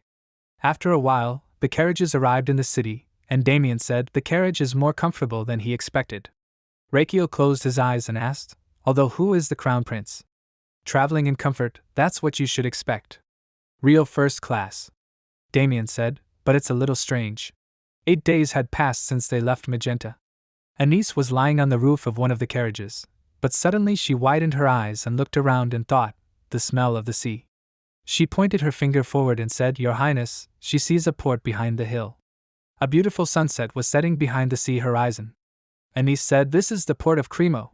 The guys arrived in Cremo, a large seaport where ships were moored. The protagonist rode through the streets in a carriage and said, this is the auction house of the monsters of Cremo. A large round building was located in the center of the city. The carriage stopped near it, and the guy looked at it puzzledly. He waved his hand and said, old man, let him park his carriage somewhere else. They can't park it there. Cusa got off and asked discontentedly, Does he know who is in this carriage?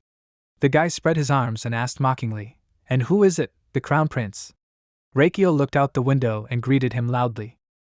The guy screamed in fear and, covered in sweat, asked, The crown prince?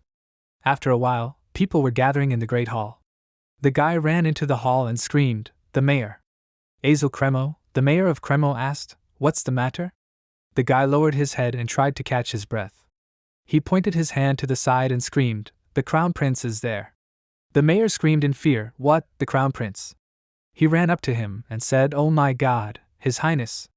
What brought him there? The protagonist smiled and answered, He wants to buy something. Azel sat down and said smilingly, In that case they would provide him with additional bodyguards. Rakiel replied, No need. He smiled and pointed his hand back and said, He already has guards.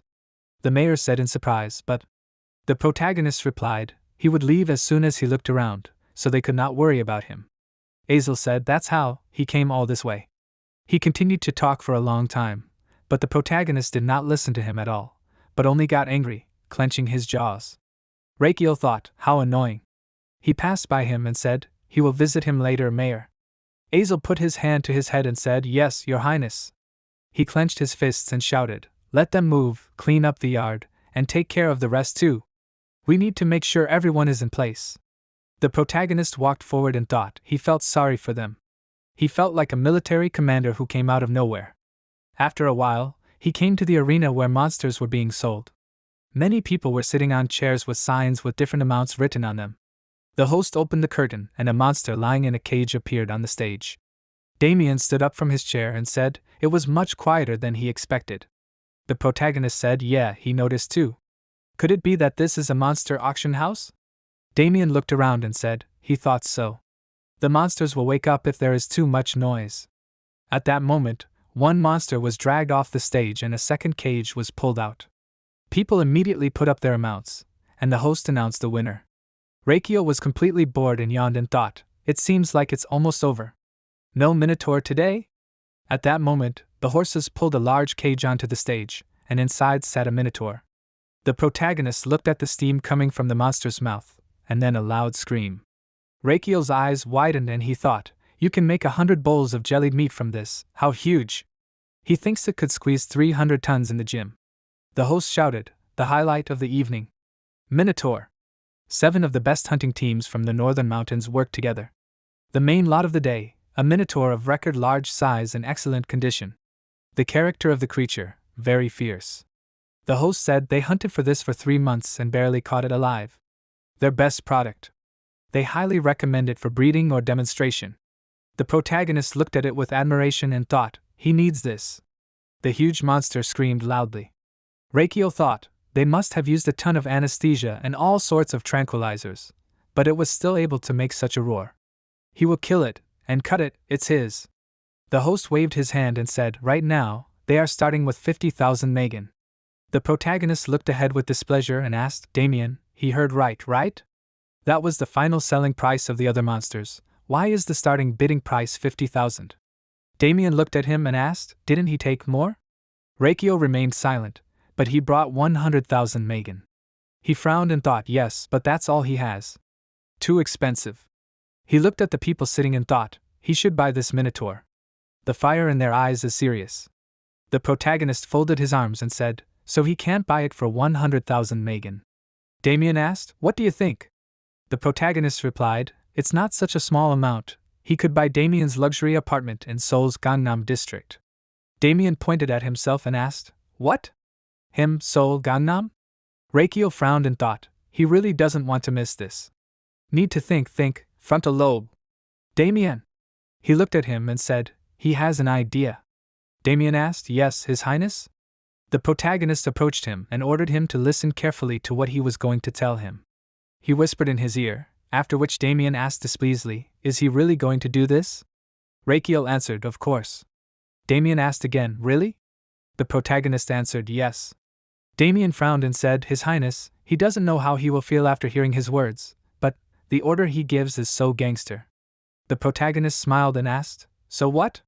The system window reported, The comparison with the bandit did not cause any harm. Damien stood up and bowed and said, He will be back soon. Rakiel smiled and wished him luck. The host raised his hand and shouted, "They have one person with 50,500 Megan." The man raised a sign with 53,000 Megan. And then with 55,000 Megan. The protagonist clenched his jaw and thought discontentedly, Damien, where is he wandering around? There is little time left. Suddenly, Azel approached Rakiel and said, His Highness. The protagonist smiled and asked, Mayor, what is he doing there? He answered, Let him forgive? Rakiel thought, did he also say that he would provide bodyguards?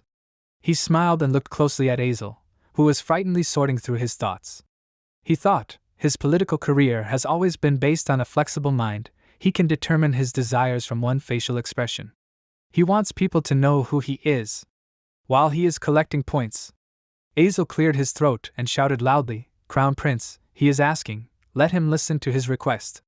The people in the hall turned around and questions were heard everywhere. What, Crown Prince, is he there? What is he doing there? Azel put his hand to his head and shouted, 100 bodyguards are waiting for his orders. The protagonist stood up and put his hand on the mayor's shoulder, said, he, Rakiel Adria Magentano, will gladly accept his good intentions. He laughed loudly, and Damien stood nearby and remained silent, displeased.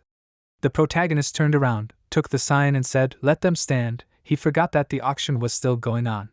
He held up a sign with the inscription 60 Megan, which made the people freeze in shock. They thought the Crown Prince made a bid. The protagonist proudly held the sign and thought, he is the Crown Prince. He mockingly asked questions, and what will they do to him? The people looked at him with displeasure and said, Let them look at his face. He is ruining the auction. How can anyone bid higher than him? Why weren't they born into a royal family? They will have to give in to such a high bid. The host opened his mouth in surprise and thought, what is the Crown Prince doing there? No, more importantly, how can they sell their best lot for only 60,000 Megan? They spent so much effort to get this. Isn't this robbery in broad daylight? Tears flowed from the host's eyes and he thought, is this the end for them? Suddenly, Guinness, who was sitting in the middle row, grinned and showed a sign with the amount of 70,000 Megan.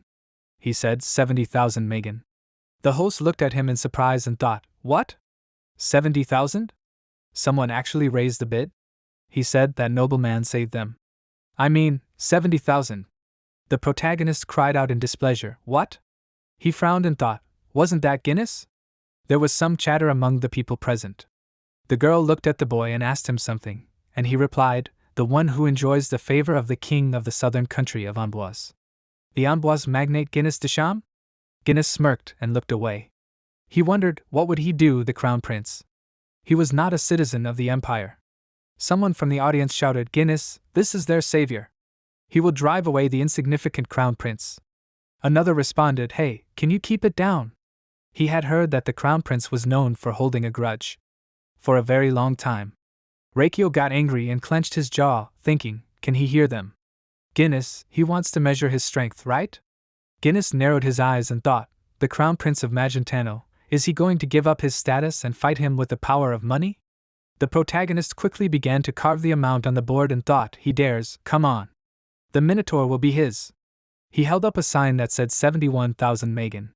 The host happily announced, the Crown Prince is offering 71,000 Megan. Guinness held up the sign again, and the host pointed in his direction and said, Sir Guinness is offering 72,000 Megan. The Crown Prince is offering 75,000 Megan.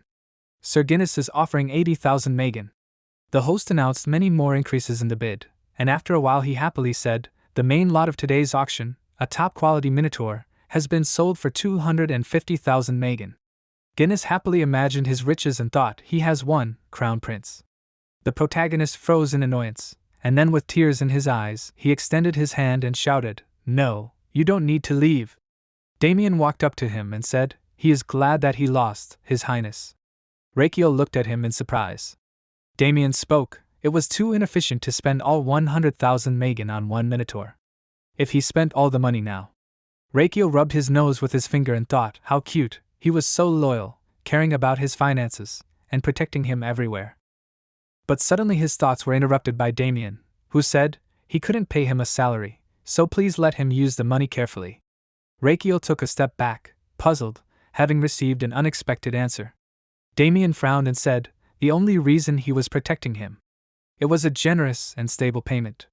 If he couldn't provide him with that, he would have no reason to stay by his side. The protagonist froze in horror and thought, a capitalist monster.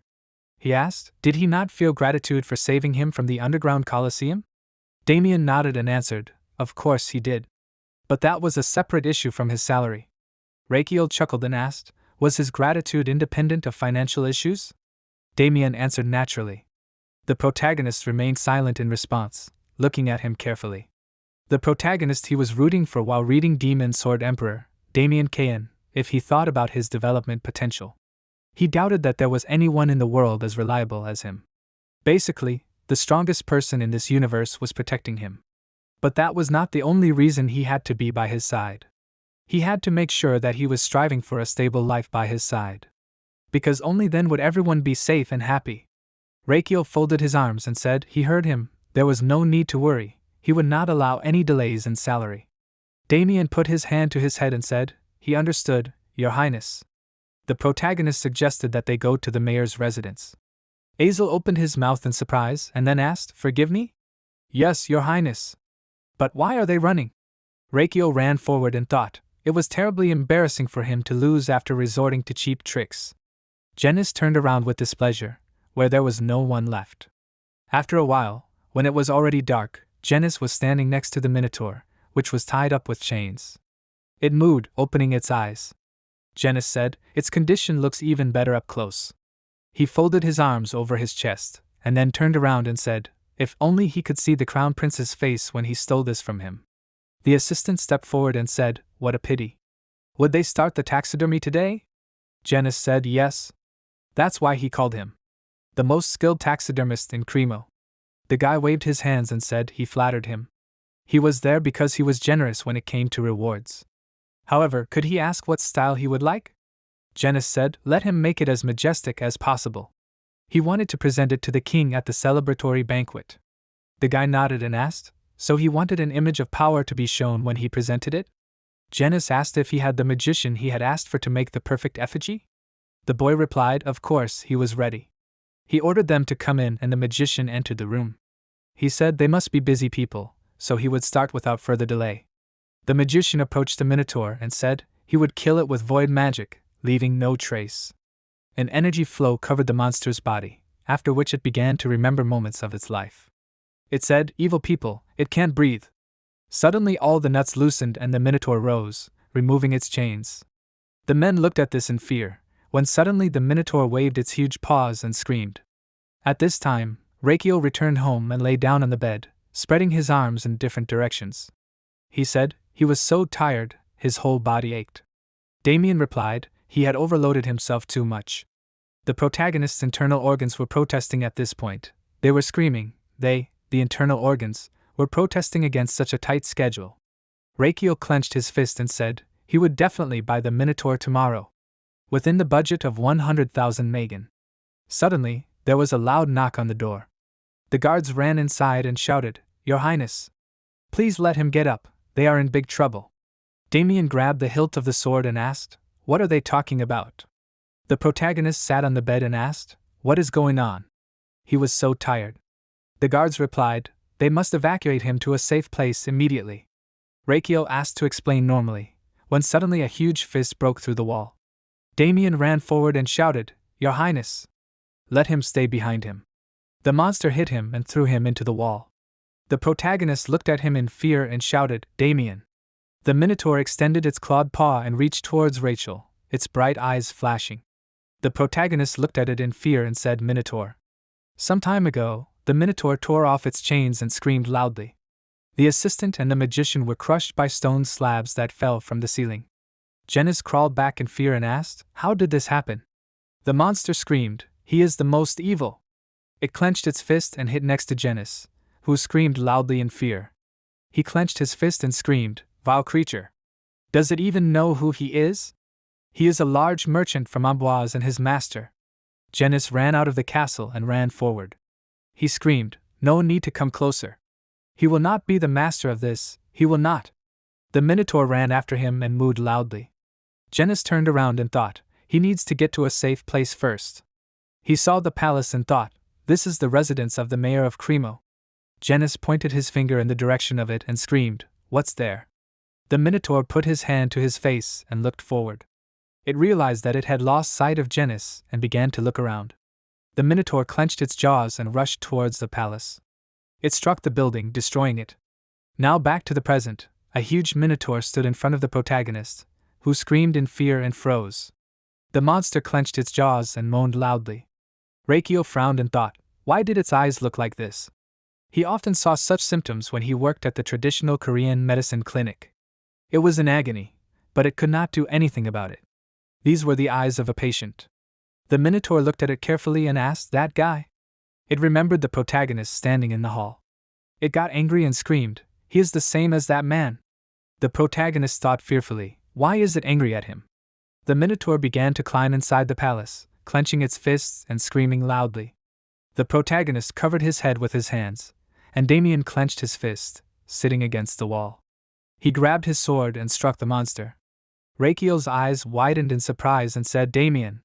He frowned and screamed, His Highness, he asks him to leave there immediately. The protagonist began to run away and screamed, he does not want to die in such a place. He went through a lot to get the life he has now. The Minotaur got even angrier and screamed loudly. It began to strike the building, and Reikio thought, it is too fast. If it gets hit by this blow, the bones will crumble, and smoothie will come out of the internal organs.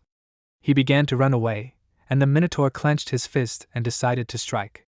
Suddenly, Damien kicked him away and turned towards the monster. The protagonist flew into the wall and thought discontentedly, Damien, did he just kick him? The wall began to collapse and fell down, blocking the exit. Damien said, it looks like they are trapped. Reikio cried out in displeasure, does he think he can see it himself? Damien frowned and said nothing in response. He turned around and said, His Highness, he has something to tell him.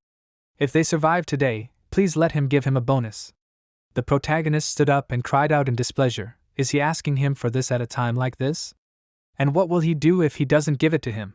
Damien answered briefly, he will run away alone. Reikio sighed and cried out, what a nasty thing he is.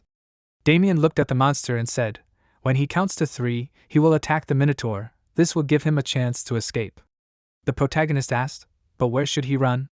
Damien pointed his finger towards the destroyed wall, and Reikio cried out in displeasure, they are on the 2nd floor. Damien swung his sword and ordered not to think about it, but to just jump. The protagonist answered, he can't not think about it. Damien jumped aside and said, anything is better than being crushed alive.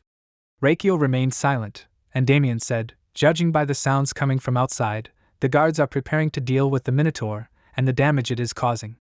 Azel pointed his finger towards the palace and ordered to save His Highness. He will not allow his political career to go down the drain like this. The guards approached the building, holding a ladder in their hands. The protagonist said Damien wants to say that even if he falls and breaks his legs, they can carry him to safety, right? Damien ran forward and answered, this is the only way to get out of there. He squeezed the hilt of the sword and said, okay then, here we go. 1. Damien struck the monster's body and jumped up and shouted 2, 3. Reikio ran towards the street and said displeasedly, he thinks too fast. Damien struck the Minotaur's head and it moaned loudly. It went berserk and the protagonist jumped out and thought with tears in his eyes, seriously, his life is so terrible. Suddenly, a huge monster paw appeared in front of him, which he grabbed with his hands. The protagonist coughed in fear, and then thought, what? A red system window appeared in front of him and he thought, what? The system window reported that a scan was in progress. Basic health check report. Target, the king of the Minotaurs. Urus is a representative of the Minotaur race. He is male, 48 years old. Urus's height is 712 centimeters, and his weight is 14,923 kilograms. Blood type C2, heart function F. General opinion, the balance in the body is disturbed due to a long stay in prison and tranquilizer injections, as well as eating a lot of grains.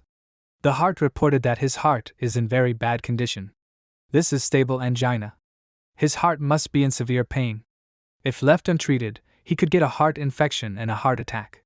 The protagonist looked at Urus and thought, stable angina means that his heart vessels are clogged about halfway. The pain in his chest must be hellish. Like a car ramming his heart.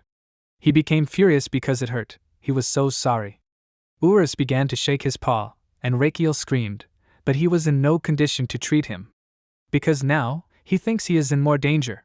He thought if he lets go and flies away, his body will fly into pieces. The Minotaur swung his second paw towards Rachel, to which Damien looked in surprise. He swung and hit Urus in the head with his sword, which made him scream loudly. Damien thought horror. He aimed for the eye, but he hurried and hit the horn. He jumped back and said, "His Highness, please let him hold on a little longer. He will save him." Rachel burst into tears and asked him to hurry. Damien slightly bent down and ran forward, clutching the hilt of his sword. He thought, his side and shoulder, he will cut those parts open as fast as he can. It will not matter if the cuts are not too deep. At least some damage is needed. Damien continued to strike the monster, and the protagonist shook, closing his eyes. He thought, there is no strength left to hold on. He fell down and screamed, he will not get his special bonus. Rachel closed his eyes and thought, well, what a wonderful weather to die. Suddenly, Anise appeared, turning into a wolf and grabbed him. The protagonist's eyes widened in surprise and asked, "Anise?" She went down, and the guards screamed, "His Highness! Is he okay?" Rachel looked at them with frightened eyes and answered, "Yes, I think so." One of the guards pointed to the side and ordered, "Quickly over there. The safety of His Highness is their priority. Let them move." The Minotaur frowned and moaned questioningly. He spread his arms in different directions and moaned very loudly. His eyes flashed red, and Damien smirked and said, "Since he lost His Highness, will he deal with him?" He thrust his sword forward, and the monster swung and hit the floor with his fist. Damien jumped back and thought, he will definitely demand a fee for the difficulty. Urus clenched his fist again and swung. Damien concentrated on this and thought, when the fist comes closer, he will cut this, and then the whole arm. He swung and hit the Minotaur. Damien's hands shook, he squinted and thought, this is more difficult than he thought. Urus threw his head back and moaned loudly in pain. Damien's sword was left with a bloody mark of the monster, and Urus stopped. Damien looked at him and thought, did he hit? But no, the monster only got angrier and rushed forward. Damien raised his sword above his head and prepared to attack. Urus ran next to him and hooked Damien and threw him into the wall. Blood flowed from his head, and the walls fell down. The guards looked at this in fear and screamed. The dust settled and Damien appeared in front of them, who coughed and looked at his crushed leg. The Minotaur began to stamp his feet and moo again. He clenched his fist and looked at the lying Damien.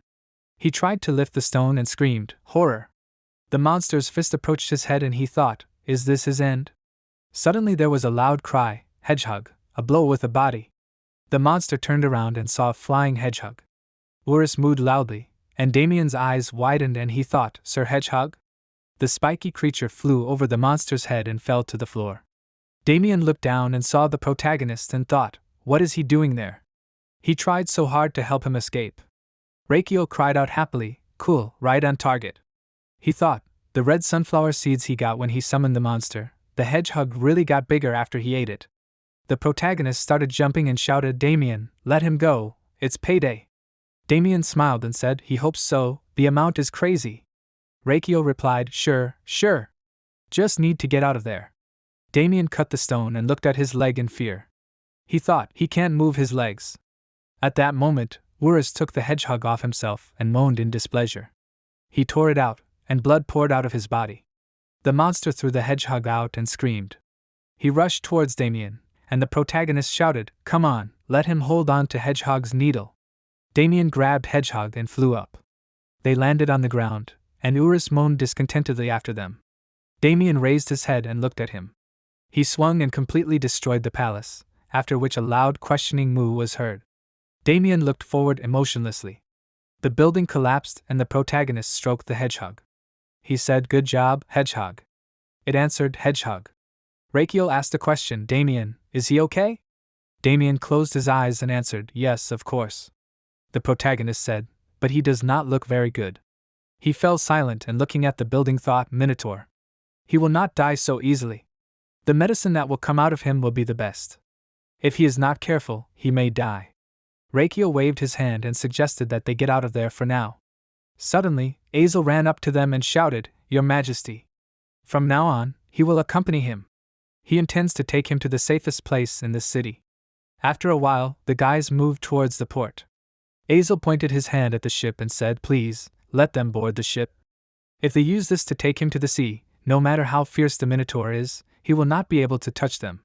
The protagonist looked around and thought, getting on the ship and running, not bad. He stepped on a wooden ramp and said, Mayor, let him climb up faster. Azel frowned and replied, He will not run away, Your Highness. Rakiel widened his eyes in surprise and asked, What? Azel replied, This place, this city, is responsible for him, the mayor. The safety and livelihood of many people rests on his shoulders. He cannot just run away from there. He bowed and said, He will stay to command the guards. Please let them go to a safe place. The protagonist looked at him in amazement and thought he was obsessed with the idea of succeeding in life. It seemed wrong to him to run away without him. Could he really do such a thing? Damien approached him and said, Your Highness, they must leave as soon as possible. Rakiel answered, But. Damien interrupted him and said, He should not feel guilty. Everyone has a role. The protagonist looked away and thought, Right. He looked at how Azel was leading the guards and thought, The mayor's role is to protect the city. He looked at his comrades and realized that their role is to protect him. And his role is to survive and protect the imperial family. The protagonist ordered to raise the anchor. He stood on the deck and gave a thumbs up to the mayor, who saluted him. Suddenly, the captain of the ship saw something ahead and asked in fear, What is it? The Minotaur ran into the square and screamed loudly. The guys started running in different directions, and the monster pushed off the ground and rushed forward. He jumped onto the ship and broke through the floor. Urus screamed loudly, clenching his paws. He pulled out a wooden pole and the protagonist screamed, Everyone down! Everyone fell to the floor, and Urus swung it. Rakiel thought about what was happening, what to do. Escape, this is a priority, but there is no way. He can't swim. The system window reported that his internal organs sense danger and shake like jelly. The heart suggested thinking about how to save themselves. What does the brain do? They began to cry, because there is no brain there. The protagonist began to cry, when suddenly Damien appeared next to him and whispered, Your Highness, no need to stick your head out. It's good that the sails are lowered. He pointed his finger forward and told him to stay close to the remains of the deck and not to move. Rakiel frowned and asked, Does he want him to hide there? Damien replied, Yes, that was the best plan they had at the moment. The protagonist looked at him in fear and asked, What about him? Damien grinned and replied, He had a lot of bonuses to get from him after today.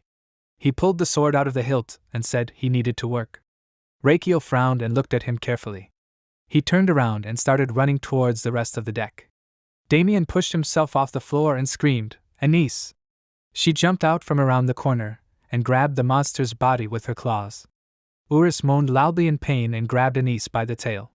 He threw her on the floor, causing her to scream in pain. The Minotaur went on, swinging his fists. Damien fell to the floor and coughed painfully. The entire crew was in serious condition. They were lying on the floor, under the pieces of the ship. The protagonist's eyes widened and he thought, This is bad. He ordered himself to pull himself together. At this rate everyone would die. His breathing and movements, he had to watch everything carefully, not missing a single detail. The system window reported that he was in an extremely dangerous and unprecedented situation. Intense experience, he strengthened Azrahan's precise diagnosis to the limit. Rakiel's eyes widened and he thought, Azrahan's precise diagnosis was added as an option to his pulse reading skill. The system window reported an exclusive skill option, acupuncture scanning. Within a certain radius, it can scan the target's acupuncture points and predict its movement. The number of targets to fix, 1, is limited to living beings. A red barrier surrounded Urus's head, and the protagonist thought, What is this? Such a cheating skill, like a map hack. The angle of muscle movement, where his fist will hit, he can see it all. Cool, now he can dodge everything. Rakiel froze and thought, Wait, can he really dodge all of his attacks? Before his stamina runs out, he has to do something. Let him think. They need to survive. Damien was sitting on the floor, clutching the hilt of his sword. Rakiel thought, he and everyone else, they need to survive. He looked down and saw Hedgehog lying there. The protagonist thought, Horror, will this really work? No matter what, he has to do it. Because this is his role. The Minotaur ran forward and clenched his fists, headed towards the team. Suddenly, the protagonist appeared in front of them and blocked the blow. The guys screamed in surprise, What? His Highness? Urus screamed loudly, and Rakiel crossed his arms and clenched his jaws. The system window reported, he ate the red seed intended for summoning. The protagonist grew and became the size of the Minotaur. He thought in surprise he became bigger, much bigger. He did not think that he would be so huge. The sailors screamed, "His Highness?" Damien looked at him in confusion and thought, "Who is he?" The system window reported, "He is a human, not a summoned creature. Red sunflower seeds can have an extremely adverse effect on the human body, so please let him consult a doctor or a specialist in traditional medicine." Reikio thought, "He is a doctor himself." The system window reported that gigantism would only last for 3 minutes. The Minotaur howled again, and the system window reported that after gigantification was complete, there would be serious side effects. He would fall into a coma for 5 days. Time left until gigantification was complete, 2 minutes and 37 seconds. The protagonist held Urus back and thought, this means he has to finish everything in 2 minutes and 30 seconds. And then fly away for 5 days? His hands began to shake and he thought, if he couldn't finish in the specified time, he would be finished. He pushed the monster away, and it clenched its fist and swung. Urus hit the protagonist in the face, and he cried out in pain. Reikio remained on his feet, and then grabbed his cheek and thought, this hurts terribly, but he can handle it. Usually, even a scratch from him would kill him. In this case, Urus hit the protagonist in the face again and he thought, it's impossible to kill this big guy in just 2 minutes. Now he can only stop his berserker state and try to calm him down. Reikio looked at the beaten and sad hedgehog and thought, only then will Damien and the royal knights be able to cope with him, even if he faints. He cried out, hedgehog, let him give him needles. The hedgehog strained with his last strength and shot needles.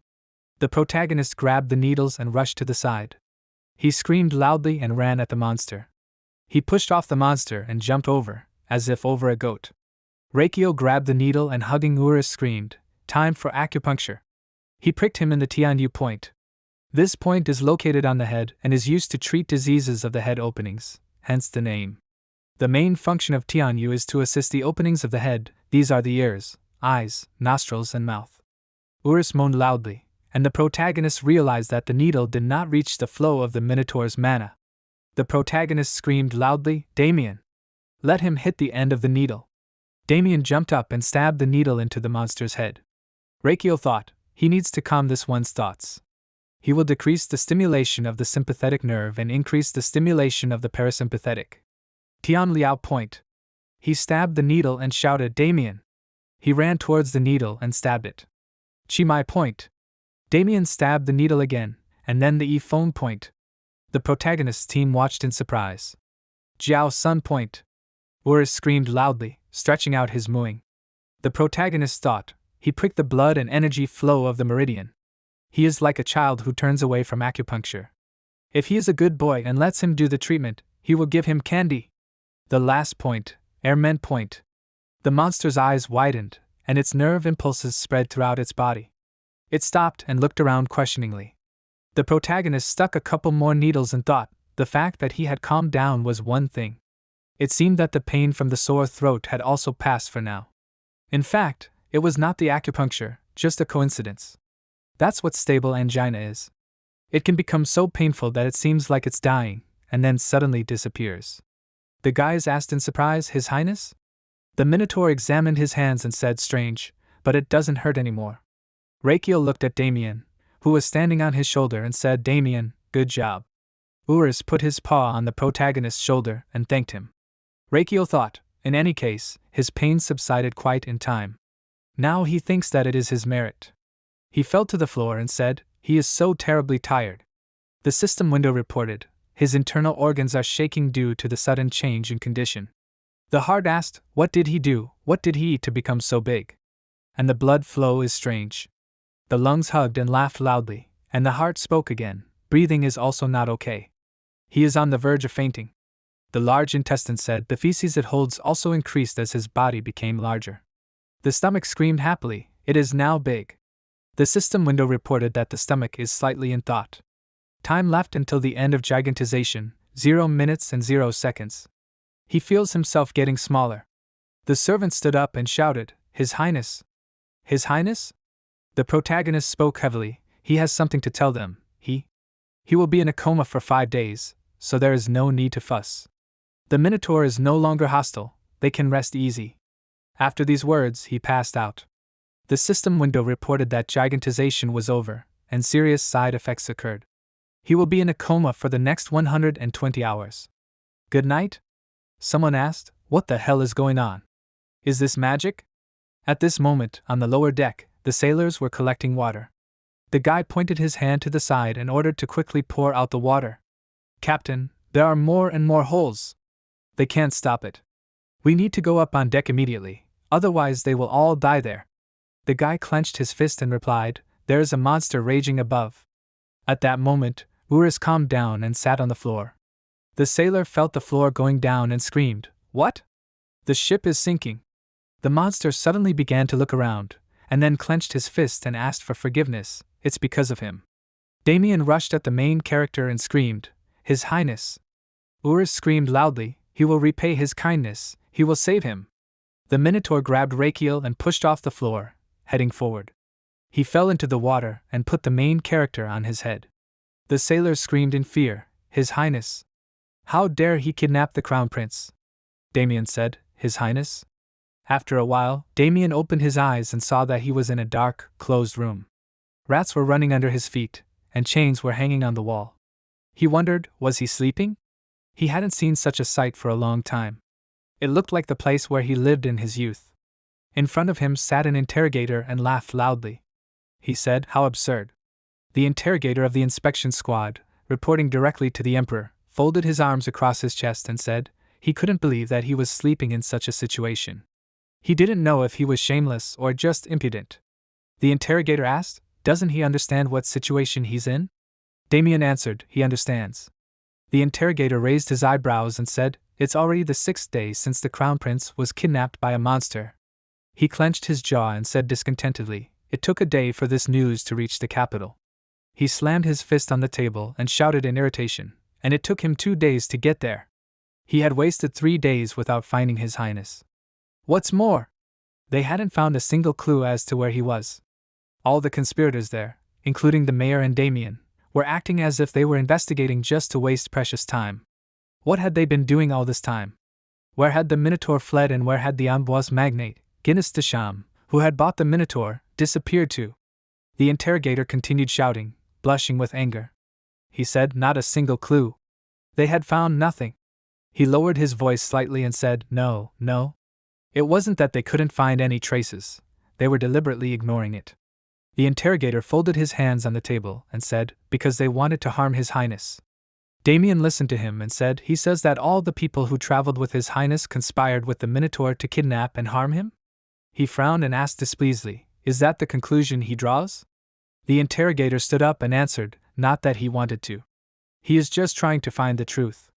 Together with those who are innocent. He came closer to Damien and asked, Does he think this makes sense? Damien said displeasedly, But he.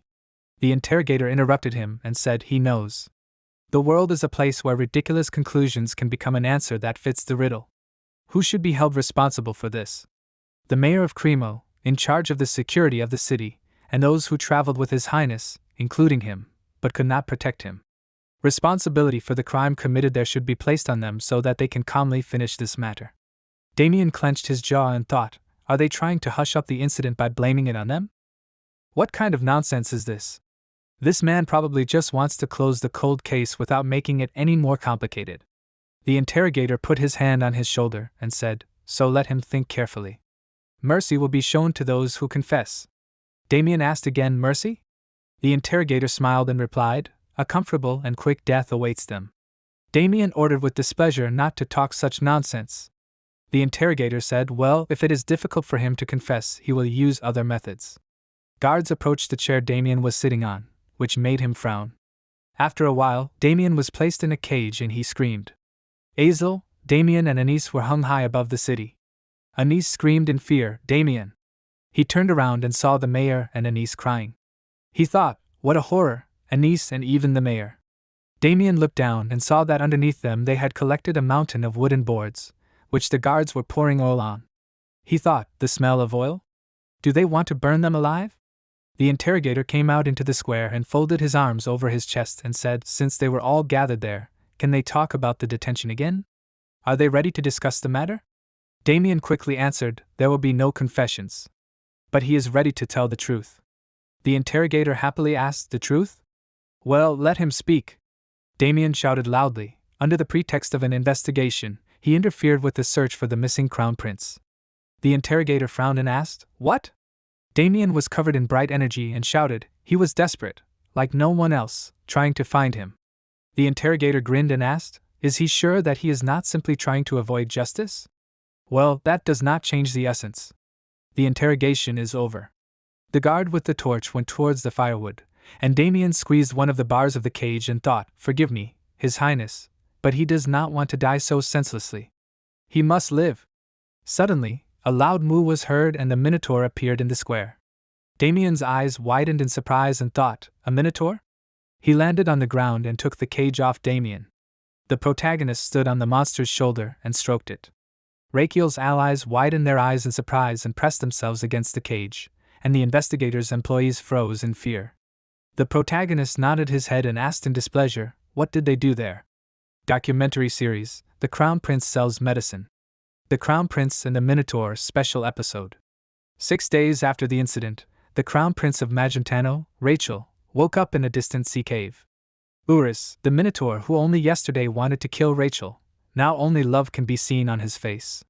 The protagonist woke up and saw a huge monster face in front of him. He listened to its mooing and asked, he almost fell into the sea, but he saved him? Thank you, they are friends now. It seems that the misunderstanding between them was resolved. Someone asked how his relationship with Urus improved so suddenly?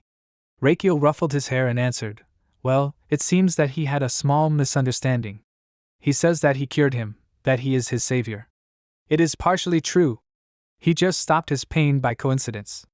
Well, he thinks that small misunderstandings are normal." Someone asked why he says that.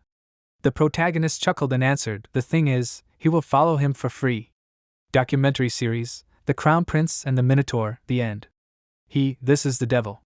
Rakiel looked at Urus and said since he helped him, he would like to help him in return. Is he okay with it?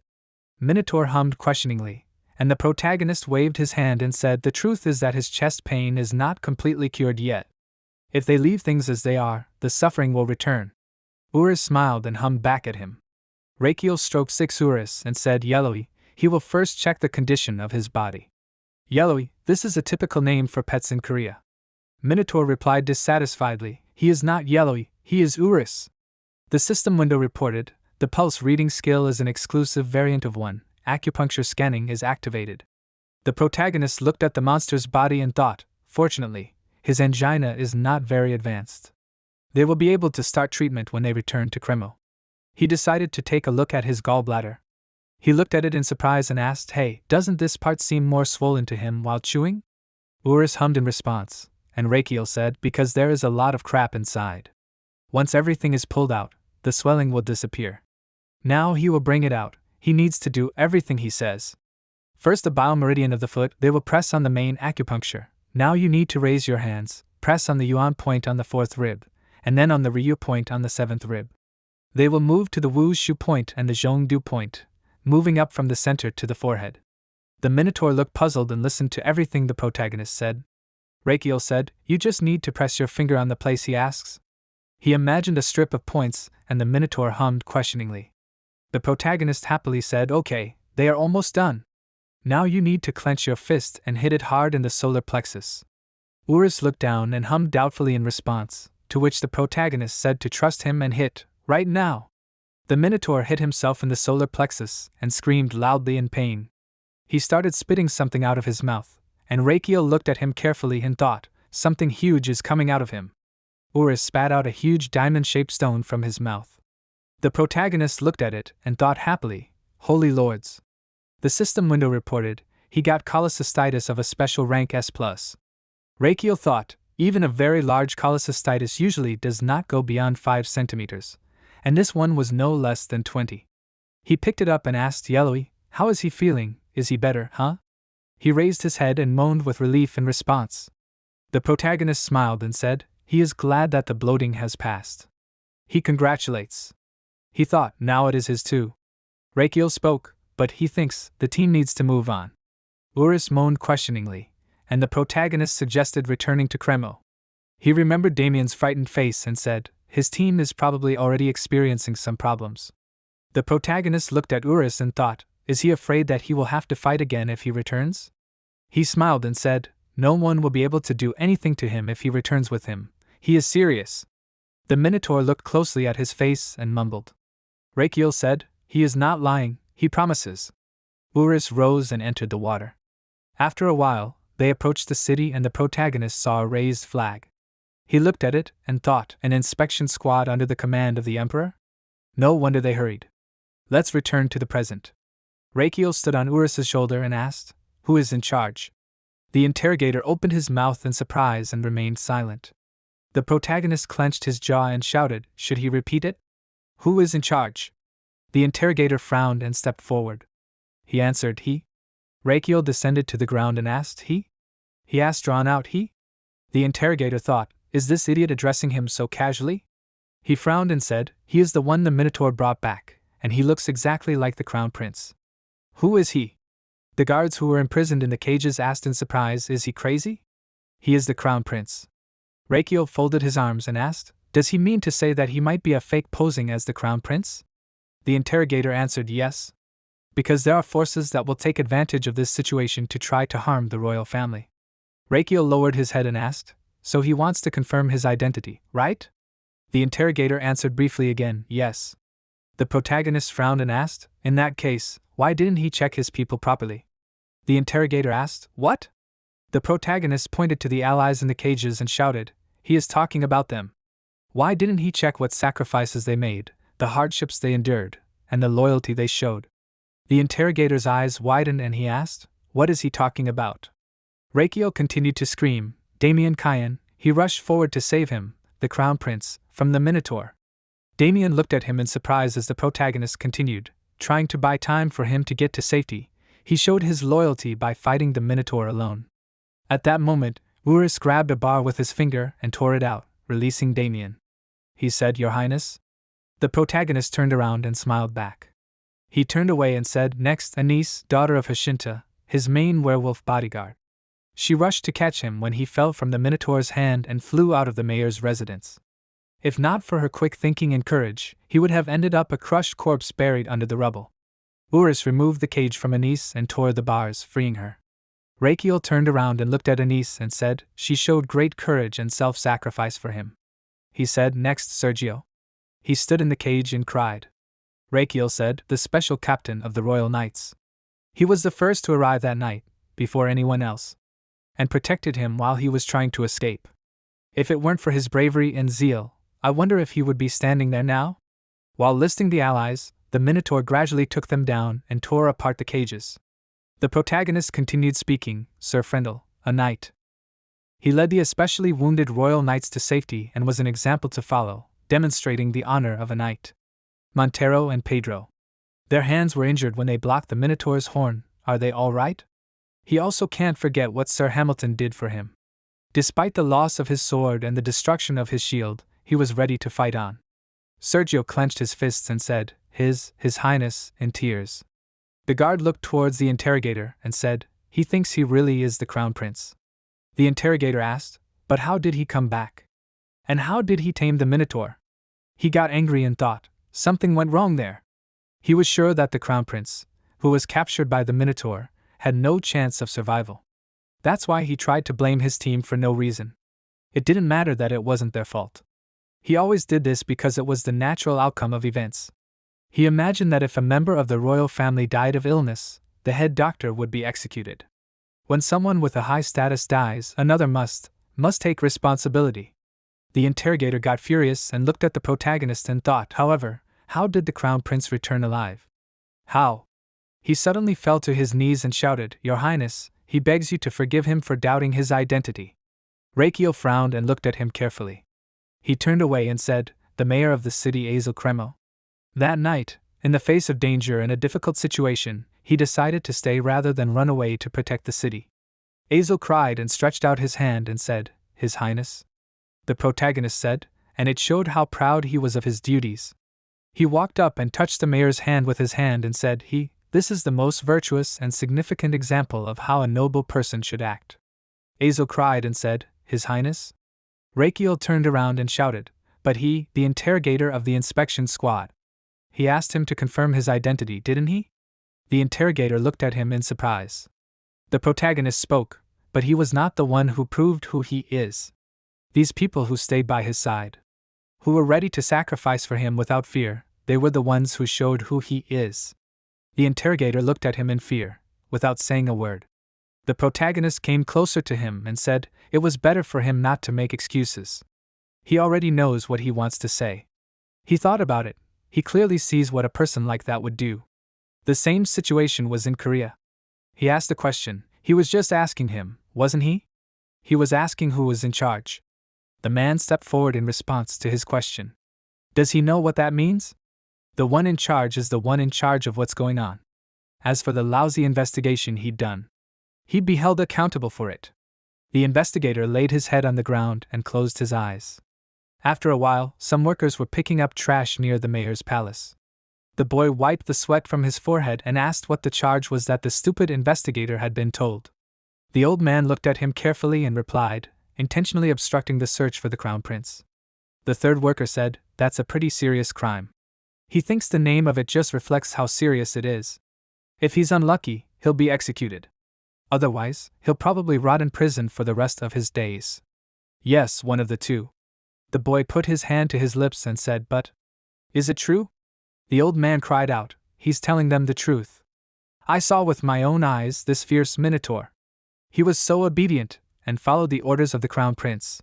He moved just by his gaze, and then he destroyed the iron cage. It was incredible. He does not know what he did, but the crown prince grew to the size of a minotaur. The workers stood to the side and eavesdropped on the conversations. Each of the workers listened with great interest to all the snippets of gossip that were heard from all sides. Someone said, and fought with him himself, he saw how he stuck huge spikes into the back and neck of the minotaur. The guy mockingly said, come on, he's probably lying. The old man cried out in displeasure, he's telling the truth. The worker said in surprise, just think about it. He remembered something. There were rumors in the capital. Had they heard that the crown prince became the ruler? All the workers turned around in confusion and thought, they also want to know. At that moment, Damien looked out the window and was silent. He approached the protagonist and said, His Highness. Rakiel was sitting on a chair and picking his nose, and the creatures were playing next to him. He asked, yes? Damien asked a question, how did he manage to tame the minotaur? At that moment, Urus was sleeping on the grass near the castle. The protagonist asked again, tame? He never did that. They just resolved their misunderstanding. Damien asked, puzzled, what? Rakiel asked, he remembers how he suddenly became huge? Sticking spikes in the place where it hurt, by chance it got better. Damien asked, what? Does it mean that the minotaur thinks that he cured him? The protagonist answered, yes, he thinks that he is his savior. That's good, he doesn't think so? Damien answered, indeed. It must be good luck. Rakiel asked, good luck, what is he talking about? Damien approached him and said, well, now he can get his reward for the risk. The protagonist asked, he doesn't even hide the fact that he wants more money, right? Is this what hired hands are like? Wow, he was amazed at his shamelessness. Damien smiled and thought, he needs to train even harder. He wants to get more money, but he couldn't do a perfect job. He cleared his throat and said anyway, he was a bit overconfident because he completed the task he received yesterday. Rakiel cried out, what? He collected all the samples of medicinal ingredients? In one day? Damien lowered his head and answered, yes. Primo, it is the largest port in the north and a trading city, after all. And he has one more piece of news. His Majesty has left for the capital. On the way there, he heard that he returned safely. The protagonist smiled and asked, so he returned as soon as he knew he was safe? He thought, what a cold and heartless man, just like him. You have to continue living your life while remaining indifferent. This old man is not easy to deal with. Rakiel stood up and said, great. Now that the Emperor has returned and they have obtained all the necessary components, they can begin. Damien asked, what does he mean? The protagonist shouted, preparing the gold pill of the Minotaur. Let them immediately clean the kunya in the mayor's residence. The servants were working hard near the clinic, but Rakiel himself prepared all the ingredients in the kitchen, saying that it was time for them to get down to business. He cut the root and began to grind it in a mortar, humming something, and Damien thought it was interesting. Rakiel plans to create medicine for 5 days or practice singing for 5 days. He has already formed a ball from the mixture, making a gold minotaur pill. Although he was sorry to eat it himself, he needed to make sure of the effect. The system immediately reported that his internal organs felt incredibly energetic after a Minotaur snack. His heart seemed to flare up and screamed that it felt overwhelmed with energy. An upset stomach stood behind him and asked why everything that is good for the body is not tasty at all. Internal organs Rakiel 500 horsepower, now he has 1500 ZP, the medicine he made was found. He has an active skill, this is a tonic potion option, analyzing ingredients. It was as if a core appeared inside his body, distributing energy. Information about the golden pill appeared, the active components are cholic acid, bilirubin, vitamin D. Also, the active components include propanoxadiol, oleanolic acid, panaxinol, coumarin, tin, and much more, gamadol, simafugen. There is a description of the old version of the pill and its effects. The pill increases the density of calcium in muscle cells, improves muscle tissue. The medicine has many other properties, is suitable for adults and children, but there are some contraindications for patients with chronic diseases and the elderly. The protagonist did not understand why there was so much. He frowned and began to think. Finally, he found something. It was written there that the pill helps regulate blood pressure. In addition, the pill treats cardiovascular diseases and painful symptoms. The medicine can help you get a good night's sleep, has no serious side effects, and is not addictive. As soon as the protagonist read this, he realized that the properties are real madness. At this time, Urus was sleeping peacefully in the garden, while the servants were working around, but Rakiel was quickly approaching him and calling him. Urus immediately woke up and was happy to see the main character. He asked if Urus had rested well, how was he feeling? The Minotaur moaned contentedly, and Rakiel said that he was pleased to hear that. Did he want to try eating something else? Urus was surprised when Rakiel poured pills into his palm and said that with this his heart would stop hurting. The Minotaur looked at the pills and immediately poured them into his mouth, saying that Rakiel was his savior, so he believed him. Energy began to spread from Urus's heart throughout his body. The vessels of the heart were filled with medicine. Urus was surprised and examined his fingers, and Rakiel knew that the inflammation should have disappeared. He probably felt a surge of energy throughout his body. The system reported that he fed Urus, his patient, with the Minotaur's golden pill, which he made himself. Thanks to the effect of the skill level 1 tonic potion, the effectiveness of the medicine is increased by 10%. The protagonist looked at the system panels and was delighted. A full recovery after one medicine? The system added 7 days to him in total. The estimated lifespan is 116 days. His internal organs are delighted with the results. They gave Rakiel 600 horsepower to express their gratitude. Now he has 2,100 horsepower. His organs were happy and offered Rakiel to eat another pill. And the protagonist himself laughed. He lay with pleasure and continued to laugh. He rested on the body of Urus. Now he is counting on the S-rank Minotaur. Soon a huge crowd gathered in the square of the city of Cremo, looking at the stage. Everyone was talking among themselves, not understanding what was happening. Someone heard that the Crown Prince was presenting an award to those who stood up for him that night. Soon everyone heard the sound of hooves, and then looked up in fear. The Crown Prince had arrived on a giant Minotaur. Rakiel waved to everyone and climbed down from Urus's hand. All the spectators were shocked. The rumors that the Crown Prince would be next in line for the throne were true. Rakiel looked at the bright ball. Was this a magical device for voice volume? He remembered Theodore and the fight with him.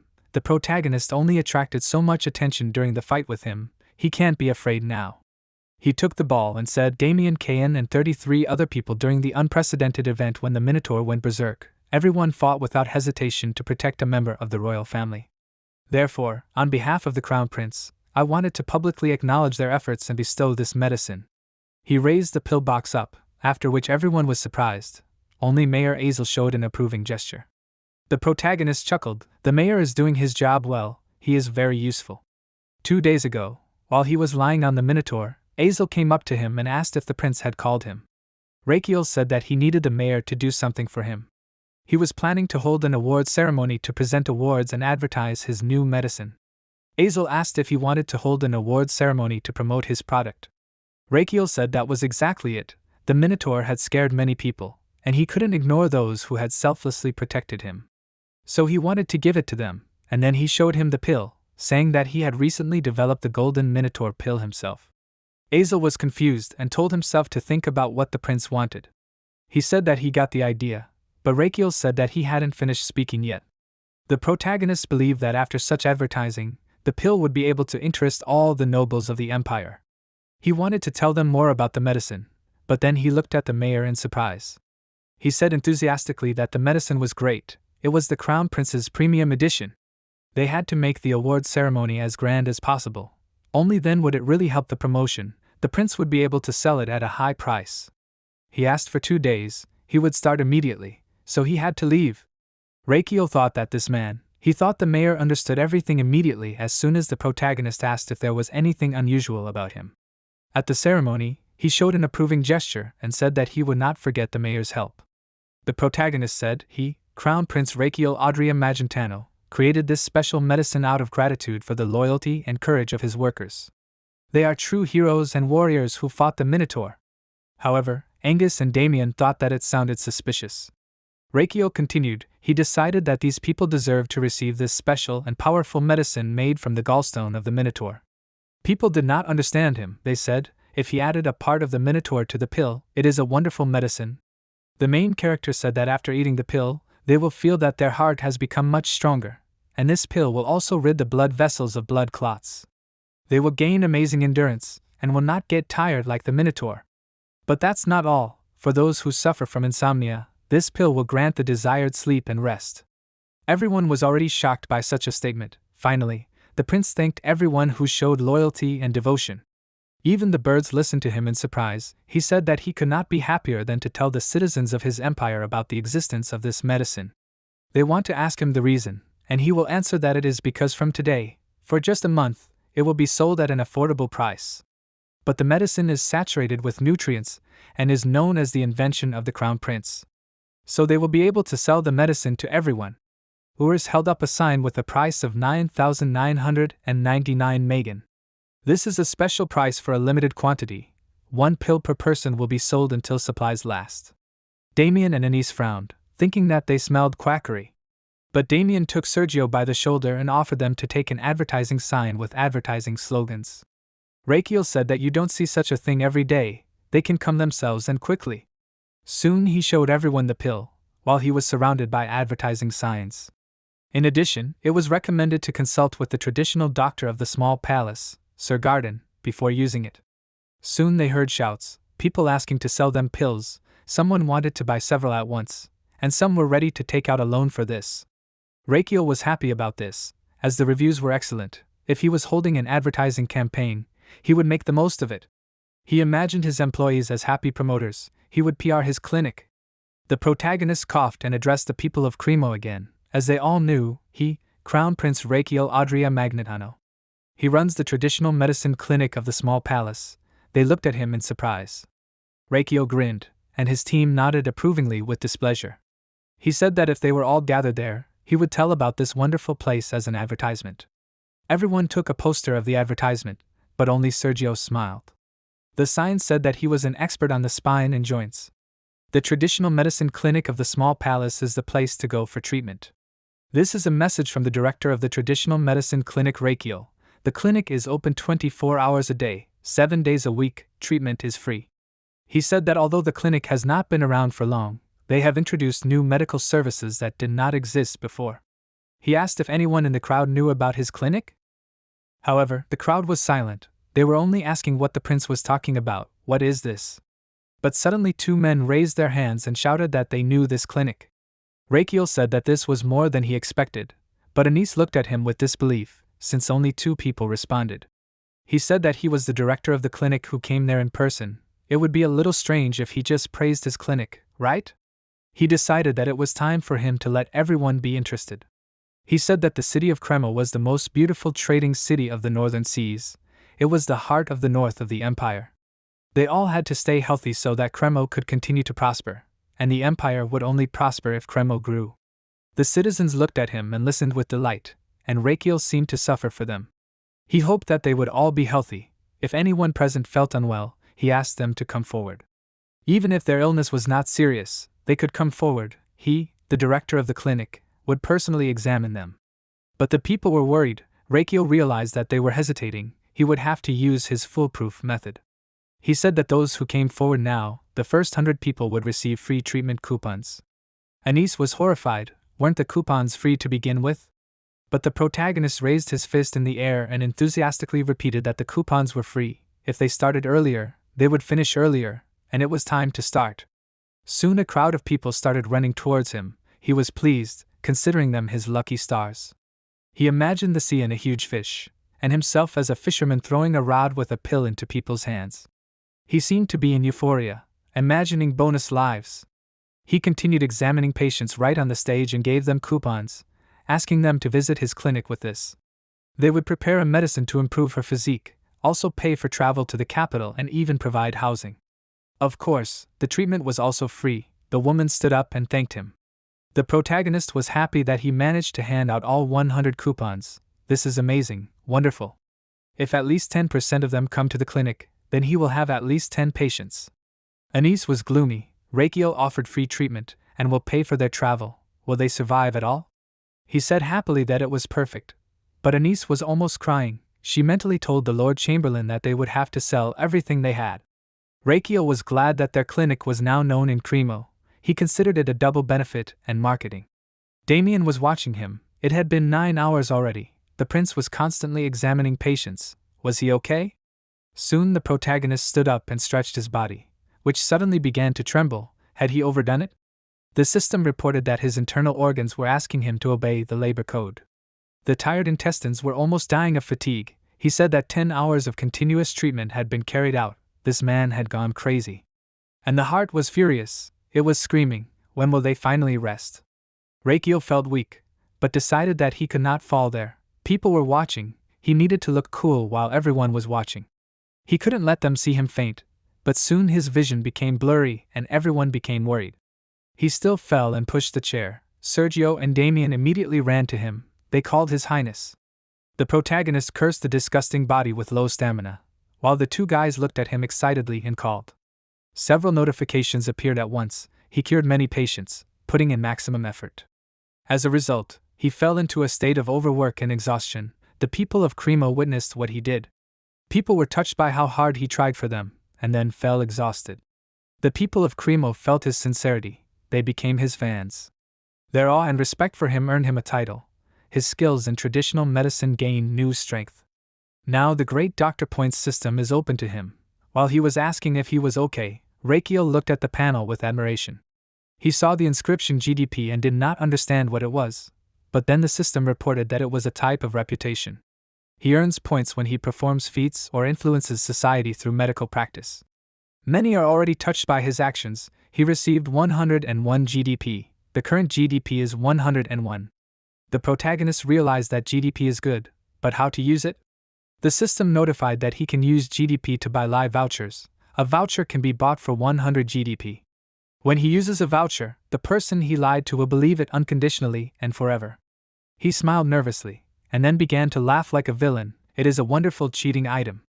Damien took his hand and helped him stand up. At the same time, the system notified when he uses a live voucher, it is necessary to choose who will be affected. One voucher must indicate only one target. He can tell only one lie per voucher. If the target is a mythical creature or someone close to him, they can see through his lie. This panel was right in front of Damien's face, who asked if His Majesty was okay. The protagonist leaned on his shoulders and asked if he would carry him on his back. But Damien replied that he would only do so for a fee. Reikio replied that it was just like him. They approached the mayor, who was almost crying. He asked if His Highness was really leaving like this. He examined the prince's entire body, and said that he didn't look very healthy.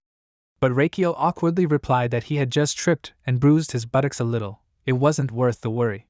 Azel asked if he should stay another night to rest before leaving, but Reikio said that he was fine, he would sleep on the road. The mayor asked if it wasn't less comfortable than a bed, but the prince replied that sleeping in a carriage was just fine. At that moment Damien remembered their comfortable beds with displeasure. He thanked Azel for everything he had done, and today's award ceremony was also great.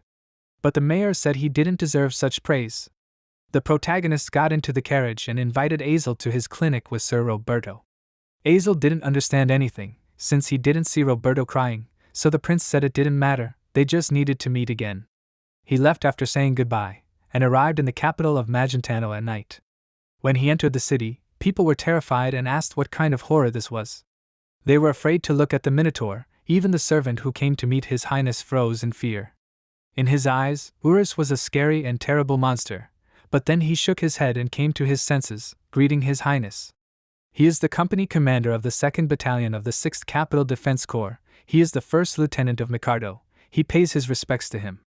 Sleepy Rakiel asked what happened. Then the lieutenant handed him the letter and said that it was the Emperor's order. The protagonist felt something strange. He looked at the envelope with excitement. It said that the Crown Prince should come to the Emperor as soon as he arrived in the capital. Rakiel felt something strange. The Emperor is not the one who needs meetings. If he asks Rakiel to do something strange or impossible, he will just use the lie voucher. After that he smiled and relaxed. He arrived at the palace when it was dark outside. He bowed in the hall. Then he said that Rakiel Adria Magentano pays respects to the rightful ruler and owner of these lands. Astelion looked at him carefully. This irritated the protagonist very much. Why is he silent? If the Emperor asked him to come, then let him say something. He said that he would ask this. Why did he cause so many difficulties to those who traveled with him with his irresponsible and incompetent behavior? But the protagonist knew it would happen. He remembered the blow to the face from the Minotaur. He can't accept that it is called irresponsible and incompetent, because he himself almost died. The Emperor heard that the Minotaur attacked the mayor's residence. Rakiel answered that it was true. Then his father asked why he did not run away that day, but put those who protected him in senseless danger. The protagonist was surprised. His hands were shaking. He did not know the answer. Astelion said, perhaps Rakiel thinks he did everything possible, but he is wrong. He should have escaped to a safe place before the slightest chance of risk arose. If he understands how important his position is, he should have prepared for any situation. The protagonist was annoyed. How could he have foreseen such an outcome if he was not a shaman? The Emperor asked what Rakiel was thinking now. He replied that he had no thoughts. Then Astelion said menacingly and displeasedly, as a result of the prince's ignorance, those around him were in trouble. The protagonist even felt unpleasant that his father did not worry about him. The Emperor said that in the future, Rakiel would take his place. He would be responsible for supporting millions of citizens of their empire. This time, he only had dozens of people under his care, but he had put them all in danger. They were in terrible conditions. He slammed his fist on the throne and screamed, "Does the Crown Prince understand how shameful this is?" Although Rakiel appeared unperturbed, he was nervous inside. He feels insulted, but he cannot disagree with the Emperor's words. He is right. Astelion wants the prince to have time to think about this incident, so that he never repeats this mistake. He replied that he understood, His Majesty. Then the Emperor asked if Rakiel wanted to say something. The protagonist knew that he had to answer something, otherwise their relationship would remain a one-sided relationship, as it was now. He said that he had a question. Did the Emperor quit smoking, as Rakiel asked him to? The Emperor should quit this habit. Only then will he be able to stay healthy and full of strength. As the Emperor said, the person who leads and supports millions of citizens of their empire is Astelion. He smirked and waited for the Emperor's reaction. His father tried to tell him something, but Rakiel interrupted and said that he really should refrain from smoking. The prosperity of the imperial family depends on his health. But he said this for a reason. In fact, after the death of this Rakiel, the Emperor had a stroke caused by excessive smoking and stress. He must make the Emperor quit smoking no matter what. Only then will the empire not be drawn into the impending war. He must do this if he does not want the Emperor to become like his father. Astelion stood up from the throne, saying that on the day they talked about this, when Rakiel dared to grumble at the Emperor, he quit smoking. The protagonist was very surprised, and the Emperor asked if he had any more questions. He replied that he had no questions, and that it was time for him to leave, but the Emperor said that there was one more thing. He came closer and asked not to mindlessly eat the summoned monsters that had magic in them. He turned away and awkwardly coughed, saying that it was harmful to the prince's body. Soon, Astelion was left alone in the hall. He decided that Rakiel was worried about him. He asked his assistant what happened to Rakiel's miracle medicine.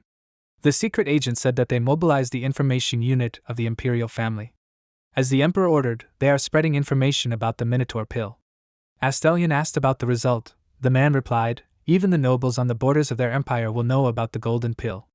The Emperor looked out the window and smiled contentedly, then laughed, saying that it was very good.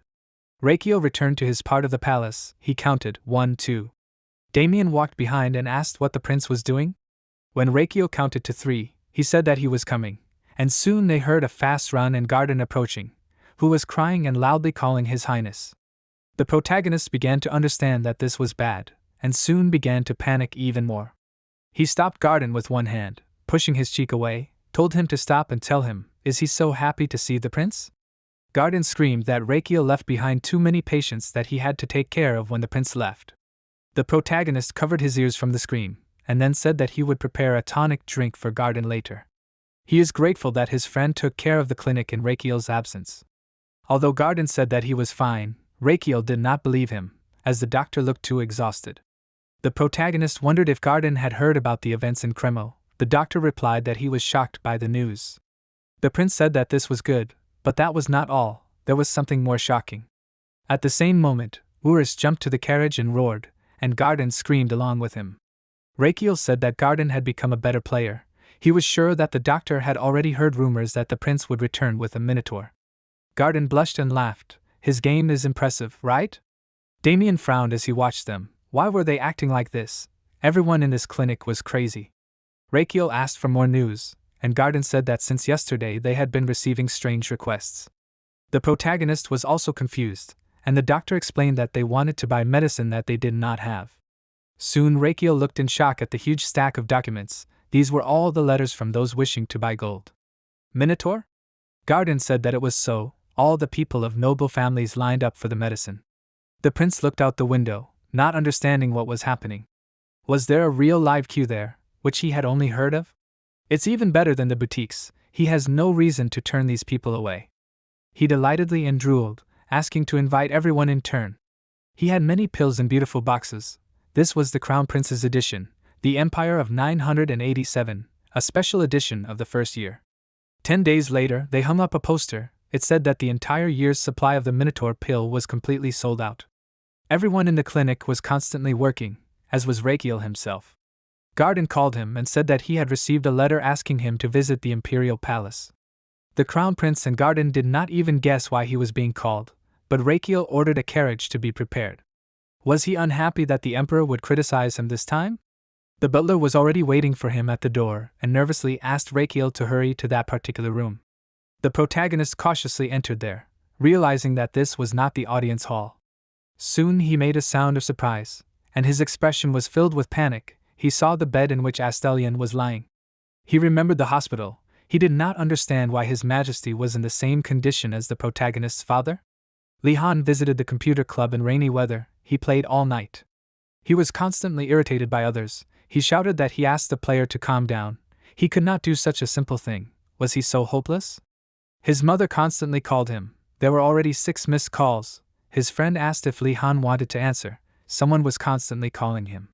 He replied that he did not care about it, and then continued to play dissatisfiedly. Soon he sighed in disappointment when he lost. The phone kept ringing, so he answered, and after the conversation he was overcome with horror. He immediately ran to his mother in the rain. As soon as he entered the hospital room, his hands trembled and tears streamed down his face. He saw his father lying down and his mother crying, after which he dropped the backpack from his hands. Li Han remembered his father unconscious. Now the Emperor was lying in front of Rakiel in the same state.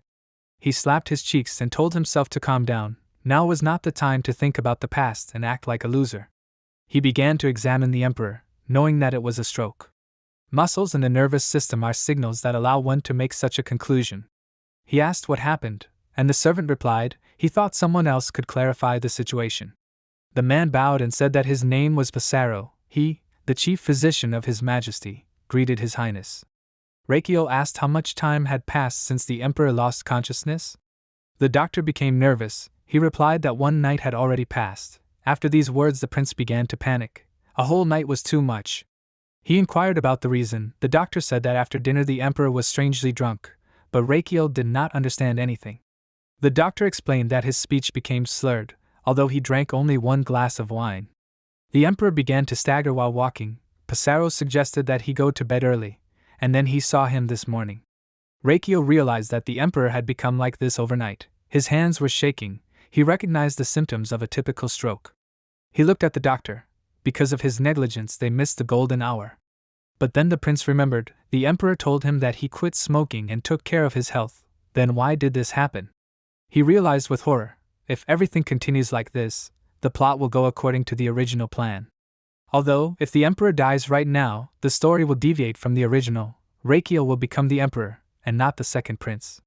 But it won't work, he imagined himself in front of stacks of documents, because being an emperor means having a lot of work. He realized how exhausted he would be, and he had less than 200 days left. He couldn't live with such a load.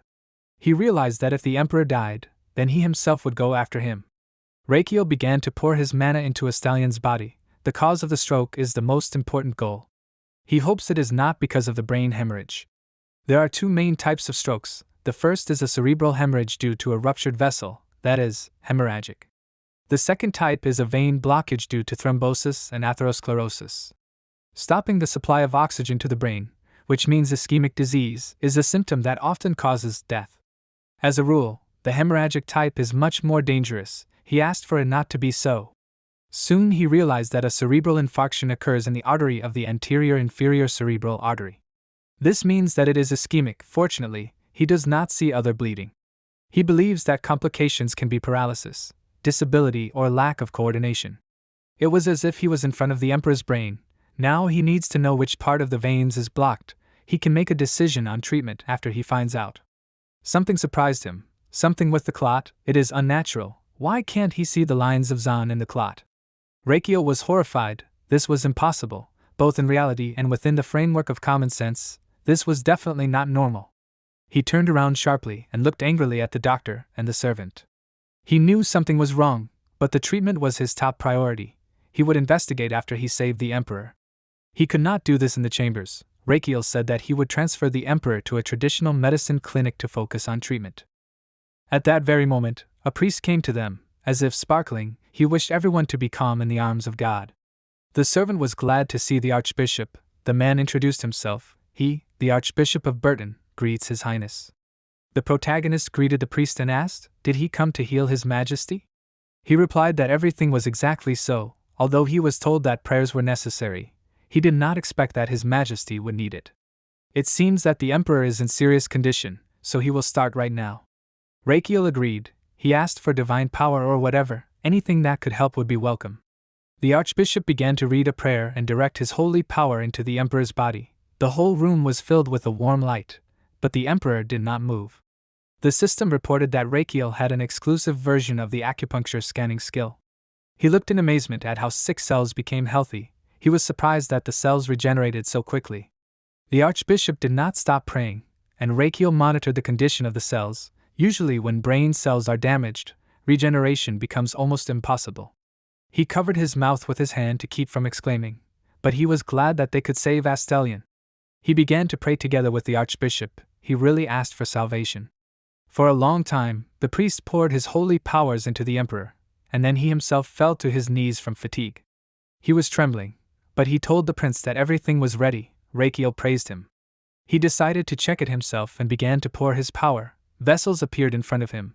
He realized that the clot had not been removed, so the vein was still blocked. Even if the brain cells recovered, they would just die again. This blood clot blocking the vein must be removed. Although this is the most urgent task, what should he do? The most terrible thing now is reperfusion injury. This is the process of resuming blood flow to a part of the body that was previously ischemic due to the cessation of blood supply. But the cell recovery, which should have accelerated, actually worsened. He imagined how the body's organs escape from the powerful flow of blood. When reperfusion injury occurs, this part of the body receives irreversible damage. He closed his eyes while thinking, but soon punched his fist as soon as he found a solution. He immediately called Sir Roberto and ordered to call the palace magician. He was surprised and asked, does the prince want to see Sir Xanatas? As soon as he realized this, he was horrified. Rakiel wanted to electrocute His Majesty. The protagonist said that this was not the case, after which Roberto relaxed. However, then Rakiel said that he was going to freeze the emperor. This shocked Roberto and he screamed in surprise. A magician accompanied by servants walked along the corridor. He entered and said that he came at the request of His Majesty. But as soon as he entered, he was met by two frightened looks in Rakiel, smiling like a real villain. Xanatas tensed up and asked what was going on there. Soon he approached the emperor's bed and asked, does the prince want him to use ice magic on His Majesty? The prince confirmed this, and the magician looked at him with anger and resentment. Why is the prince doing this to him again? He could not believe Rakiel's seriousness, but he said that it was exactly so. He wants the magician to freeze the emperor properly without killing him. The magician flinched when the prince placed his hand on him, and he said with a smile that it was like how he treated a child with epilepsy. Xanatas wanted to object, but Rachiel assured him that the magician's help was necessary. Without it, His Majesty's condition would worsen, he would be in even greater danger. He asked in surprise if this was true. The prince replied that he would not lie to the magician. Xanatas knew that it was difficult, but perhaps it was impossible for something bad to happen to His Majesty. He looked at the prince tensely. Maybe he really was aiming for the throne. He imagined Rachiel as an angry and mocking prince saying that the magician did everything. Xanatas was afraid that the prince wanted to harm His Majesty using the magician. But then he shook his head, driving away such thoughts. Judging by what he had seen so far, Rachiel was not the type to pursue power. The memories of all the patients, and the prince confidently monitoring the health of the people appeared before him. Instead of preparing for the succession to the crown, he takes care of the patients in the small palace day and night. The more the mage thinks about it, the more unique his actions seem. Therefore, although the instructions are strange, he will trust Rachiel once more. He answered His Highness that he agrees. The protagonist thanked him for his trust. Now he can provide the emperor with due assistance. He called the hedgehog, and the mage looked at the prince in surprise, to whom the cute hedgehog ran. As soon as the animal jumped on the protagonist's shoulder, he said, "The hedgehog does not mind borrowing a few thorns again." The hedgehog made an approving gesture, and soon Rachiel had the needles and the minotaur's pill in his hands. Preparations for treatment are complete. It would be ideal if he had one more thing, the sacred magic of blessing. A tired archbishop sat on the sofa, who was surprised when Rachiel approached him. The prince said he wanted to ask for something, then the priest said he would listen to him. The protagonist said it was about the sacred blessing magic he had just used. Could he use it again in about 3 or 4 hours? The archbishop said that unfortunately it was impossible. Then everyone in the chambers tensed up. Rachiel did not understand the reason. Then he explained that the sacred blessing could only be used once a month. The protagonist said he understood everything, but he himself covered his face in disappointment, and then clenched his teeth. The prince would have saved this for a better time if he knew. But now he said he had another question. Could he learn to use the sacred blessing himself? He understood that it was very difficult, but it would be very useful to master it. If he combined traditional medicine and blessing, he would be able to receive bonus lives. He immediately imagined many system notifications about receiving a bonus. The archbishop clapped him and asked with admiration, "Does that mean he wants to become a believer?" He shook the prince's hands and said that it was a wonderful aspiration. Faith was never too far away. Rachiel didn't understand anything, because he just wanted to get bonus lives faster. The archbishop said that faith was also close to people of noble birth like him. Even the holy blessing that seemed so hard to achieve was actually available to everyone. He said this with incredible delight, and raised his hands up, and then said that all the prince needed was a sincere heart, and the desire to show this faith. He just needed to think less rationally. No physical contact was needed. He didn't need to talk or make eye contact for more than 3 seconds, and he also needed to be in the same space for more than 3 minutes, but not breathe the same air. Rachiel should just offer all the care and love that comes from rationality to faith. Everyone was shocked when the archbishop said that faith just needed to be shown for 30 years. However, the priest was pleased. It was only 30 years. In the name of faith, it was not that long. If he succeeded, he would be able to receive the holy blessing. Doesn't Rachiel think it's incredibly simple? But he looked at the archbishop with hostility, thinking that the priest could do it himself, and then he refused. He couldn't cope without it. He sighed and started to leave. The priest tried to talk to him, but the prince said that they were starting the treatment. He raised the emperor's back. If he wanted to prevent reperfusion injury, he needed to reduce his metabolic rate as much as possible. This would help reduce the amount of abrupt changes in the cells, minimize structural damage to the cells. The most effective way to do this would be to lower his body temperature to safe limits. Xanatas began to cast a spell, surrounding himself with streams of cold, snow and ice. The emperor was now also enveloped in this cold stream. This is hypothermia. When the body temperature decreases, the metabolic rate in the entire body slows down.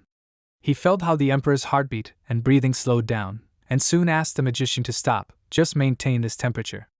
Xanatas was tense and watched this, while Rachiel went to his devices. The gold tablet of the Minotaur, which he had previously crushed, would help dissolve the clot. He began to give the emperor the medicine. Now he had no room for error. The medicine penetrated inside through the vein. The clot began to dissolve. Rachiel realized that from this moment on he needed to act quickly, otherwise other side effects could occur. He took the needle and aimed at the acupuncture point that is responsible for the pulse. Soon the needle was at the Qingqi point. Let the change in energy and blood flow from the Qingqi point then spread throughout the stomach meridian. All the spectators were shocked and terrified, and one of them lost consciousness. But the prince knew they had to wait until the emperor's pulse returned to normal.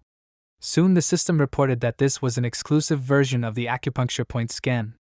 Mana spread throughout the body. This was the effect of the Sibai, Juliad, Jichang, Jiache, Daing points. The prince needed to control the blood flow to the anterior inferior cerebellar artery. If too much blood flow is added to the reperfusion injury, the damaged blood vessel walls in the brain will definitely burst. That is why this process must be carried out with extreme precision. He injected again, but faster. He used the two-way point Xiaoguan. Reikio felt the reaction of the mana, not much, but the energy was pulsating. The magician was tense while he controlled the temperature, and Roberto was worried about the emperor. Everyone was watching the emperor's bed, which was shining brightly. Reikio felt that the blood flow slowed down by about 20%. There was hope. The rest will depend on the emperor's vitality and his fate. All they can do is hope for the best. He really asked that things are not like last time. In Li Han's memories, there was a hospital corridor. He stood in front of his father's bed and said if he woke up, Li Han would listen very carefully to everything his father said. He cried and said that he would, but soon he heard the monotonous sound of the machine. His father's hand fell. Li Han wished for the best, but in the end, his father never opened his eyes. Li Han cried a lot, and at the funeral, he only had sadness. The urn with his father's remains was warm, unlike his cold hands. If he could hold his father's hot hands one more time, if he could do it one more time. After that, Reikio woke up, and Astelion's trembling hand covered his hand. He was surprised and cried out. The emperor woke up. Astelion said it was him, his son, Reikio. He was very grateful to him. The protagonist bit his lip. He was not the emperor's son, but still, he said that everything was fine. He asks not to strain himself too much and to rest. He himself felt at the limit, so he said that he would go out for a while. He walked along the dark corridor, regretting, because if he had answered the phone earlier that day, if he had come right away. This time at least he was not late. He leaned his head against the glass. He was so sorry, and soon he began to cry. He sat by the window for a while, but then he began to shake his head. No, he must calm down and concentrate. He has no time for such thoughts now. Such a state of apathy will not lead to anything good. So far, the emperor has only passed one obstacle, and there are many more ahead. There is no guarantee that a second or third relapse will not occur. Stress disorders may occur, so it is also necessary to plan for rehabilitation. If Astelion lives for a month, they will be able to use the sacred blessing, then a full recovery is possible. The system reported, through the use of hypothermia, precise acupuncture, the gold pill of the Minotaur, he gave the patient his full attention. Astelion Testaro's Magentano has overcome the crisis and is no longer in critical condition. Now he has hope for recovery and rehabilitation. In the process of this treatment, he created history on the continent of Laurenia. Reikio introduced the concept of reperfusion injury. He left a significant mark on the history of medicine on the continent of Laurenia. The new reperfusion injury will enter the basic medical books of future generations. Young people will be indignant, studying all this. Those who dream of becoming doctors despair from the increased volume of verified knowledge. They will blame Reikio. He received points of an excellent doctor, as well as live vouchers 121 GPD. He has a total of 222. He can buy 2 live vouchers. For him, this was an unexpected reward. While he was sitting, the doctor and servant came to him, saying that Reikio saved the emperor and his advisor. Pissarro said that thanks to this incident, he realized how incompetent he was, how arrogant and complacent he had become. Reikio asked if the doctor thought well, after which Pissarro became worried, but answered in the affirmative. Then the protagonist hopes that they will take responsibility.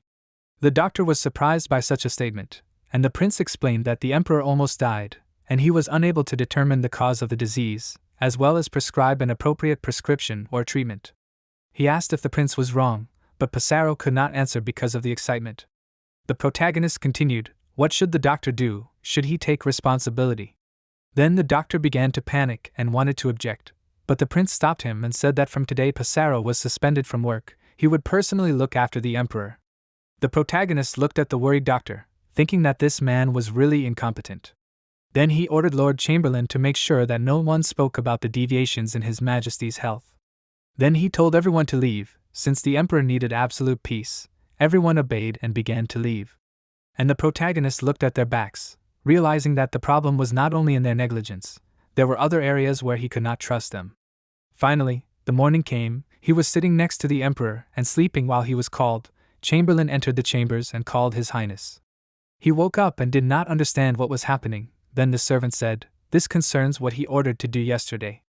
The prince asked if they had managed to stop all the rumors about the emperor's illness. He replied that everything had gone well. The outside world thought that His Majesty had caught a cold and was currently resting.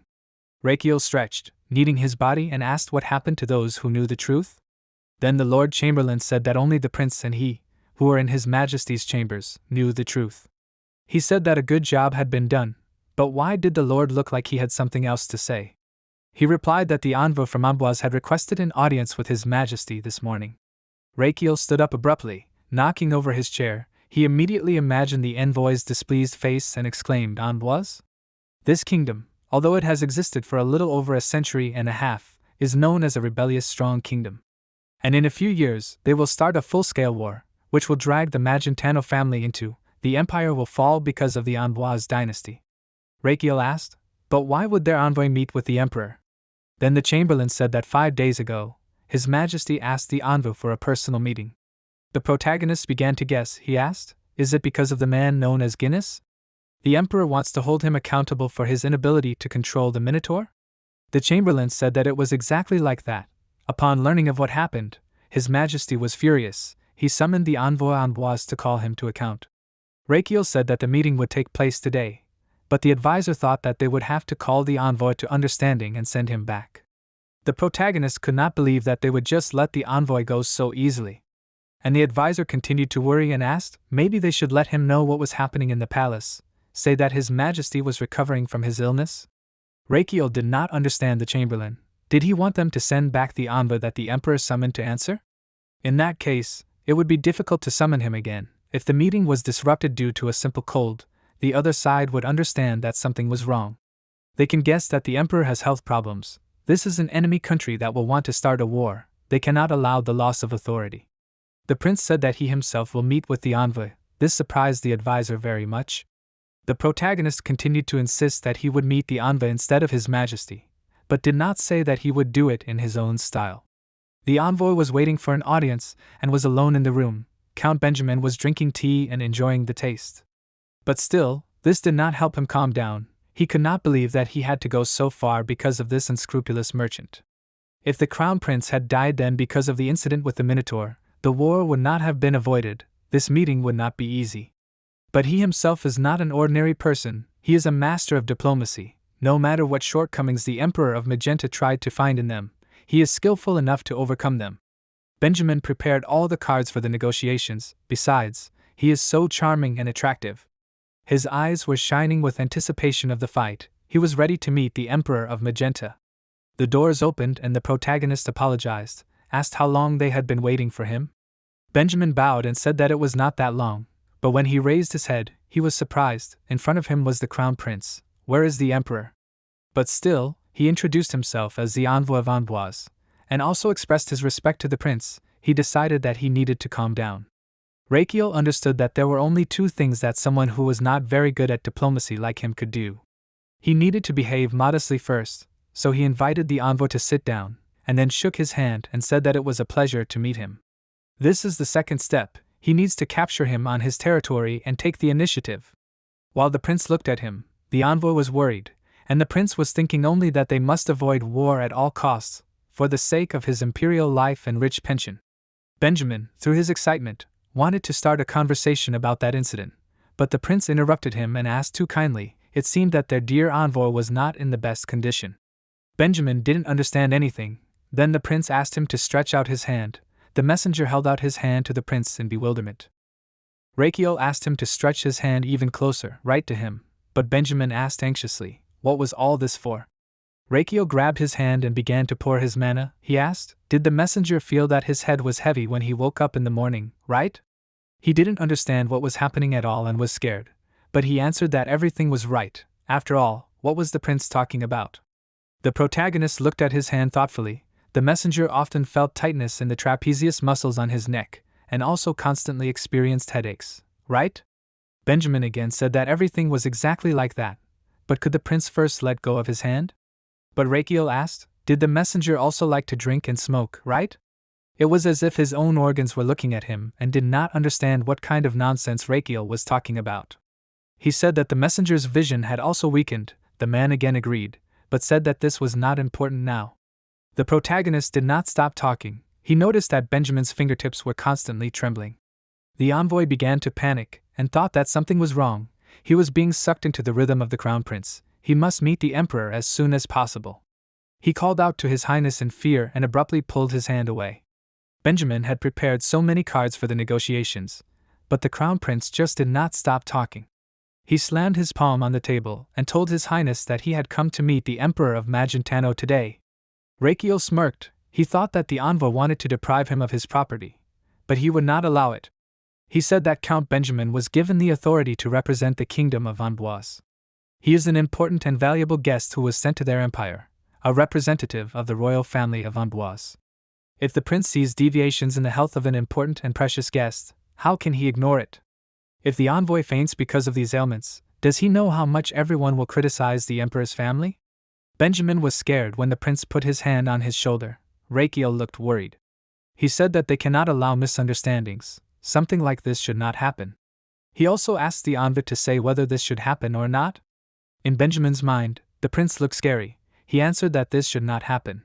He became nervous and panicked, realizing that he was in trouble.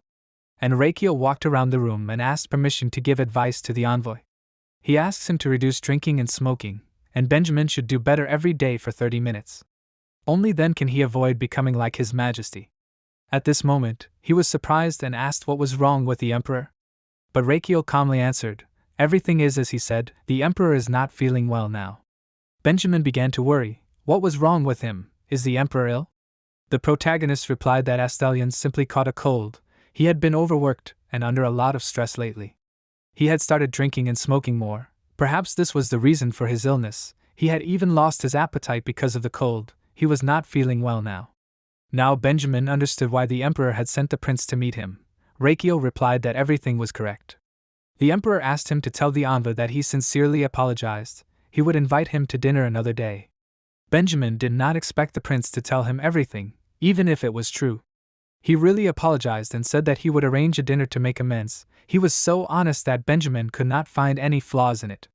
The crown prince himself intervened to demonstrate his sincerity. He shared the situation so frankly.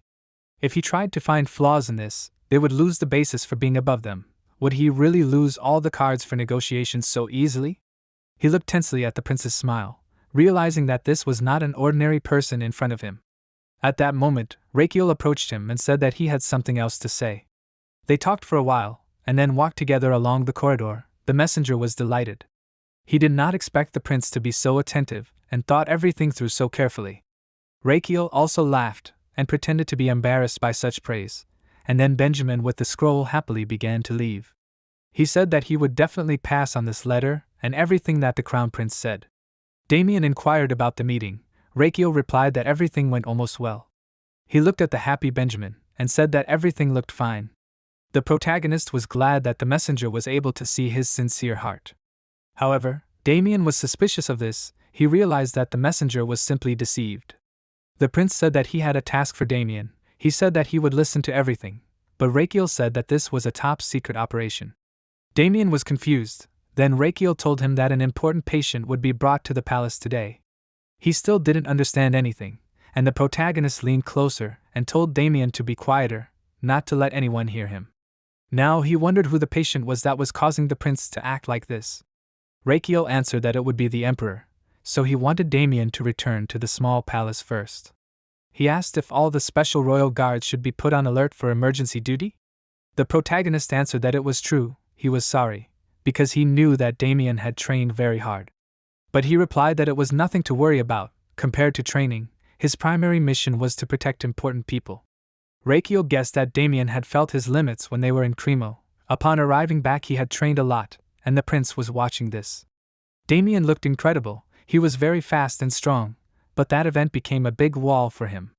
He trained until he was completely exhausted, destroying the entire training field.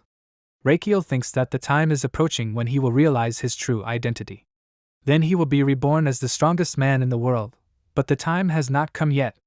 Damien bowed and said that he will return to the small palace and begin training. The prince began to leave. Damien went the other way. He was worried about the fact that he had significantly increased his training, but he still had a long way to go. He had never studied swordsmanship systematically. Will he be able to surpass his capabilities? He clenched his fist. What should he do to become stronger? At this time, Rakiel took the emperor out in a wheelchair. He could not leave him in the palace. They do not know what one of his close ones can plan, and he is still very sick. Since they do not know when an emergency may arise, he must stay with Astelion as long as possible. He must do this until the archbishop can benefit from the sacred blessing in a month. But if Rakiel himself remains in the palace for too long, people will begin to suspect that the emperor's illness is more serious than a cold. It would be better for them to avoid such a situation as much as possible. He also needs to start preparing for his next VIP. Rakiel grinned wickedly. He thinks it's time to get going. In the kingdom of Amboise, the ruler was surprised by Benjamin's quick return. However, he was not happy. The Emperor of Magenta is very difficult to deal with. King Merovinger was tensely waiting for the messenger. Soon he opened the doors and told his king that he had arrived. The king greeted the count and asked how everything went. Benjamin was worried, but still answered that he was unable to meet the Emperor of Magenta, but he was pleased to say that he was able to see the crown prince. In the palace, the prince said that they should quickly move on to the main topic of their meeting. He believes that the king of Amboise knows about what happened in Cremo. Benjamin confirmed this. That's why Rakiel wants to tell about it. No, ask. This put the messenger on guard. Then the protagonist said he wants the first in line for the throne, Princess Adeline de Beauharnais d'Amboise, to stay in their capital, Magenta, for 6 months. Benjamin was horrified. They were planning to take their princess hostage? Amboise is a strictly independent country. It is not one of Magenta's vassal states. He can't believe that they would humiliate Amboise like that. Benjamin was angry and trembling. He said that they could not agree to this. Then the protagonist used the lie voucher. The system reported that Count Benjamin began to succumb to his lies. The prince said, in fact, he was sincerely interested in developing constructive, peaceful and friendly relations with the kingdom of Amboise. Moreover, he would very much like to establish close personal relations. The system reported that the count would now unconditionally and forever trust one lie of the prince. He thought about personal relations and asked with interest, why does the prince need this? But then he was confused by his guess. Maybe the prince likes their princess? What if she lives in Magenta for 6 months and then falls in love with the crown prince? He grabbed his head in panic, but then he began to think again. Could this lead to a powerful alliance, or, incredibly, even a confederation? Could an unprecedented great empire be born soon? He imagined himself in a huge picture showing his greatness. This could be his chance to write his name in history forever, a meeting where the cornerstone of a great empire would be laid. He imagined himself in front of a crowd of jubilant Amboise residents. He is a great diplomat leading the meeting. Merovinger hit the throne with his fist and shouted. This brought the diplomat out of his dreams. He was angry that they wanted to take Adeline away for 6 months. How dare they treat their kingdom like a vassal state and take the princess hostage? Do they want war? Benjamin, he just stood by while they proposed such a ridiculous thing? The diplomat was trembling with fear, but he countered that it was a reasonable request, made in the hopes of strengthening friendly relations between their countries. The king was at a loss, so Benjamin continued. The crown prince of Magenta would like to establish ties between both countries through exchanges, and also to build a close relationship with the princess. The king took note of the proposal for a close relationship.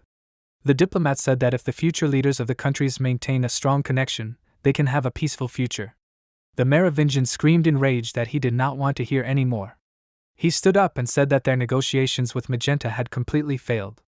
Benjamin asked the king to calm his anger. He asked to read the letter from the crown prince. The king became worried. He did not understand what had happened to Benjamin. He had always been able to remain neutral. Why was he supporting the crown prince so much?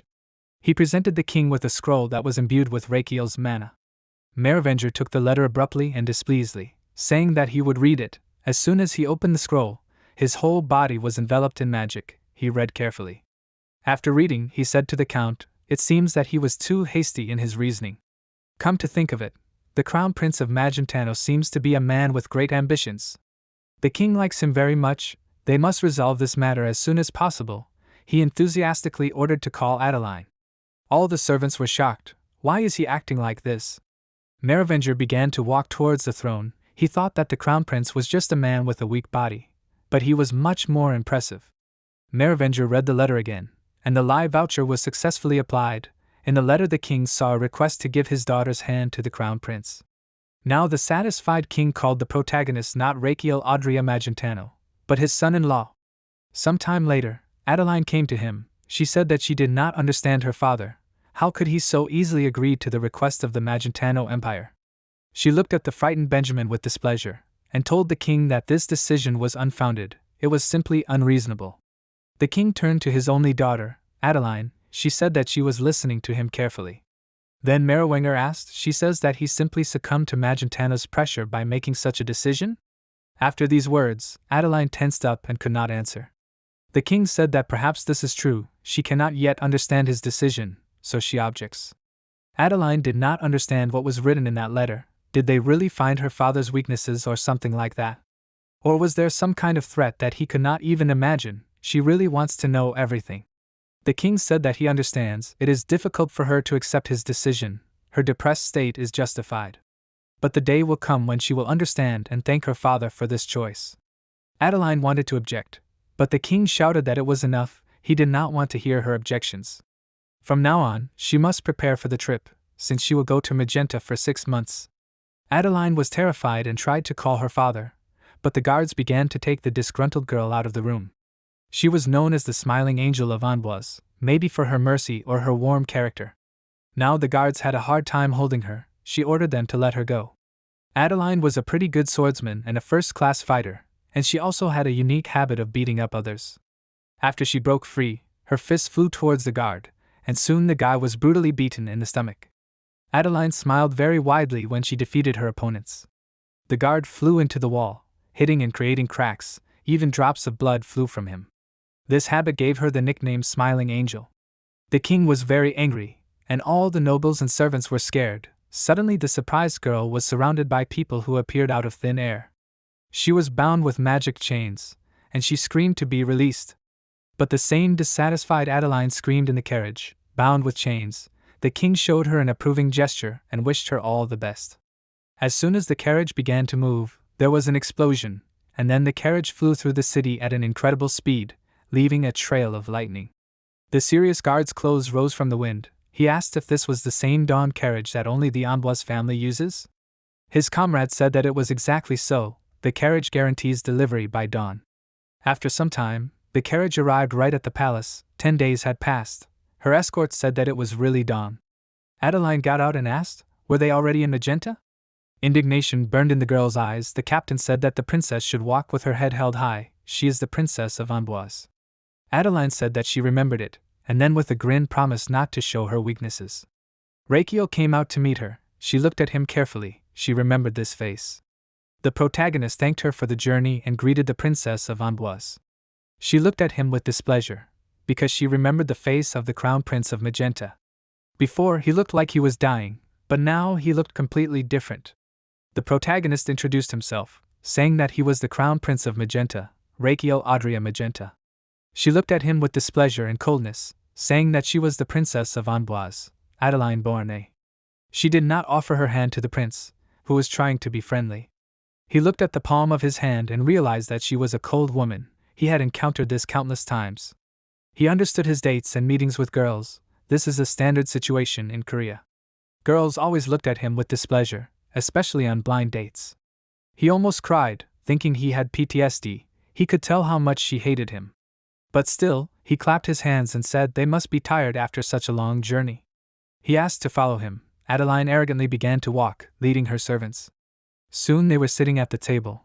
Raquel offered her to have breakfast first. After that, he would lead them to the small palace where they would stay. But Adeline did not speak, only looked displeased. The protagonist knew that she was the main key that would prevent a great war. Adeline hates to lose and has an aggressive character, but still prefers peace than war. Before the meal, she asked if the captain was hungry, but he told her not to worry. The prince knew that she was wise. Moreover, she was strong and healthy. She could break through a wall with her fist. But she suddenly died without ascending the throne. As a result, someone from a distant branch of the Manhwa's family became king. Unlike Adeline, the new king was inclined to war and extreme political views. He began large-scale military operations against Magentano. In other words, a catastrophe occurred. Just thinking about it made him feel bad. That guy was born for war, but he cannot allow this. Rakiel looked at the irritated girl and decided that he must help her become queen. Judging by the novel, the symptoms that Adeline had, he assumes, are biliary atresia due to gallstones. He knew someone who had the same concerns. He was the author of a novel that Li-han was introduced to by her best friends, Won-hu and Un-seo. The author's name was Baek-hyun. Anyway, if she already had gallstones, he would remove them and prescribe medicine to prevent a relapse. He noticed that she had put down her fork and said that he was sorry. He couldn't believe that he invited her to a meal after such a long journey. She must have difficulty digesting food. He snapped his fingers and said that he had prepared a tonic for her. Garden very quickly brought the medicine with a proud look, and the prince said that they had brewed a restorative decoction. It was a tonic that was good for the body. Adeline looked into the glass and asked, "Is this medicine?" She became irritated. They seriously dared to feed her poison? The captain was scared when she raised her fist in the air, and then slammed it hard on the table, breaking the glass. Everyone was scared because the sound was loud and half the table was cracked and food was flying everywhere. She asked if Rakiel was making fun of her. He looked at her and the dirty table and asked if he was making fun of her. Adeline also asked if that was why he had invited her to the empire. Rakiel did not understand her words, and then the princess said she was only there because the prince had asked her to come. It was a very difficult decision for her and the entire kingdom of Manhwa, and he did not know that. She decided to tell him in advance that she would stay for 6 months as he had asked her father. She pointed at him and said she would not do anything else, and he should not even think about asking for anything. The protagonist was worried and he was sure she had misunderstood, but Adeline stood up and said she understood perfectly. Then he asked if it was possible that she was scared. The girl froze in place. This word was endlessly rushing through her ears, but she asked what the prince had just said. But Rakiel replied that he had done nothing. He had simply offered her something to eat, given her an excellent tonic medicine so that she could recover from her fatigue. What was she so afraid and wary of if she wanted to escape from the palace? Adeline replied that she was not afraid, but the protagonist interrupted her again. If she was afraid that the medicine was poisoned, then he asked Sir Garden to bring him some too. Garden obeyed him and soon brought a glass, which Rakiel examined carefully. He felt sorry to drink something that was made from the most expensive ingredients. He drank it all in one quick gulp and asked if they really thought that he, the crown prince of the empire, would mix poison into the medicine during an official meal? Adeline was surprised and did not know what to answer. The insidious Rakiel pretended to be upset and said that he could not do anything, although he understood that she could not trust, so he put him in such an awkward position. She did not drink the tonic he gave. All Adeline got was fear. He knew that Adeline hated fearful cowards the most. Now the girl was really angry. The prince dared to treat her like a coward. She wanted to hit him. Adeline said that she was never afraid of anything. The prince could give her medicine. But she had one condition. It would be the first and last time she tried his creation. But he asked her to postpone the decision until she drank the tonic, after which Garden and the prince nodded to each other. She looked at the glass tensely. It seemed to her that the words about the usefulness of the drink were a lie. No matter how she perceived this liquid, it was very similar to poison. She even covered her nose from the smell. But then she decided to take a risk and drank it all in one gulp, but soon felt a terrible taste, as if she had licked an elephant's armpit. Rakiel immediately came up to her and said that if she drank it all, then she should have a snack. The captain looked at him in surprise, and Adeline could not recover from the disgusting taste.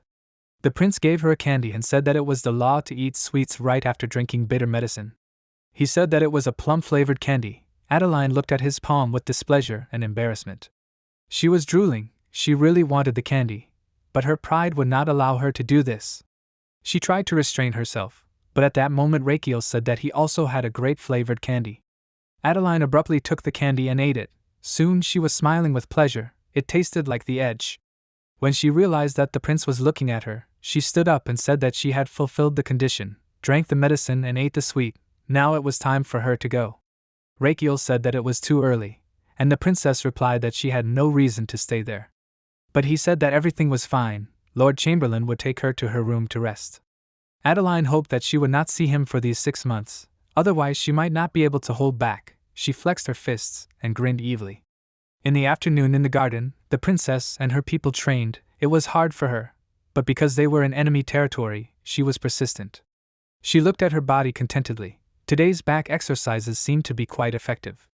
But she did not understand why her body was so light. What was happening? She felt like she could fly. Adeline turned around and asked, "Isn't the captain tired?" He apologized and said that they were fine. They had only been riding in a carriage for 10 days. It was nothing. She looked at the guys lying down and tired, who were shaking, and thought that fatigue was normal after all.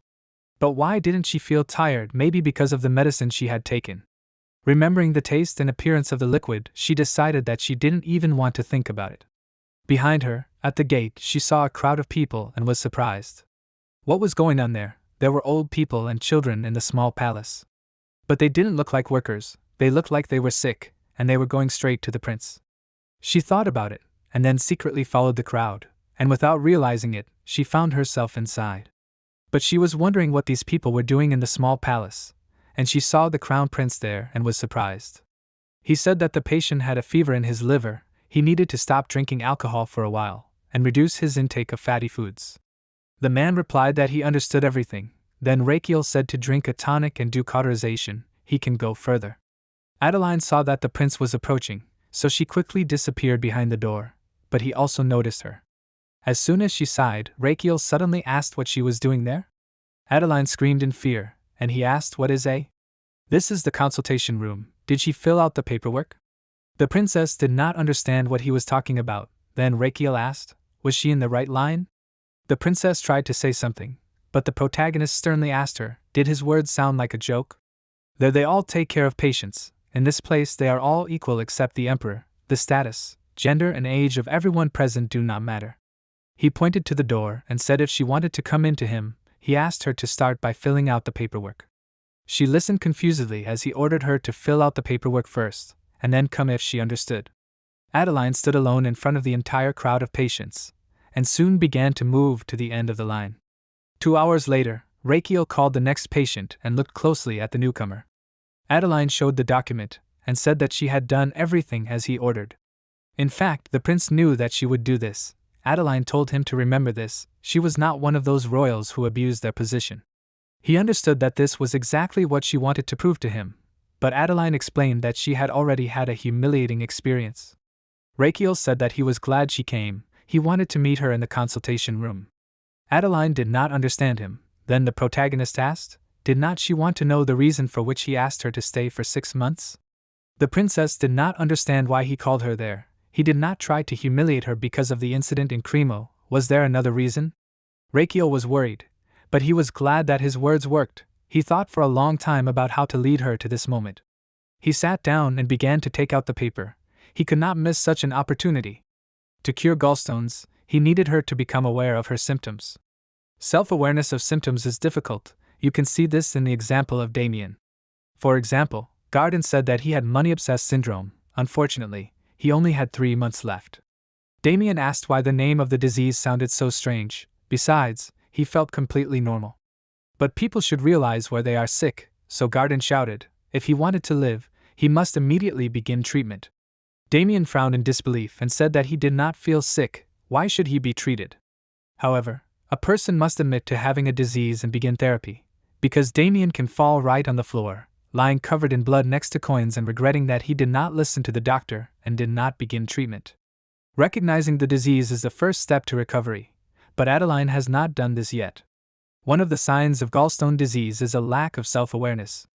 If he suddenly asks her to go to the hospital, the princess will not cooperate. He grinned wickedly and said that he will start with the next one, she will die within 2 years. Adeline was horrified, what is he saying? But the prince replied that it was not a joke. The princess became angry, because it looked like a curse, not a joke. Rachiel said that she could think of anything, but it was true. This was the conclusion of the imperial family's intelligence department. If Adeline knew that it was a lie, she would have seen how much his wooden nose had grown, like Pinocchio's. But now she was surprised and asked him to clarify everything. Then the prince said that the imperial intelligence has eyes and ears everywhere, even in the royal family of Amboise. Everything they do and say is no exception. Thanks to this, they found the first signs of a serious illness in Adeline, which she did not even know about. they were able to analyze the symptoms. Adeline asked, "Does he mean to say that because of this illness she will die within 2 years?" She could not believe his words about death, because she thought he was smart and serious, and now she is disappointed by his ridiculous jokes. Adeline became angry, even her hands were shaking. She said that it was a terrible joke, but Rakiel said, "As a rule, the truth is harsh and insipid." Adeline stood up and screamed, "Does he like to mock her so much?" But he replied that he was not mocking her, he just wanted to cure her.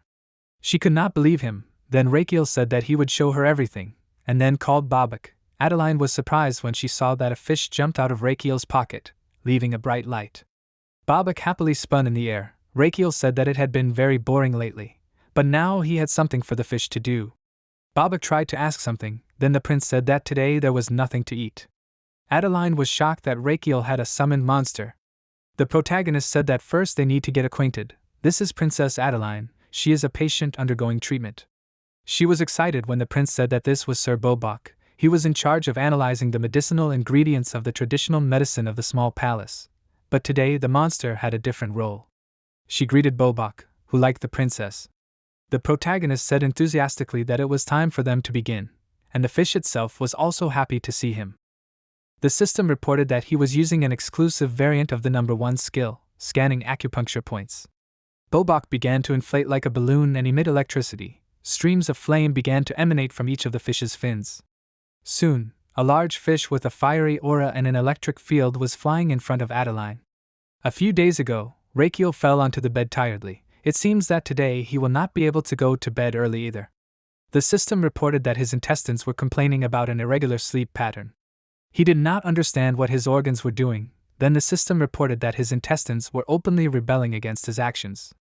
All the organs looked at him with displeasure, holding a sign that they were upset. "What is Rakiel bothering you this time?" He said that he actually received a reply from Manhwas. His heart was curious about what they answered. Rakiel said that the kingdom agreed to send the princess as he requested. She will arrive in about 3 days, but he has some concerns. A lamp suddenly lit up above his heart, and an alarm sounded. The heart was urgently calling everyone. The stomach said that the prince's father-in-law agreed to send the princess, and the intestines said that it was time to propose. The lungs were happy, and the liver said to confess his feelings, like a real man. The system reported that his organs gave him 1000 HP. He has 2500 HP in total. Then he explained that this is not the case at all. He needs to cure the princess so that there is no war. The system reported that his organs are disappointed. They want to return the HP they gave. Rakiel was disappointed with their pettiness. He thinks Adeline should realize her symptoms before she starts to cooperate. If his organs want him to go to bed on time, they should help him. All his organs began to confer in a circle. They were unhappy with him, so they did not understand whether to help him. They thought that they would finally stop being in a pit of loneliness. Rakiel was also unhappy and asked, "Are they not planning to sleep?" The organs began to think faster. Soon the heart said that Rakiel should raise the level of the pulse reading skill, which greatly surprised the protagonist. Rakiel wanted the princess to believe that she had symptoms. Wouldn't it be better to skip all the meaningless explanations and just show her? The protagonist was surprised that he could show others the pulse reading skill. Information about his level 5 skill appeared on the panel. By feeling the target's pulse, he can assess their health status. He can check the overall health check report for detailed results. He will also see more information about the symptoms of the internal organs if they were awakened in his body. This will allow him to make a more accurate diagnosis. He currently has 2500 HP. To level up the exclusive variant of the acupuncture point scanning skill, you need to spend 300 HP, which is what Rakiel did. For the next level up, he needs to spend 350 HP. He decided that only one increase would not do anything. He will continue until the end, so he began to click on the level up many times. Soon, the skill reached level 7, then 8, then 9, and finally 10. He was congratulated on raising to level 10. The rank of his skill also increased. Now his skill is not a basic rank, but an intermediate rank. The level is increased to 11. After gaining experience and investing points, he has become much better at reading the pulse. Thanks to this, he can not only see the patient, but also show the results. Due to the increase in the skill rank, a new skill option was unlocked. He has an exclusive skill option too, when using the acupuncture point scanning option. He can show the patient the diagnostic results on the external screen, but the external screen must have the appropriate brightness. Right now, he showed the princess the screen and said that this was her gallbladder, shown on a computer program. She was shocked that her gallbladder looked like this. He said if she was not sure, she could press on the right side of her stomach. She decided that if she tried, it should not hurt. She pressed on her stomach. Her gallbladder on the screen began to tremble. She saw that her organs were really moving. The prince was pleased. This will work. She is starting to believe. He understands that she is surprised. It would be a shock for anyone to see their internal organs. Adeline was sad. She asked if this could be the cause of her death. Rachiel answered that gallstones in the bladder will eventually clog the bile ducts. When this happens, the bile that should pass through the ducts into the duodenum will enter the liver. From there, the liver, spleen and pancreas will begin to deteriorate rapidly. That is why if she does not get treatment now, she will die. Adeline said that she did not understand. Even if she was sick, why would Rachiel treat her? She was surprised by the answer. He said that he was doing it for the sake of a peaceful life. He hoped that she would become the queen of Amboise with a healthy body. This was the only way to peace between their countries. That was why he brought her to Magenta. Adeline asked if she agreed to the treatment. What would he do? The prince answered that it was very simple. He would show her this too. He clenched his fist and began to aim at Adeline's stomach, as if before a blow. She was scared and quickly stopped his hand, and then hit him, after which Rachiel screamed loudly, raising his reddened hand. With tears in his eyes, he said that he only wanted to show her his method of therapy. Why did she hit him? Adeline answered that no one shows their methods like that. Then Rachiel said that he would show her again. He began to count to 3 and hit himself on the stomach, after which he trembled in pain. He said all she had to do was squeeze her hand and hit her stomach. How was that therapy? It looked Lego. She was horrified and asked what he just said. She just had to hit her stomach. Would that remove the stones? To her, it seemed like a new way to kill, but Rachiel interrupted her and asked if she could release mana before striking. She was surprised by such a question, but answered that she could release a little mana. He answered that it was necessary to crush the stones in the gallbladder. He himself uses an external shock wave. Adeline asked him again about the external shock wave. Rachiel explained that in addition to the mana that she released from her fist, he would use his Azrahan core technique. With this he would direct the flow of a mana shock wave. Adeline did not understand what he was talking about. The protagonist continued to explain. She should know that the Azrahan core technique specializes in absorbing and directing mana. That's why they do this. He remembered his training with Damien. They trained with the help of a huge piece of meat. Rachiel said that when the princess splashed mana towards her stomach, he would adjust the direction. Rachiel trained with peas. Damien was ready to help. He hit a piece of meat, and the prince channeled this power through his body with mana and directed it at the peas. Now he explained that he would direct the princess's power to her gallstones, but she looked at her body with doubt. He assured that they would succeed. He could destroy gallstones. He had a level 10 sales skill, despite the fact that such a skill did not exist in the system. Rachiel suggested starting with treatment with waves of external influence. Adeline asked if she succumbed to the therapy. She wanted him to fulfill one of her requests. The prince asked what she wanted and began to listen carefully. Adeline asked him for a guarantee that as soon as her body returned to normal, she would return to her kingdom without fulfilling his request. He happily said that he agreed to this, but the princess was surprised, since he agreed to her condition too easily. Rachiel explained that once they had treated her gallbladder, he had no reason to keep her in the palace. How did he understand that she agreed to be treated? Adeline still felt like she was trapped. But in front of her was a smiling Rachiel. He extended his hand and said that it was too crowded, they could go to another room for consultations. After which they left together. They were alone in the second room. He asked her to turn her back and not move until he said so, and she also needed to hold her breath for a while. He put his hand on her back and explained that he needed to check the location and size of the formations. Soon he said that he was done and she could start breathing, and she should also clench her right fist and place it on her stomach. She tried and asked if her hand was in the right position. He asked her to place her fist a little lower, and then a little to the left. He said with a smile that now she should hit herself, which angered Adeline. But he asked her to remember, the mana she releases from her fist must be concentrated. She must make the energy hard and sharp as a needle, deliver a clear blow with mana in the form of an arrow, concentrating on one point. He asked if she could do it, after which he immediately received an affirmative answer. The princess's body began to glow brightly with her mana. She took a deep breath, deciding that she would make the first blow weaker. Adeline raised her fist and then hit herself hard in the stomach, feeling something strange. The released mana definitely hit her stomach. but it did not hurt at all. She felt like the mana changed vector and disappeared. Rakiel said that it was wonderful, she could look at Bobak. Adeline was surprised when the fish showed her the screen. Rakiel explained that the gallstones were starting to crack, the mana hit them right. He winked and asked her to do the same thing again. Adeline replied that she would do it with pleasure, after which she began to hit herself in the stomach several times. A bright mana surrounded her. And the princess herself began to smile evilly, returning her personality of a smiling angel. The small palace began to shake. Even Urus was surprised by this, and Garden was afraid that an earthquake had begun. Roberto was shocked when the emperor's eyelids opened due to the shaking, and then panicked when they closed again. Rakiel said that the princess could stop hitting herself, and she could also see on the screen that the neoplasms had been ground into dust. He said that she had done well for a beginner. This made Adeline very happy.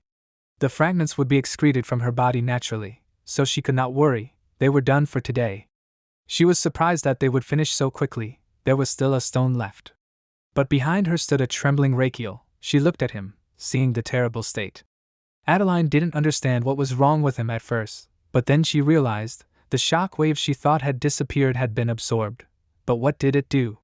Adeline started shaking him and asking if he was okay. Although Rakiel replied that he was fine, he didn't expect the princess's mana to be so strong, too strong. She shook him excitedly and asked why he had gone so far. Rakiel replied that it was natural, because she was his responsibility. If she decided to start treatment, then she was his patient. Adeline was surprised by his words, and Rakiel tried to explain that she needed to rest, but he began to tremble and lose consciousness. When he fell, Adeline ran up to him and started calling for the crown prince in a panic. After a while, Rakiel was lying in his bed. Garden said fortunately he was okay. Adeline asked if the doctor was sure, then he explained that he had no fever. His pulse and breathing were normal. But she didn't understand why the crown prince hadn't woken up yet. Garden guessed that he had put too much stress on his body in a short period of time. His body naturally wanted to rest. Apparently he had fallen into a deep sleep. He wasn't healthy to begin with. He was born with a very weak body constitution. Adeline awkwardly said that she was sorry for the inconvenience. But Garden said that it wasn't so. In fact, Rakiel had said something beforehand. The crown prince had told her that treating the princess could be quite a painful matter. To the point that he might faint, so she shouldn't worry too much. She was surprised, but Garden said that it happened from time to time. He always put others before himself. That's why Garden was so worried about the prince. After all, he was his personal doctor. Adeline thought. It seemed like all his actions came from the heart. The system reported that Rakiel's actions towards the patient had caused a deep emotion in someone's heart, but the organs were outraged by this. Adeline was very touched. She felt that she was very narrow-minded. She was guilty for not believing such a great man as the crown prince. The system knew that Rakiel was acting out of his own self-interest, but her devotion to the patient came from the heart. He had yet to realize it. Such sincerity would lead to many positive changes in the future. Adeline raised her hand and began to hold Rakiel's hand. The system reported that the highest form of medical trust had been established between him and Adeline. She would not doubt any medical procedures that he would perform on her. She carefully held the prince's hand, and his organs were trying to tell her not to believe it. She was being deceived. The system reported that Rakiel's organs sincerely applauded him for what he had done. In fact, they called him a scammer. But nothing can be changed. He really tried. They gave him 1,500 HP. Now he has 2,500 HP. Garden looked at the princess. He was shocked to see them holding hands. He immediately began to imagine what it could be. His face turned red, and a bright green alarm was glowing above his head, but he was not the only one who saw it. After a while, Rakiel and the princess were drinking tea together. She asked if he felt better. He answered that he felt fine from the beginning. Does she remember what he said before he fainted? Adeline said that it was very awkward. Does he not remember at all? Rakiel became worried and said that he did not remember anything at all. She blushed and said that this could not be. He looked her straight in the eyes. He said that if Adeline decided to start the treatment, she was his. At that moment, he, blushing with embarrassment, stood up and ordered her to stop. Anyway, he is fine now. He had to take a risk to do this process. She cannot worry about it being a problem for her therapy. Rakiel will take his time in the afternoon to treat her. He decided that today he will not faint. He will take care of it. Adeline said that she decided to trust him, but Rakiel did not understand what she was talking about. The princess explained that she saw how he tried to treat her well, how much he had to endure for it. So she decided to believe that the gallstones needed to be removed so that she could survive. He could not believe that it was true, but Adeline said that it was so, and she was also very grateful. She really wanted to say it. Rakiel was a little embarrassed. He began to laugh wickedly. Although it was bad, he was not ashamed at all. After all, it was for his own good. He asked enthusiastically, "Can they begin the treatment?" Adeline turned her back to him and prepared a fist, filling her body with mana. She asked if she could begin. The prince replied that he was ready. The small palace began to shake again from her blows. The system reported that he used the Azrahan core technique to continuously absorb external mana influence.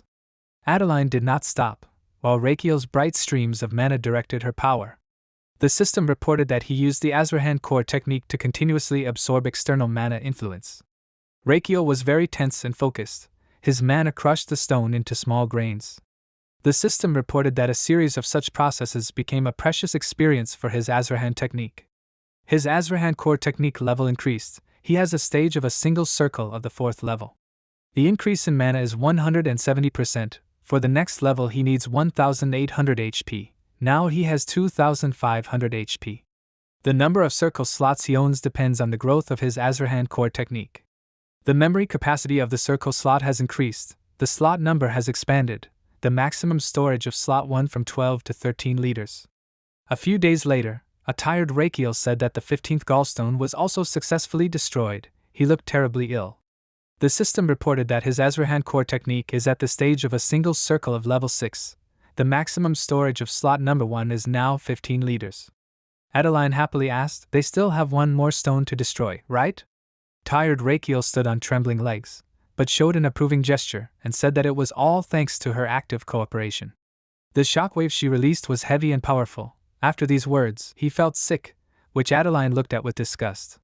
But then she said that she felt guilty because of him. The protagonist asked, "What does she think about saying a few words of gratitude?" Adeline asked, "Why does it sound like he wants a reward?" He replied, "It's because there is nothing free in this world," and she actually asked what kind of reward would satisfy him. He replied, "His wish is that he wants her kingdom to never start a war with the Empire, for the rest of their lives." She couldn't answer something. Then Rakiel asked, "What's wrong?" She became embarrassed and said that everything is fine. He just said something unexpected. The protagonist really didn't understand her. What did she mean? She didn't know how to say it. A person like him is quite interesting. She hasn't met such people. Rakiel, who didn't understand anything, looked at the embarrassed Adeline. What was she talking about? What did this mean? He stretched to stretch his body and said that it was time for them to stop for today. He needed to discharge a patient.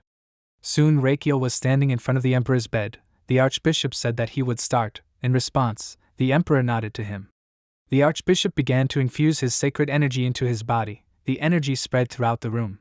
The emperor felt better. He was able to sit up on the bed, which made his entourage very happy. They almost cried with joy.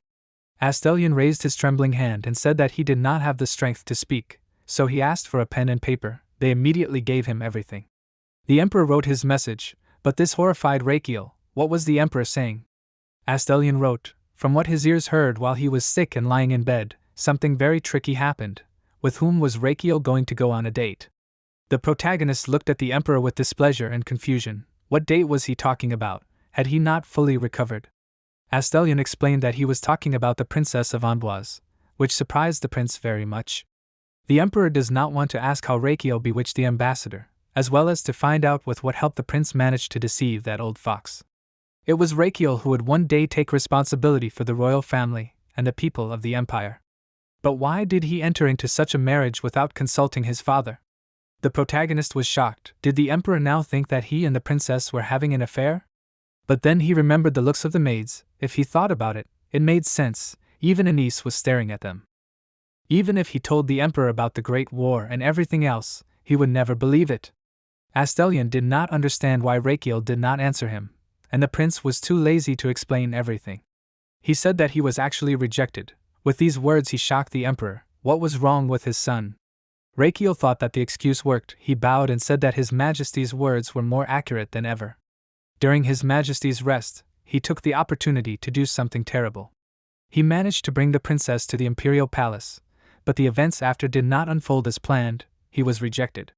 Rakiel even filled his eyes with tears. Astelion began to guess, could it really be it? Rakiel said that everything was exactly like that, and the emperor was indignant. Could it be that the prince did something to her? He answered that it was true. The emperor wanted to know the outcome, and the prince confirmed the most terrible guesses.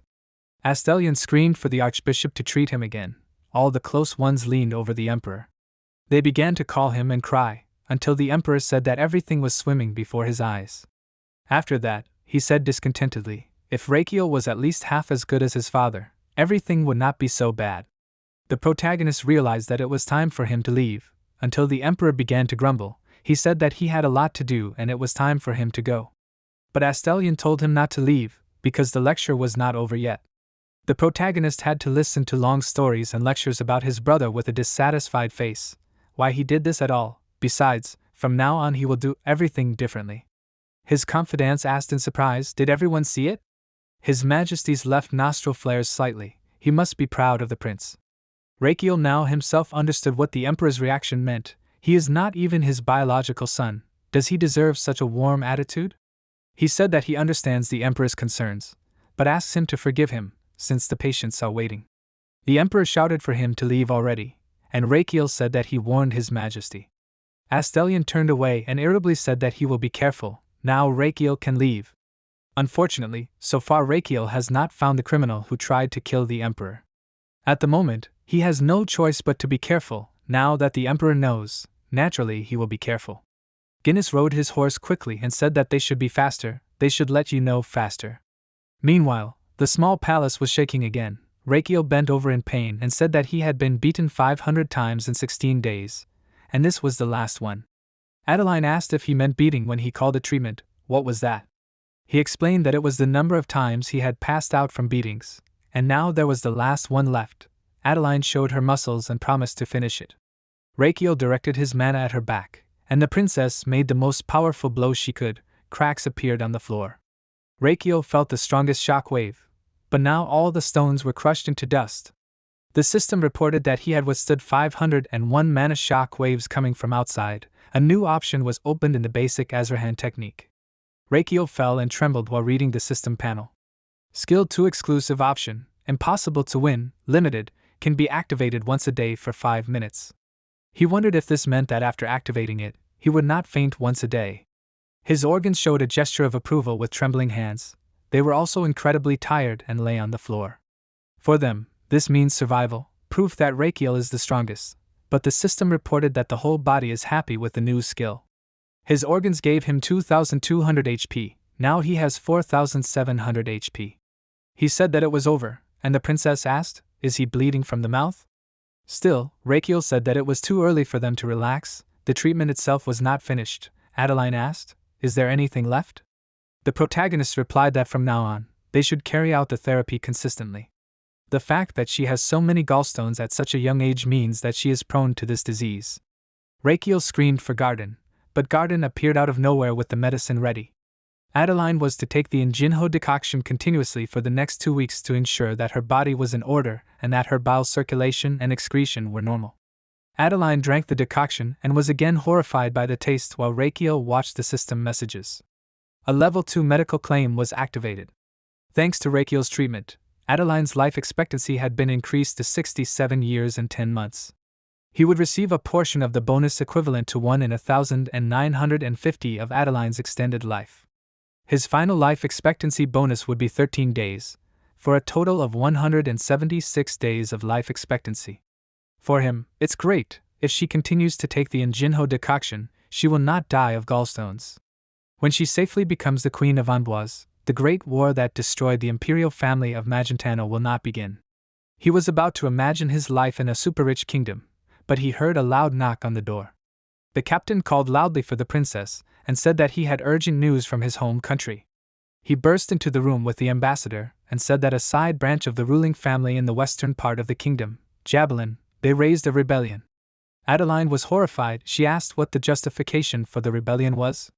The captain replied that they wanted to overthrow the current weak royal family for the sake of Amboise. She asked if there was any reason to criticize Javelin. The captain looked at the prince incredulously, but decided to tell. They scolded the diplomatic weakness of easily giving in to the unreasonable demands of the Crown Prince of Magentano. Reikio began to panic. He worked so hard to keep them alive. What now, a rebellion? He repeated irritably and angrily, a rebellion? Adeline asked about the current state of affairs. The captain replied, according to the news delivered by the messenger, several large-scale clashes have already occurred. The Central Army has currently retreated to Fort Valois and occupied a defensive line, but the losses are greater than expected. The protagonists began to think, have the main forces of Amboise been seriously damaged? After that, a satisfied grin appeared on his face. If he heals these soldiers, then he will gain even more life? The system reported that his organs gave him 100 HP for this crazy idea. He has 4,800 HP in total. Even if he is criticized, it is sad, but it has already happened. He did his best. Reikio would rather do what he can and reap the benefits for himself. He said he was sorry to hear such news from Amboise. He could not help but be sad. Therefore, he had a condition. Adeline must take him with her to Amboise. She wanted to ask him something, but he interrupted her and said that her thoughts were correct. He wanted to serve as a military doctor and treat wounded soldiers in Amboise. He wanted to save at least one more person. The organ said disappointedly that their body was truly amazing, and Reikio scolded them. Adeline was surprised by the words of His Highness. She bowed and thanked him. The protagonist was embarrassed, but said that they should hurry and get ready to hit the road. They needed to hurry, to which Adeline agreed. Some time later, they arrived at a military camp. The carriages with cargo gradually stopped, and when he went out into the street, he asked what kind of place this was. Why was it so untidy? The entire camp was in torn tents. There was a lot of trash around. Reikio stretched and said that he was tired and also missed his first-class carriage. Damien said that he could not get used to it, no matter how many times he looked at Reikio's new body.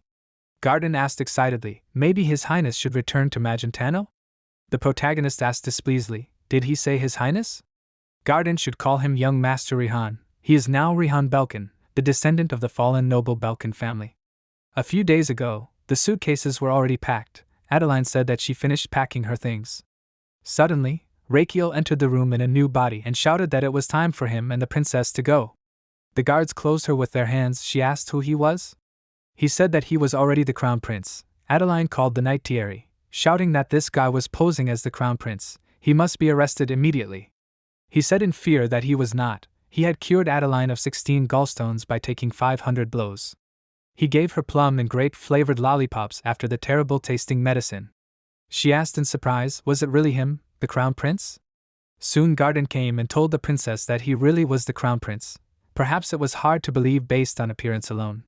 Reikio was still unhappy and irritated, and Adeline touched his stomach and asked how he had gotten into such a state. While she was poking him with her finger, he said that he had received a camouflage from His Majesty the Emperor.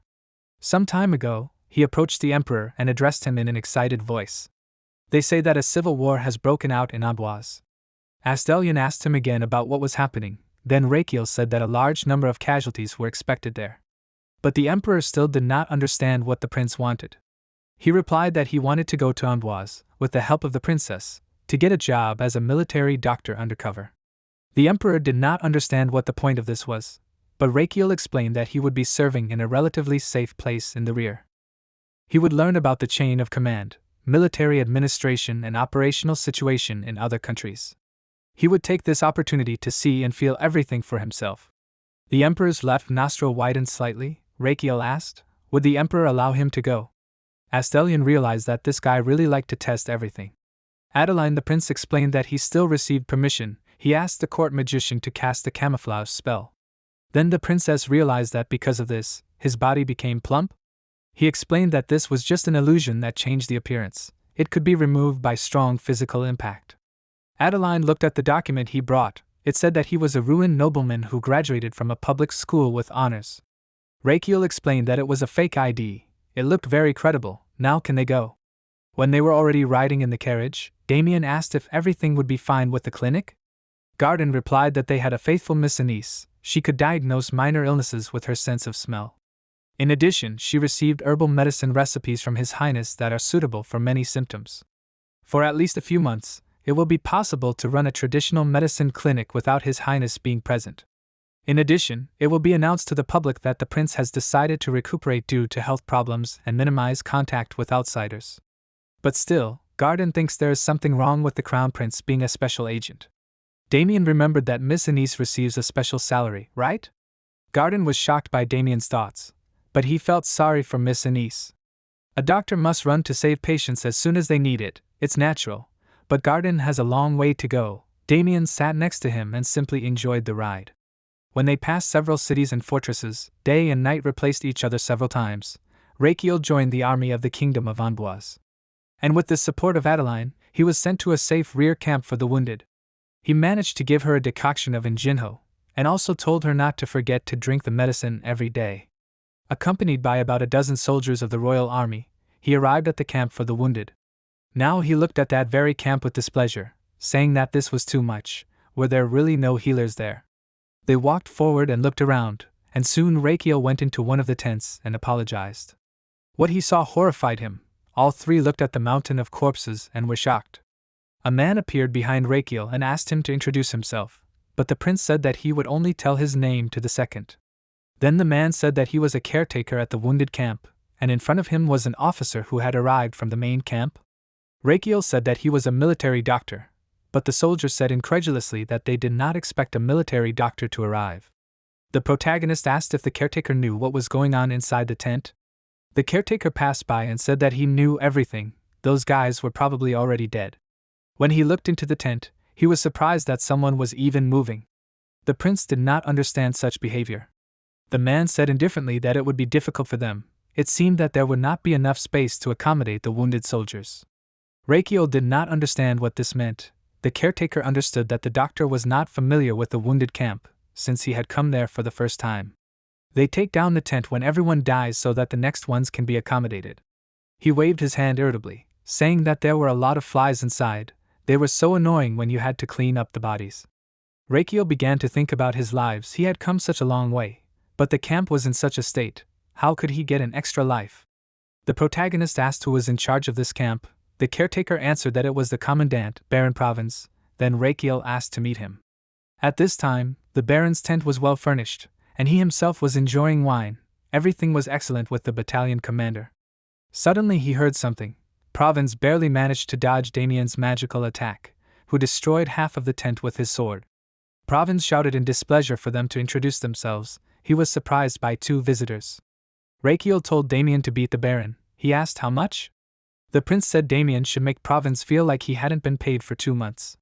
Damien thought about it, then began to take out his sword. 2 is a lot for him, but then he put the sword away, since he can't kill Province. He jumped high, preparing the sheath for an attack, and then hit the Baron right on the nose, after which he screamed loudly.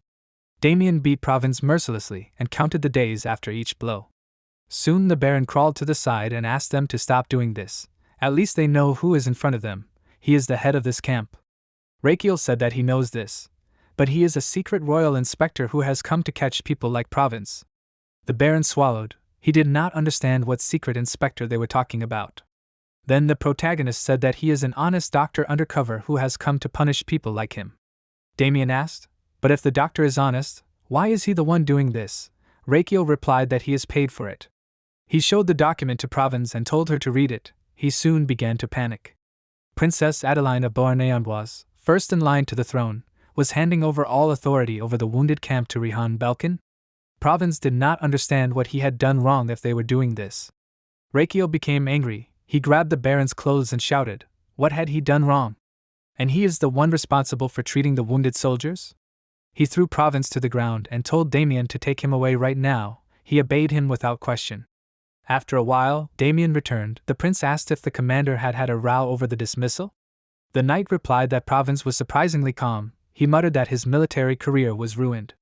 It seems that the blow to him was too strong, or is this normal? The protagonist replied that sometimes fists could get the point across better than words. Regardless of whether the current situation was hopeless or not, he was only thinking about maintaining the status quo. If things continued like this, the wounded soldiers would die. This was not a recovery camp, so Province deserved it. He had turned this place into a morgue. Damien looked at him carefully. Such a look was incomprehensible to Rakiel.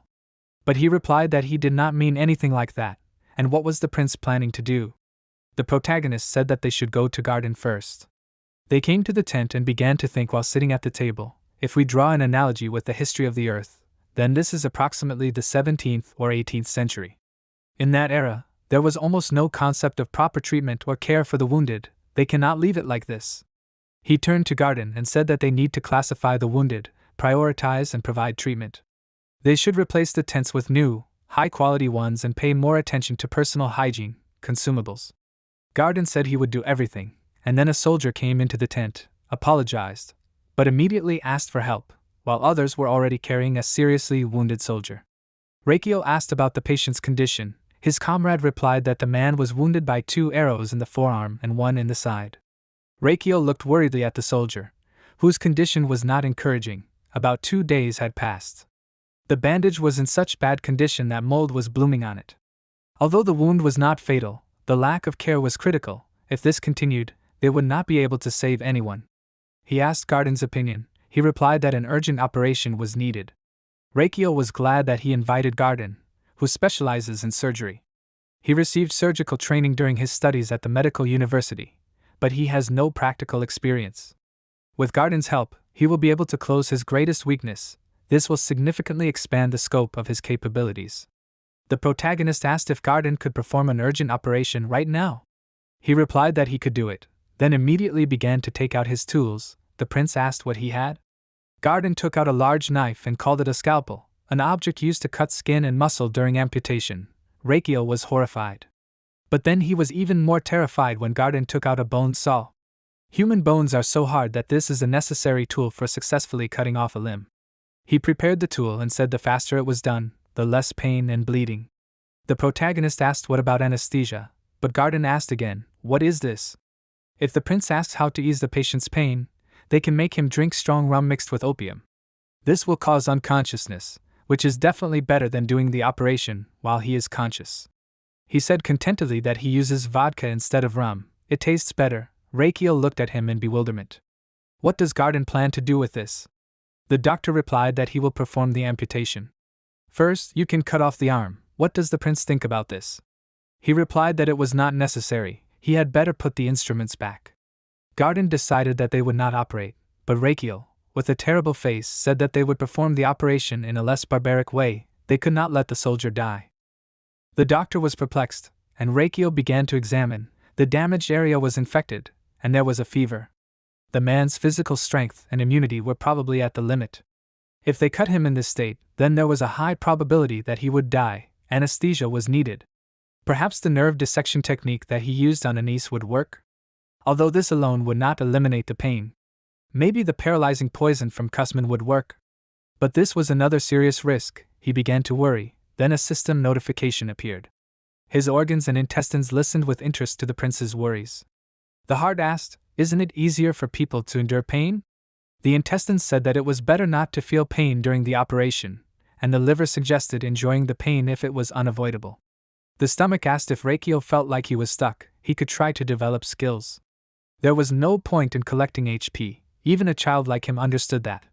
The system reported that his 5 internal organs and 6 intestines gave him 100 HP as support. Now he had 4,900 HP.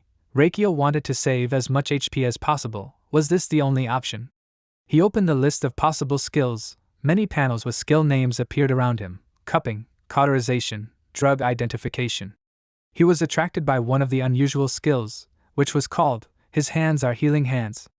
Every time he acquired a new talent, skill or knowledge, a new skill appeared on the list. The skill healing hands will be a great help in relieving patients from pain. He realized that he found exactly the right thing. While he giggled insidiously, everyone looked at him, thinking that something was wrong with his head. He noticed the soldier's gaze and returned to normal. However, his choice had already been made. The system asked, does he want to acquire the skill healing hands?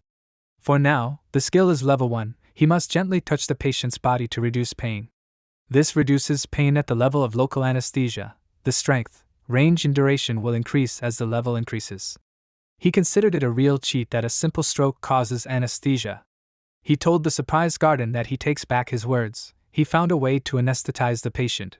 They should prepare for surgery. Garden enthusiastically said that he understood everything. Reikio asked the soldier's name. He answered that he was Diop, a junior private. The protagonist said that from now on he will treat him. Would Diop mind? The soldier asked if they would cut off his hand. The prince said that he would not do it, there was nothing to worry about. The soldier humbly said that he understood everything. Reikio repeated that he would not do it, but Diop said that he was a positive person. He doesn't think his life will end just because he loses his arm. The protagonist screamed again that he won't touch his arm. Diop was glad that at least it wasn't his leg. If he lost his arm it would just be uncomfortable.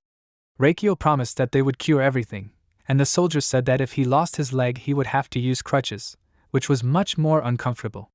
His dream was to become a violinist. He might never be able to play the violin again. Reikio was tired of listening to this, and the crying soldier said, now they can see that he really is an optimist. The irritated prince told Diop to stop this before they cut off his head. He was going to start injecting the anesthesia now. Can they start? Garden said that everything was ready. Then Reikio put his hand on the soldier's stomach and embarrassedly began to sing that his hands are healing hands. His hands are healing. Damien and Garden were confused. They looked at the prince with horror. The soldiers were also shocked. Everyone had difficulty listening to his singing, even the patient. However, this was the activation condition. Reikio must cast a spell. His hands are healing hands. Draw out the sound a little, but do everything accurately and continuously in accordance with the rhythm. While the prince sang, it seemed to him that his voice was especially good today, but the system lacked sincerity. He failed to activate the healing hands skill. This made Reikio very angry. He hated this status panel. He needs to sing the song correctly. He convinced himself that this is the track of his authorship. Now the pitch of his voice is E. This corresponds to the original pitch of the voice E. The lyrics of the song were written by his internal organs, and also the arrangement. He began to shake his head and diligently sing that his hands are healing hands. He did not stop. The music filled the space, and next to him it was as if Urus was supporting. While the prince sang contentedly that his hands are healing hands, everyone looked at him with complete incomprehension. When he reached 100 points, the system reported that the skill was activated. The pain of the patient Diop begins to subside. The soldier looked at the glowing hands of the prince. He could not believe that his side did not hurt anymore. While Reikio was singing, he asked how the soldier was feeling. He replied that it stung a little, but it did not hurt that much anymore. What was going on? Reikio replied that there was a way out of everything. His hands were healing hands. He was going to check if the anesthesia was working well, then he grabbed the arrow. Diop said that it did not hurt at all. The prince was happy. This skill really worked. He told Sir Garden, now that he had done the anesthesia, they will begin the operation. First they need to clean the wounds and stitch them up. They can start with the side, to which the doctor agreed. After a while, all their instruments were covered in blood. Garden said that they were done with the body. The arrow was removed. Reikio said that they should now work on the hand and began to chant the spell again. At this point, the soldier asked if everything would be okay if they did not amputate the damaged area. He felt that the pain was gone, thanks to the anesthesia, but the anxiety did not go away. While Reikio was chanting the spell, he said that they would take care of Diop's wounds. He could not worry. They did not plan to cut anything. The system reported that he successfully relieved the pain of Diop's patient. The level of his hand skill is increased. These are healing hands. The skill was increased to the second level. It reduces pain, equivalent to local anesthesia, 20% more effective. Reikio sharply and strongly squeezed the soldier's hand, who looked at the prince in surprise. He did not react to the pain when the protagonist pinched him harder than when pressing on the side. The effect was excellent. He said that he and Garden would begin the operation. The doctor immediately took out a thread and cut off a part. Then he took a scalpel. His work was precise and fast. The scalpel in his hands seemed to fly. Reikio was surprised at his abilities, even from his point of view, who received a modern education. Garden's skills are good. Surgery was indeed his specialty. But was this a vertical mattress suture technique? He watched the doctor work with passion, which was not surprising, given that he had been appointed to the palace at such a young age. The soldiers asked each other, did he see this? So that guy could only help the wounded with his hands? It looked like a needle was piercing the body, but it didn't hurt at all. Was that possible? This plump doctor, could he be a miracle doctor? Some time passed, and there were more bloody instruments. The prince asked Diop, it wasn't that bad, right? The soldier said it was true, but were they finished yet? Reikio asked him not to relax. It was too early. The real treatment was only beginning now. When the supplies arrived in 2 days, he would prescribe him some medicine. He had to take it regularly. Diop agreed, but asked why the doctor was so kind to him. He was a wounded soldier and couldn't return to the battle. It was a waste of resources. That's what everyone thought of him. Reikio asked, he doesn't understand. Is there any point in saving people? Diop is a wounded soldier, and he is a military doctor who treats. Is that enough, or do you need some other reasons? The soldier began to cry and thank the doctor, and Rakiel said it just for the bonus, but it seemed to work. The other soldiers were also touched. His song is strange, but the doctor is very sensitive. Rakiel told Diop to put his worries aside and rest. He began to leave the tent, and at this time his organs applauded their body. The system said that they were glad that Rakiel was not fined for lying. Their body is amazing. Diop and the other soldiers were shocked and touched. It does not matter if those words were sincere or not. From now on, his good deeds will be well known to others. Now everyone in the wounded camp will revere him like a saint. He will also be recorded in medical history as the first person to introduce a revolutionary concept of helping the wounded on the battlefield. As a reward for his social and historical achievements in the field of medicine, he will receive 5,000 HP. His total is 5,400. 2 days later, he performed an emergency operation with Sir Garden. He used singing again, while the patient looked at him in confusion. Meanwhile, thanks to the admiring glances of the camp leaders, his efficiency rate reached 98. And the skill of healing hands reached the 3rd level, which allows him to apply anesthesia to the brachial plexus. For him, this achievement was incredible. Now he can anesthetize the entire arm. In the modern world, a simple ointment with antibiotics and disinfectant was enough to treat such wounds. However, in this era, ignoring them leads to disaster. People undergo amputation. One day, Graydon asked if they do not amputate the leg, will the wound not fester? But Rakiel replied that this will not happen. In order to prevent the amputation of limbs of wounded soldiers due to phlegmon, they need medicines to prevent and treat infections. During the operations he continued to chant the spell. He said that he had thought of everything. Garden should first clean the wound and then stitch it up. Suddenly he remembered a special medicine and treatment method that the elves used. It was in the second half of the novel The Emperor of the Demonic Sword that saved Damien from death. Garden followed Rakiel's orders. He knew that if they used the medicine, they would be able to create antibiotics. After the operation, he asked Sir Garden and Damien for a meeting. He started with Garden, saying that while the prince was gone, he should put the sanitary conditions in order. It was necessary to replace all the tents, bedding and clothes in which the wounded soldiers were. Garden said that he would do everything, but why would the prince not be there? He smiled and said that he would go somewhere with Damien. Garden asked, what about him? Rakiel went into the forest with 6 royal soldiers sent by Adeline and a guide. The guide's name was Timap. His hometown was not that far from their location, so he knew the area well. He would show them a shortcut. Damien asked if Rakiel was sure he knew how to get there. He replied irritably that he had already told them that he had read about it in a book. Damien asked the name of the book, but Rakiel said that he did not remember it. Did Damien remember the names of all the books he had read in the past year? The knight decided to leave it for now. The crown prince sometimes seemed strange to him. He said that he thought they had gone too far. In places like this they might encounter monsters. In places where there are few people, it is possible to accidentally wander into the territory of an Apro's nest. Rakiel did not take his words seriously and examined the caterpillar of the monster. Damien asked if Rakiel meant that they were heading to an Apro's nest, did he? The prince waved his hand and said that he should not worry, even if they were Apro's nests. So what? Yes, in such a remote place they can wander into their territory. But they already know that, right? The soldiers were eavesdropping on him in fear. Rakiel reassured everyone that the Apros behave quietly unless someone provokes them first. They didn't know. The soldiers began to panic. No one in their right mind would go to them, the doctor was saying. The soldier exhaled. He was already afraid that the doctor was going to take them there. At that moment Rakiel said frivolously and cheerfully that they would not touch the Apros. They would just kidnap the queen.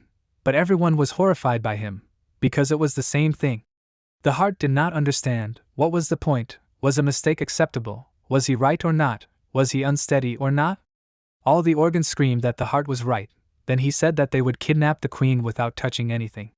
Everyone tried to hold back their laughter, but they failed. They all laughed loudly, saying that their body was simply shameless. Rakiel was deliberately silent, and now he said something like that. He is shameless. The system reported that his internal organs criticize his character. But I give him 100 HP, now Rakiel has 5,500 HP.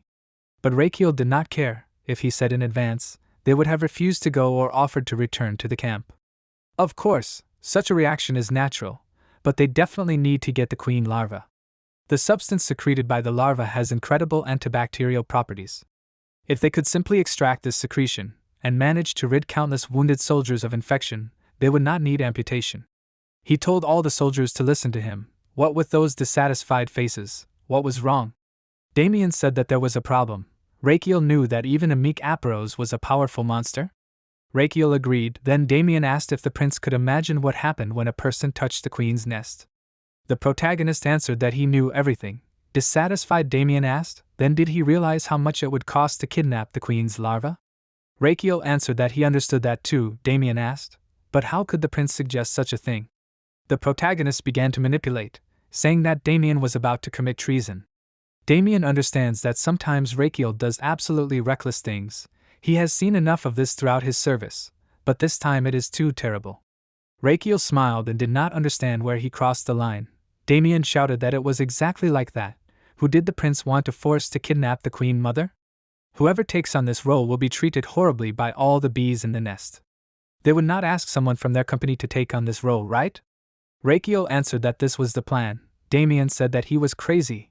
The protagonist agreed with him, and all the soldiers began to panic, each hoping that he would not go to the lair of the Apros. Damien began to guess and asked, the prince would not do something so crazy, right? Rachiel walked past carelessly and said of course he himself would not do it, because there is Damien. The knight became angry and asked, really?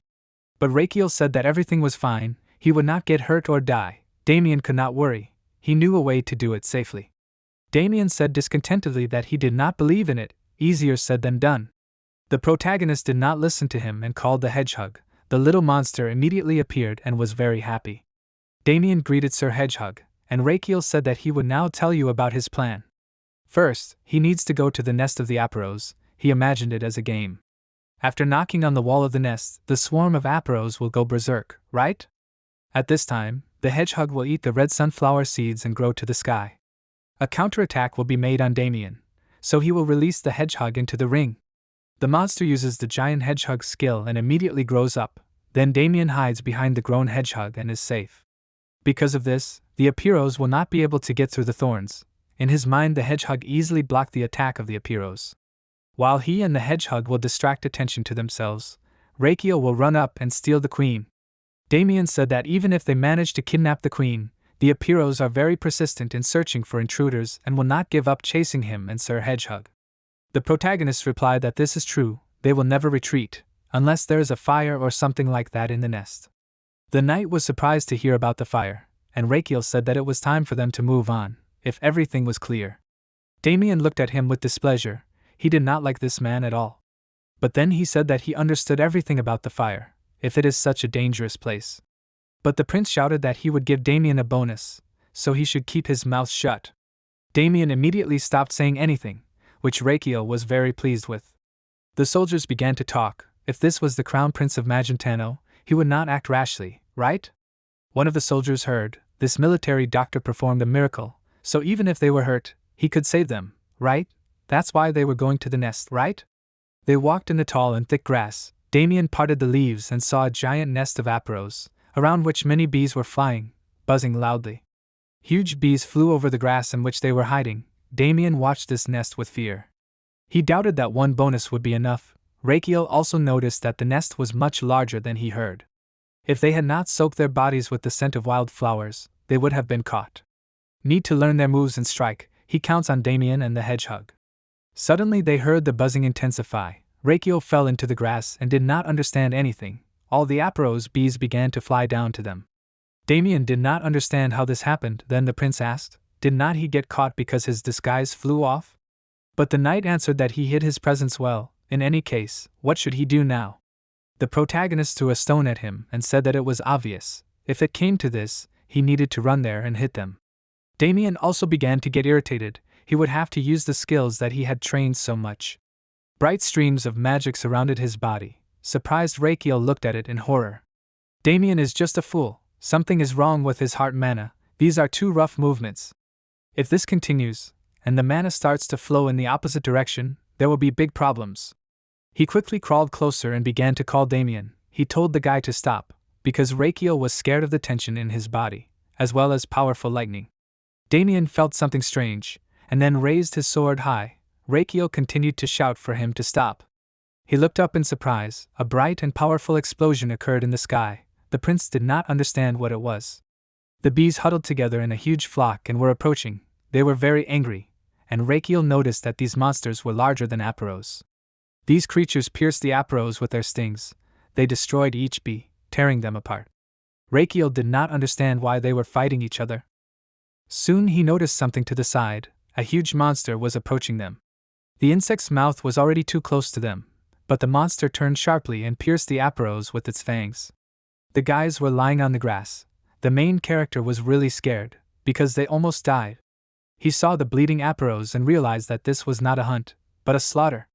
More and more Aparos were wounded and killed. They were bleeding, but they did not have enough strength to defend themselves.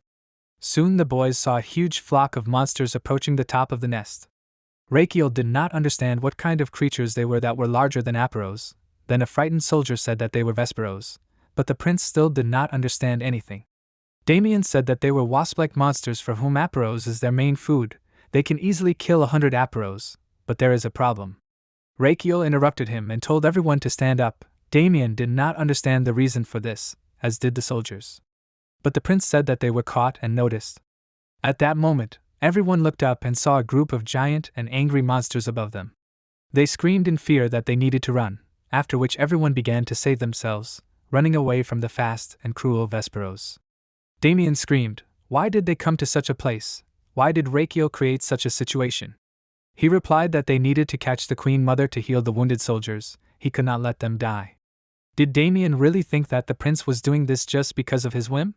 The system reported that the skill of selling medicine with words of the 10th level was activated. They could not run far enough from the monsters. Damien realized that he needed to somehow buy time. He took out his sword and swung it, cutting down several trees at once. He pushed off and seemed to fly quite a distance, catching up with everyone else. Rakiel saw a huge cliff of stones ahead and suggested that they hide behind it.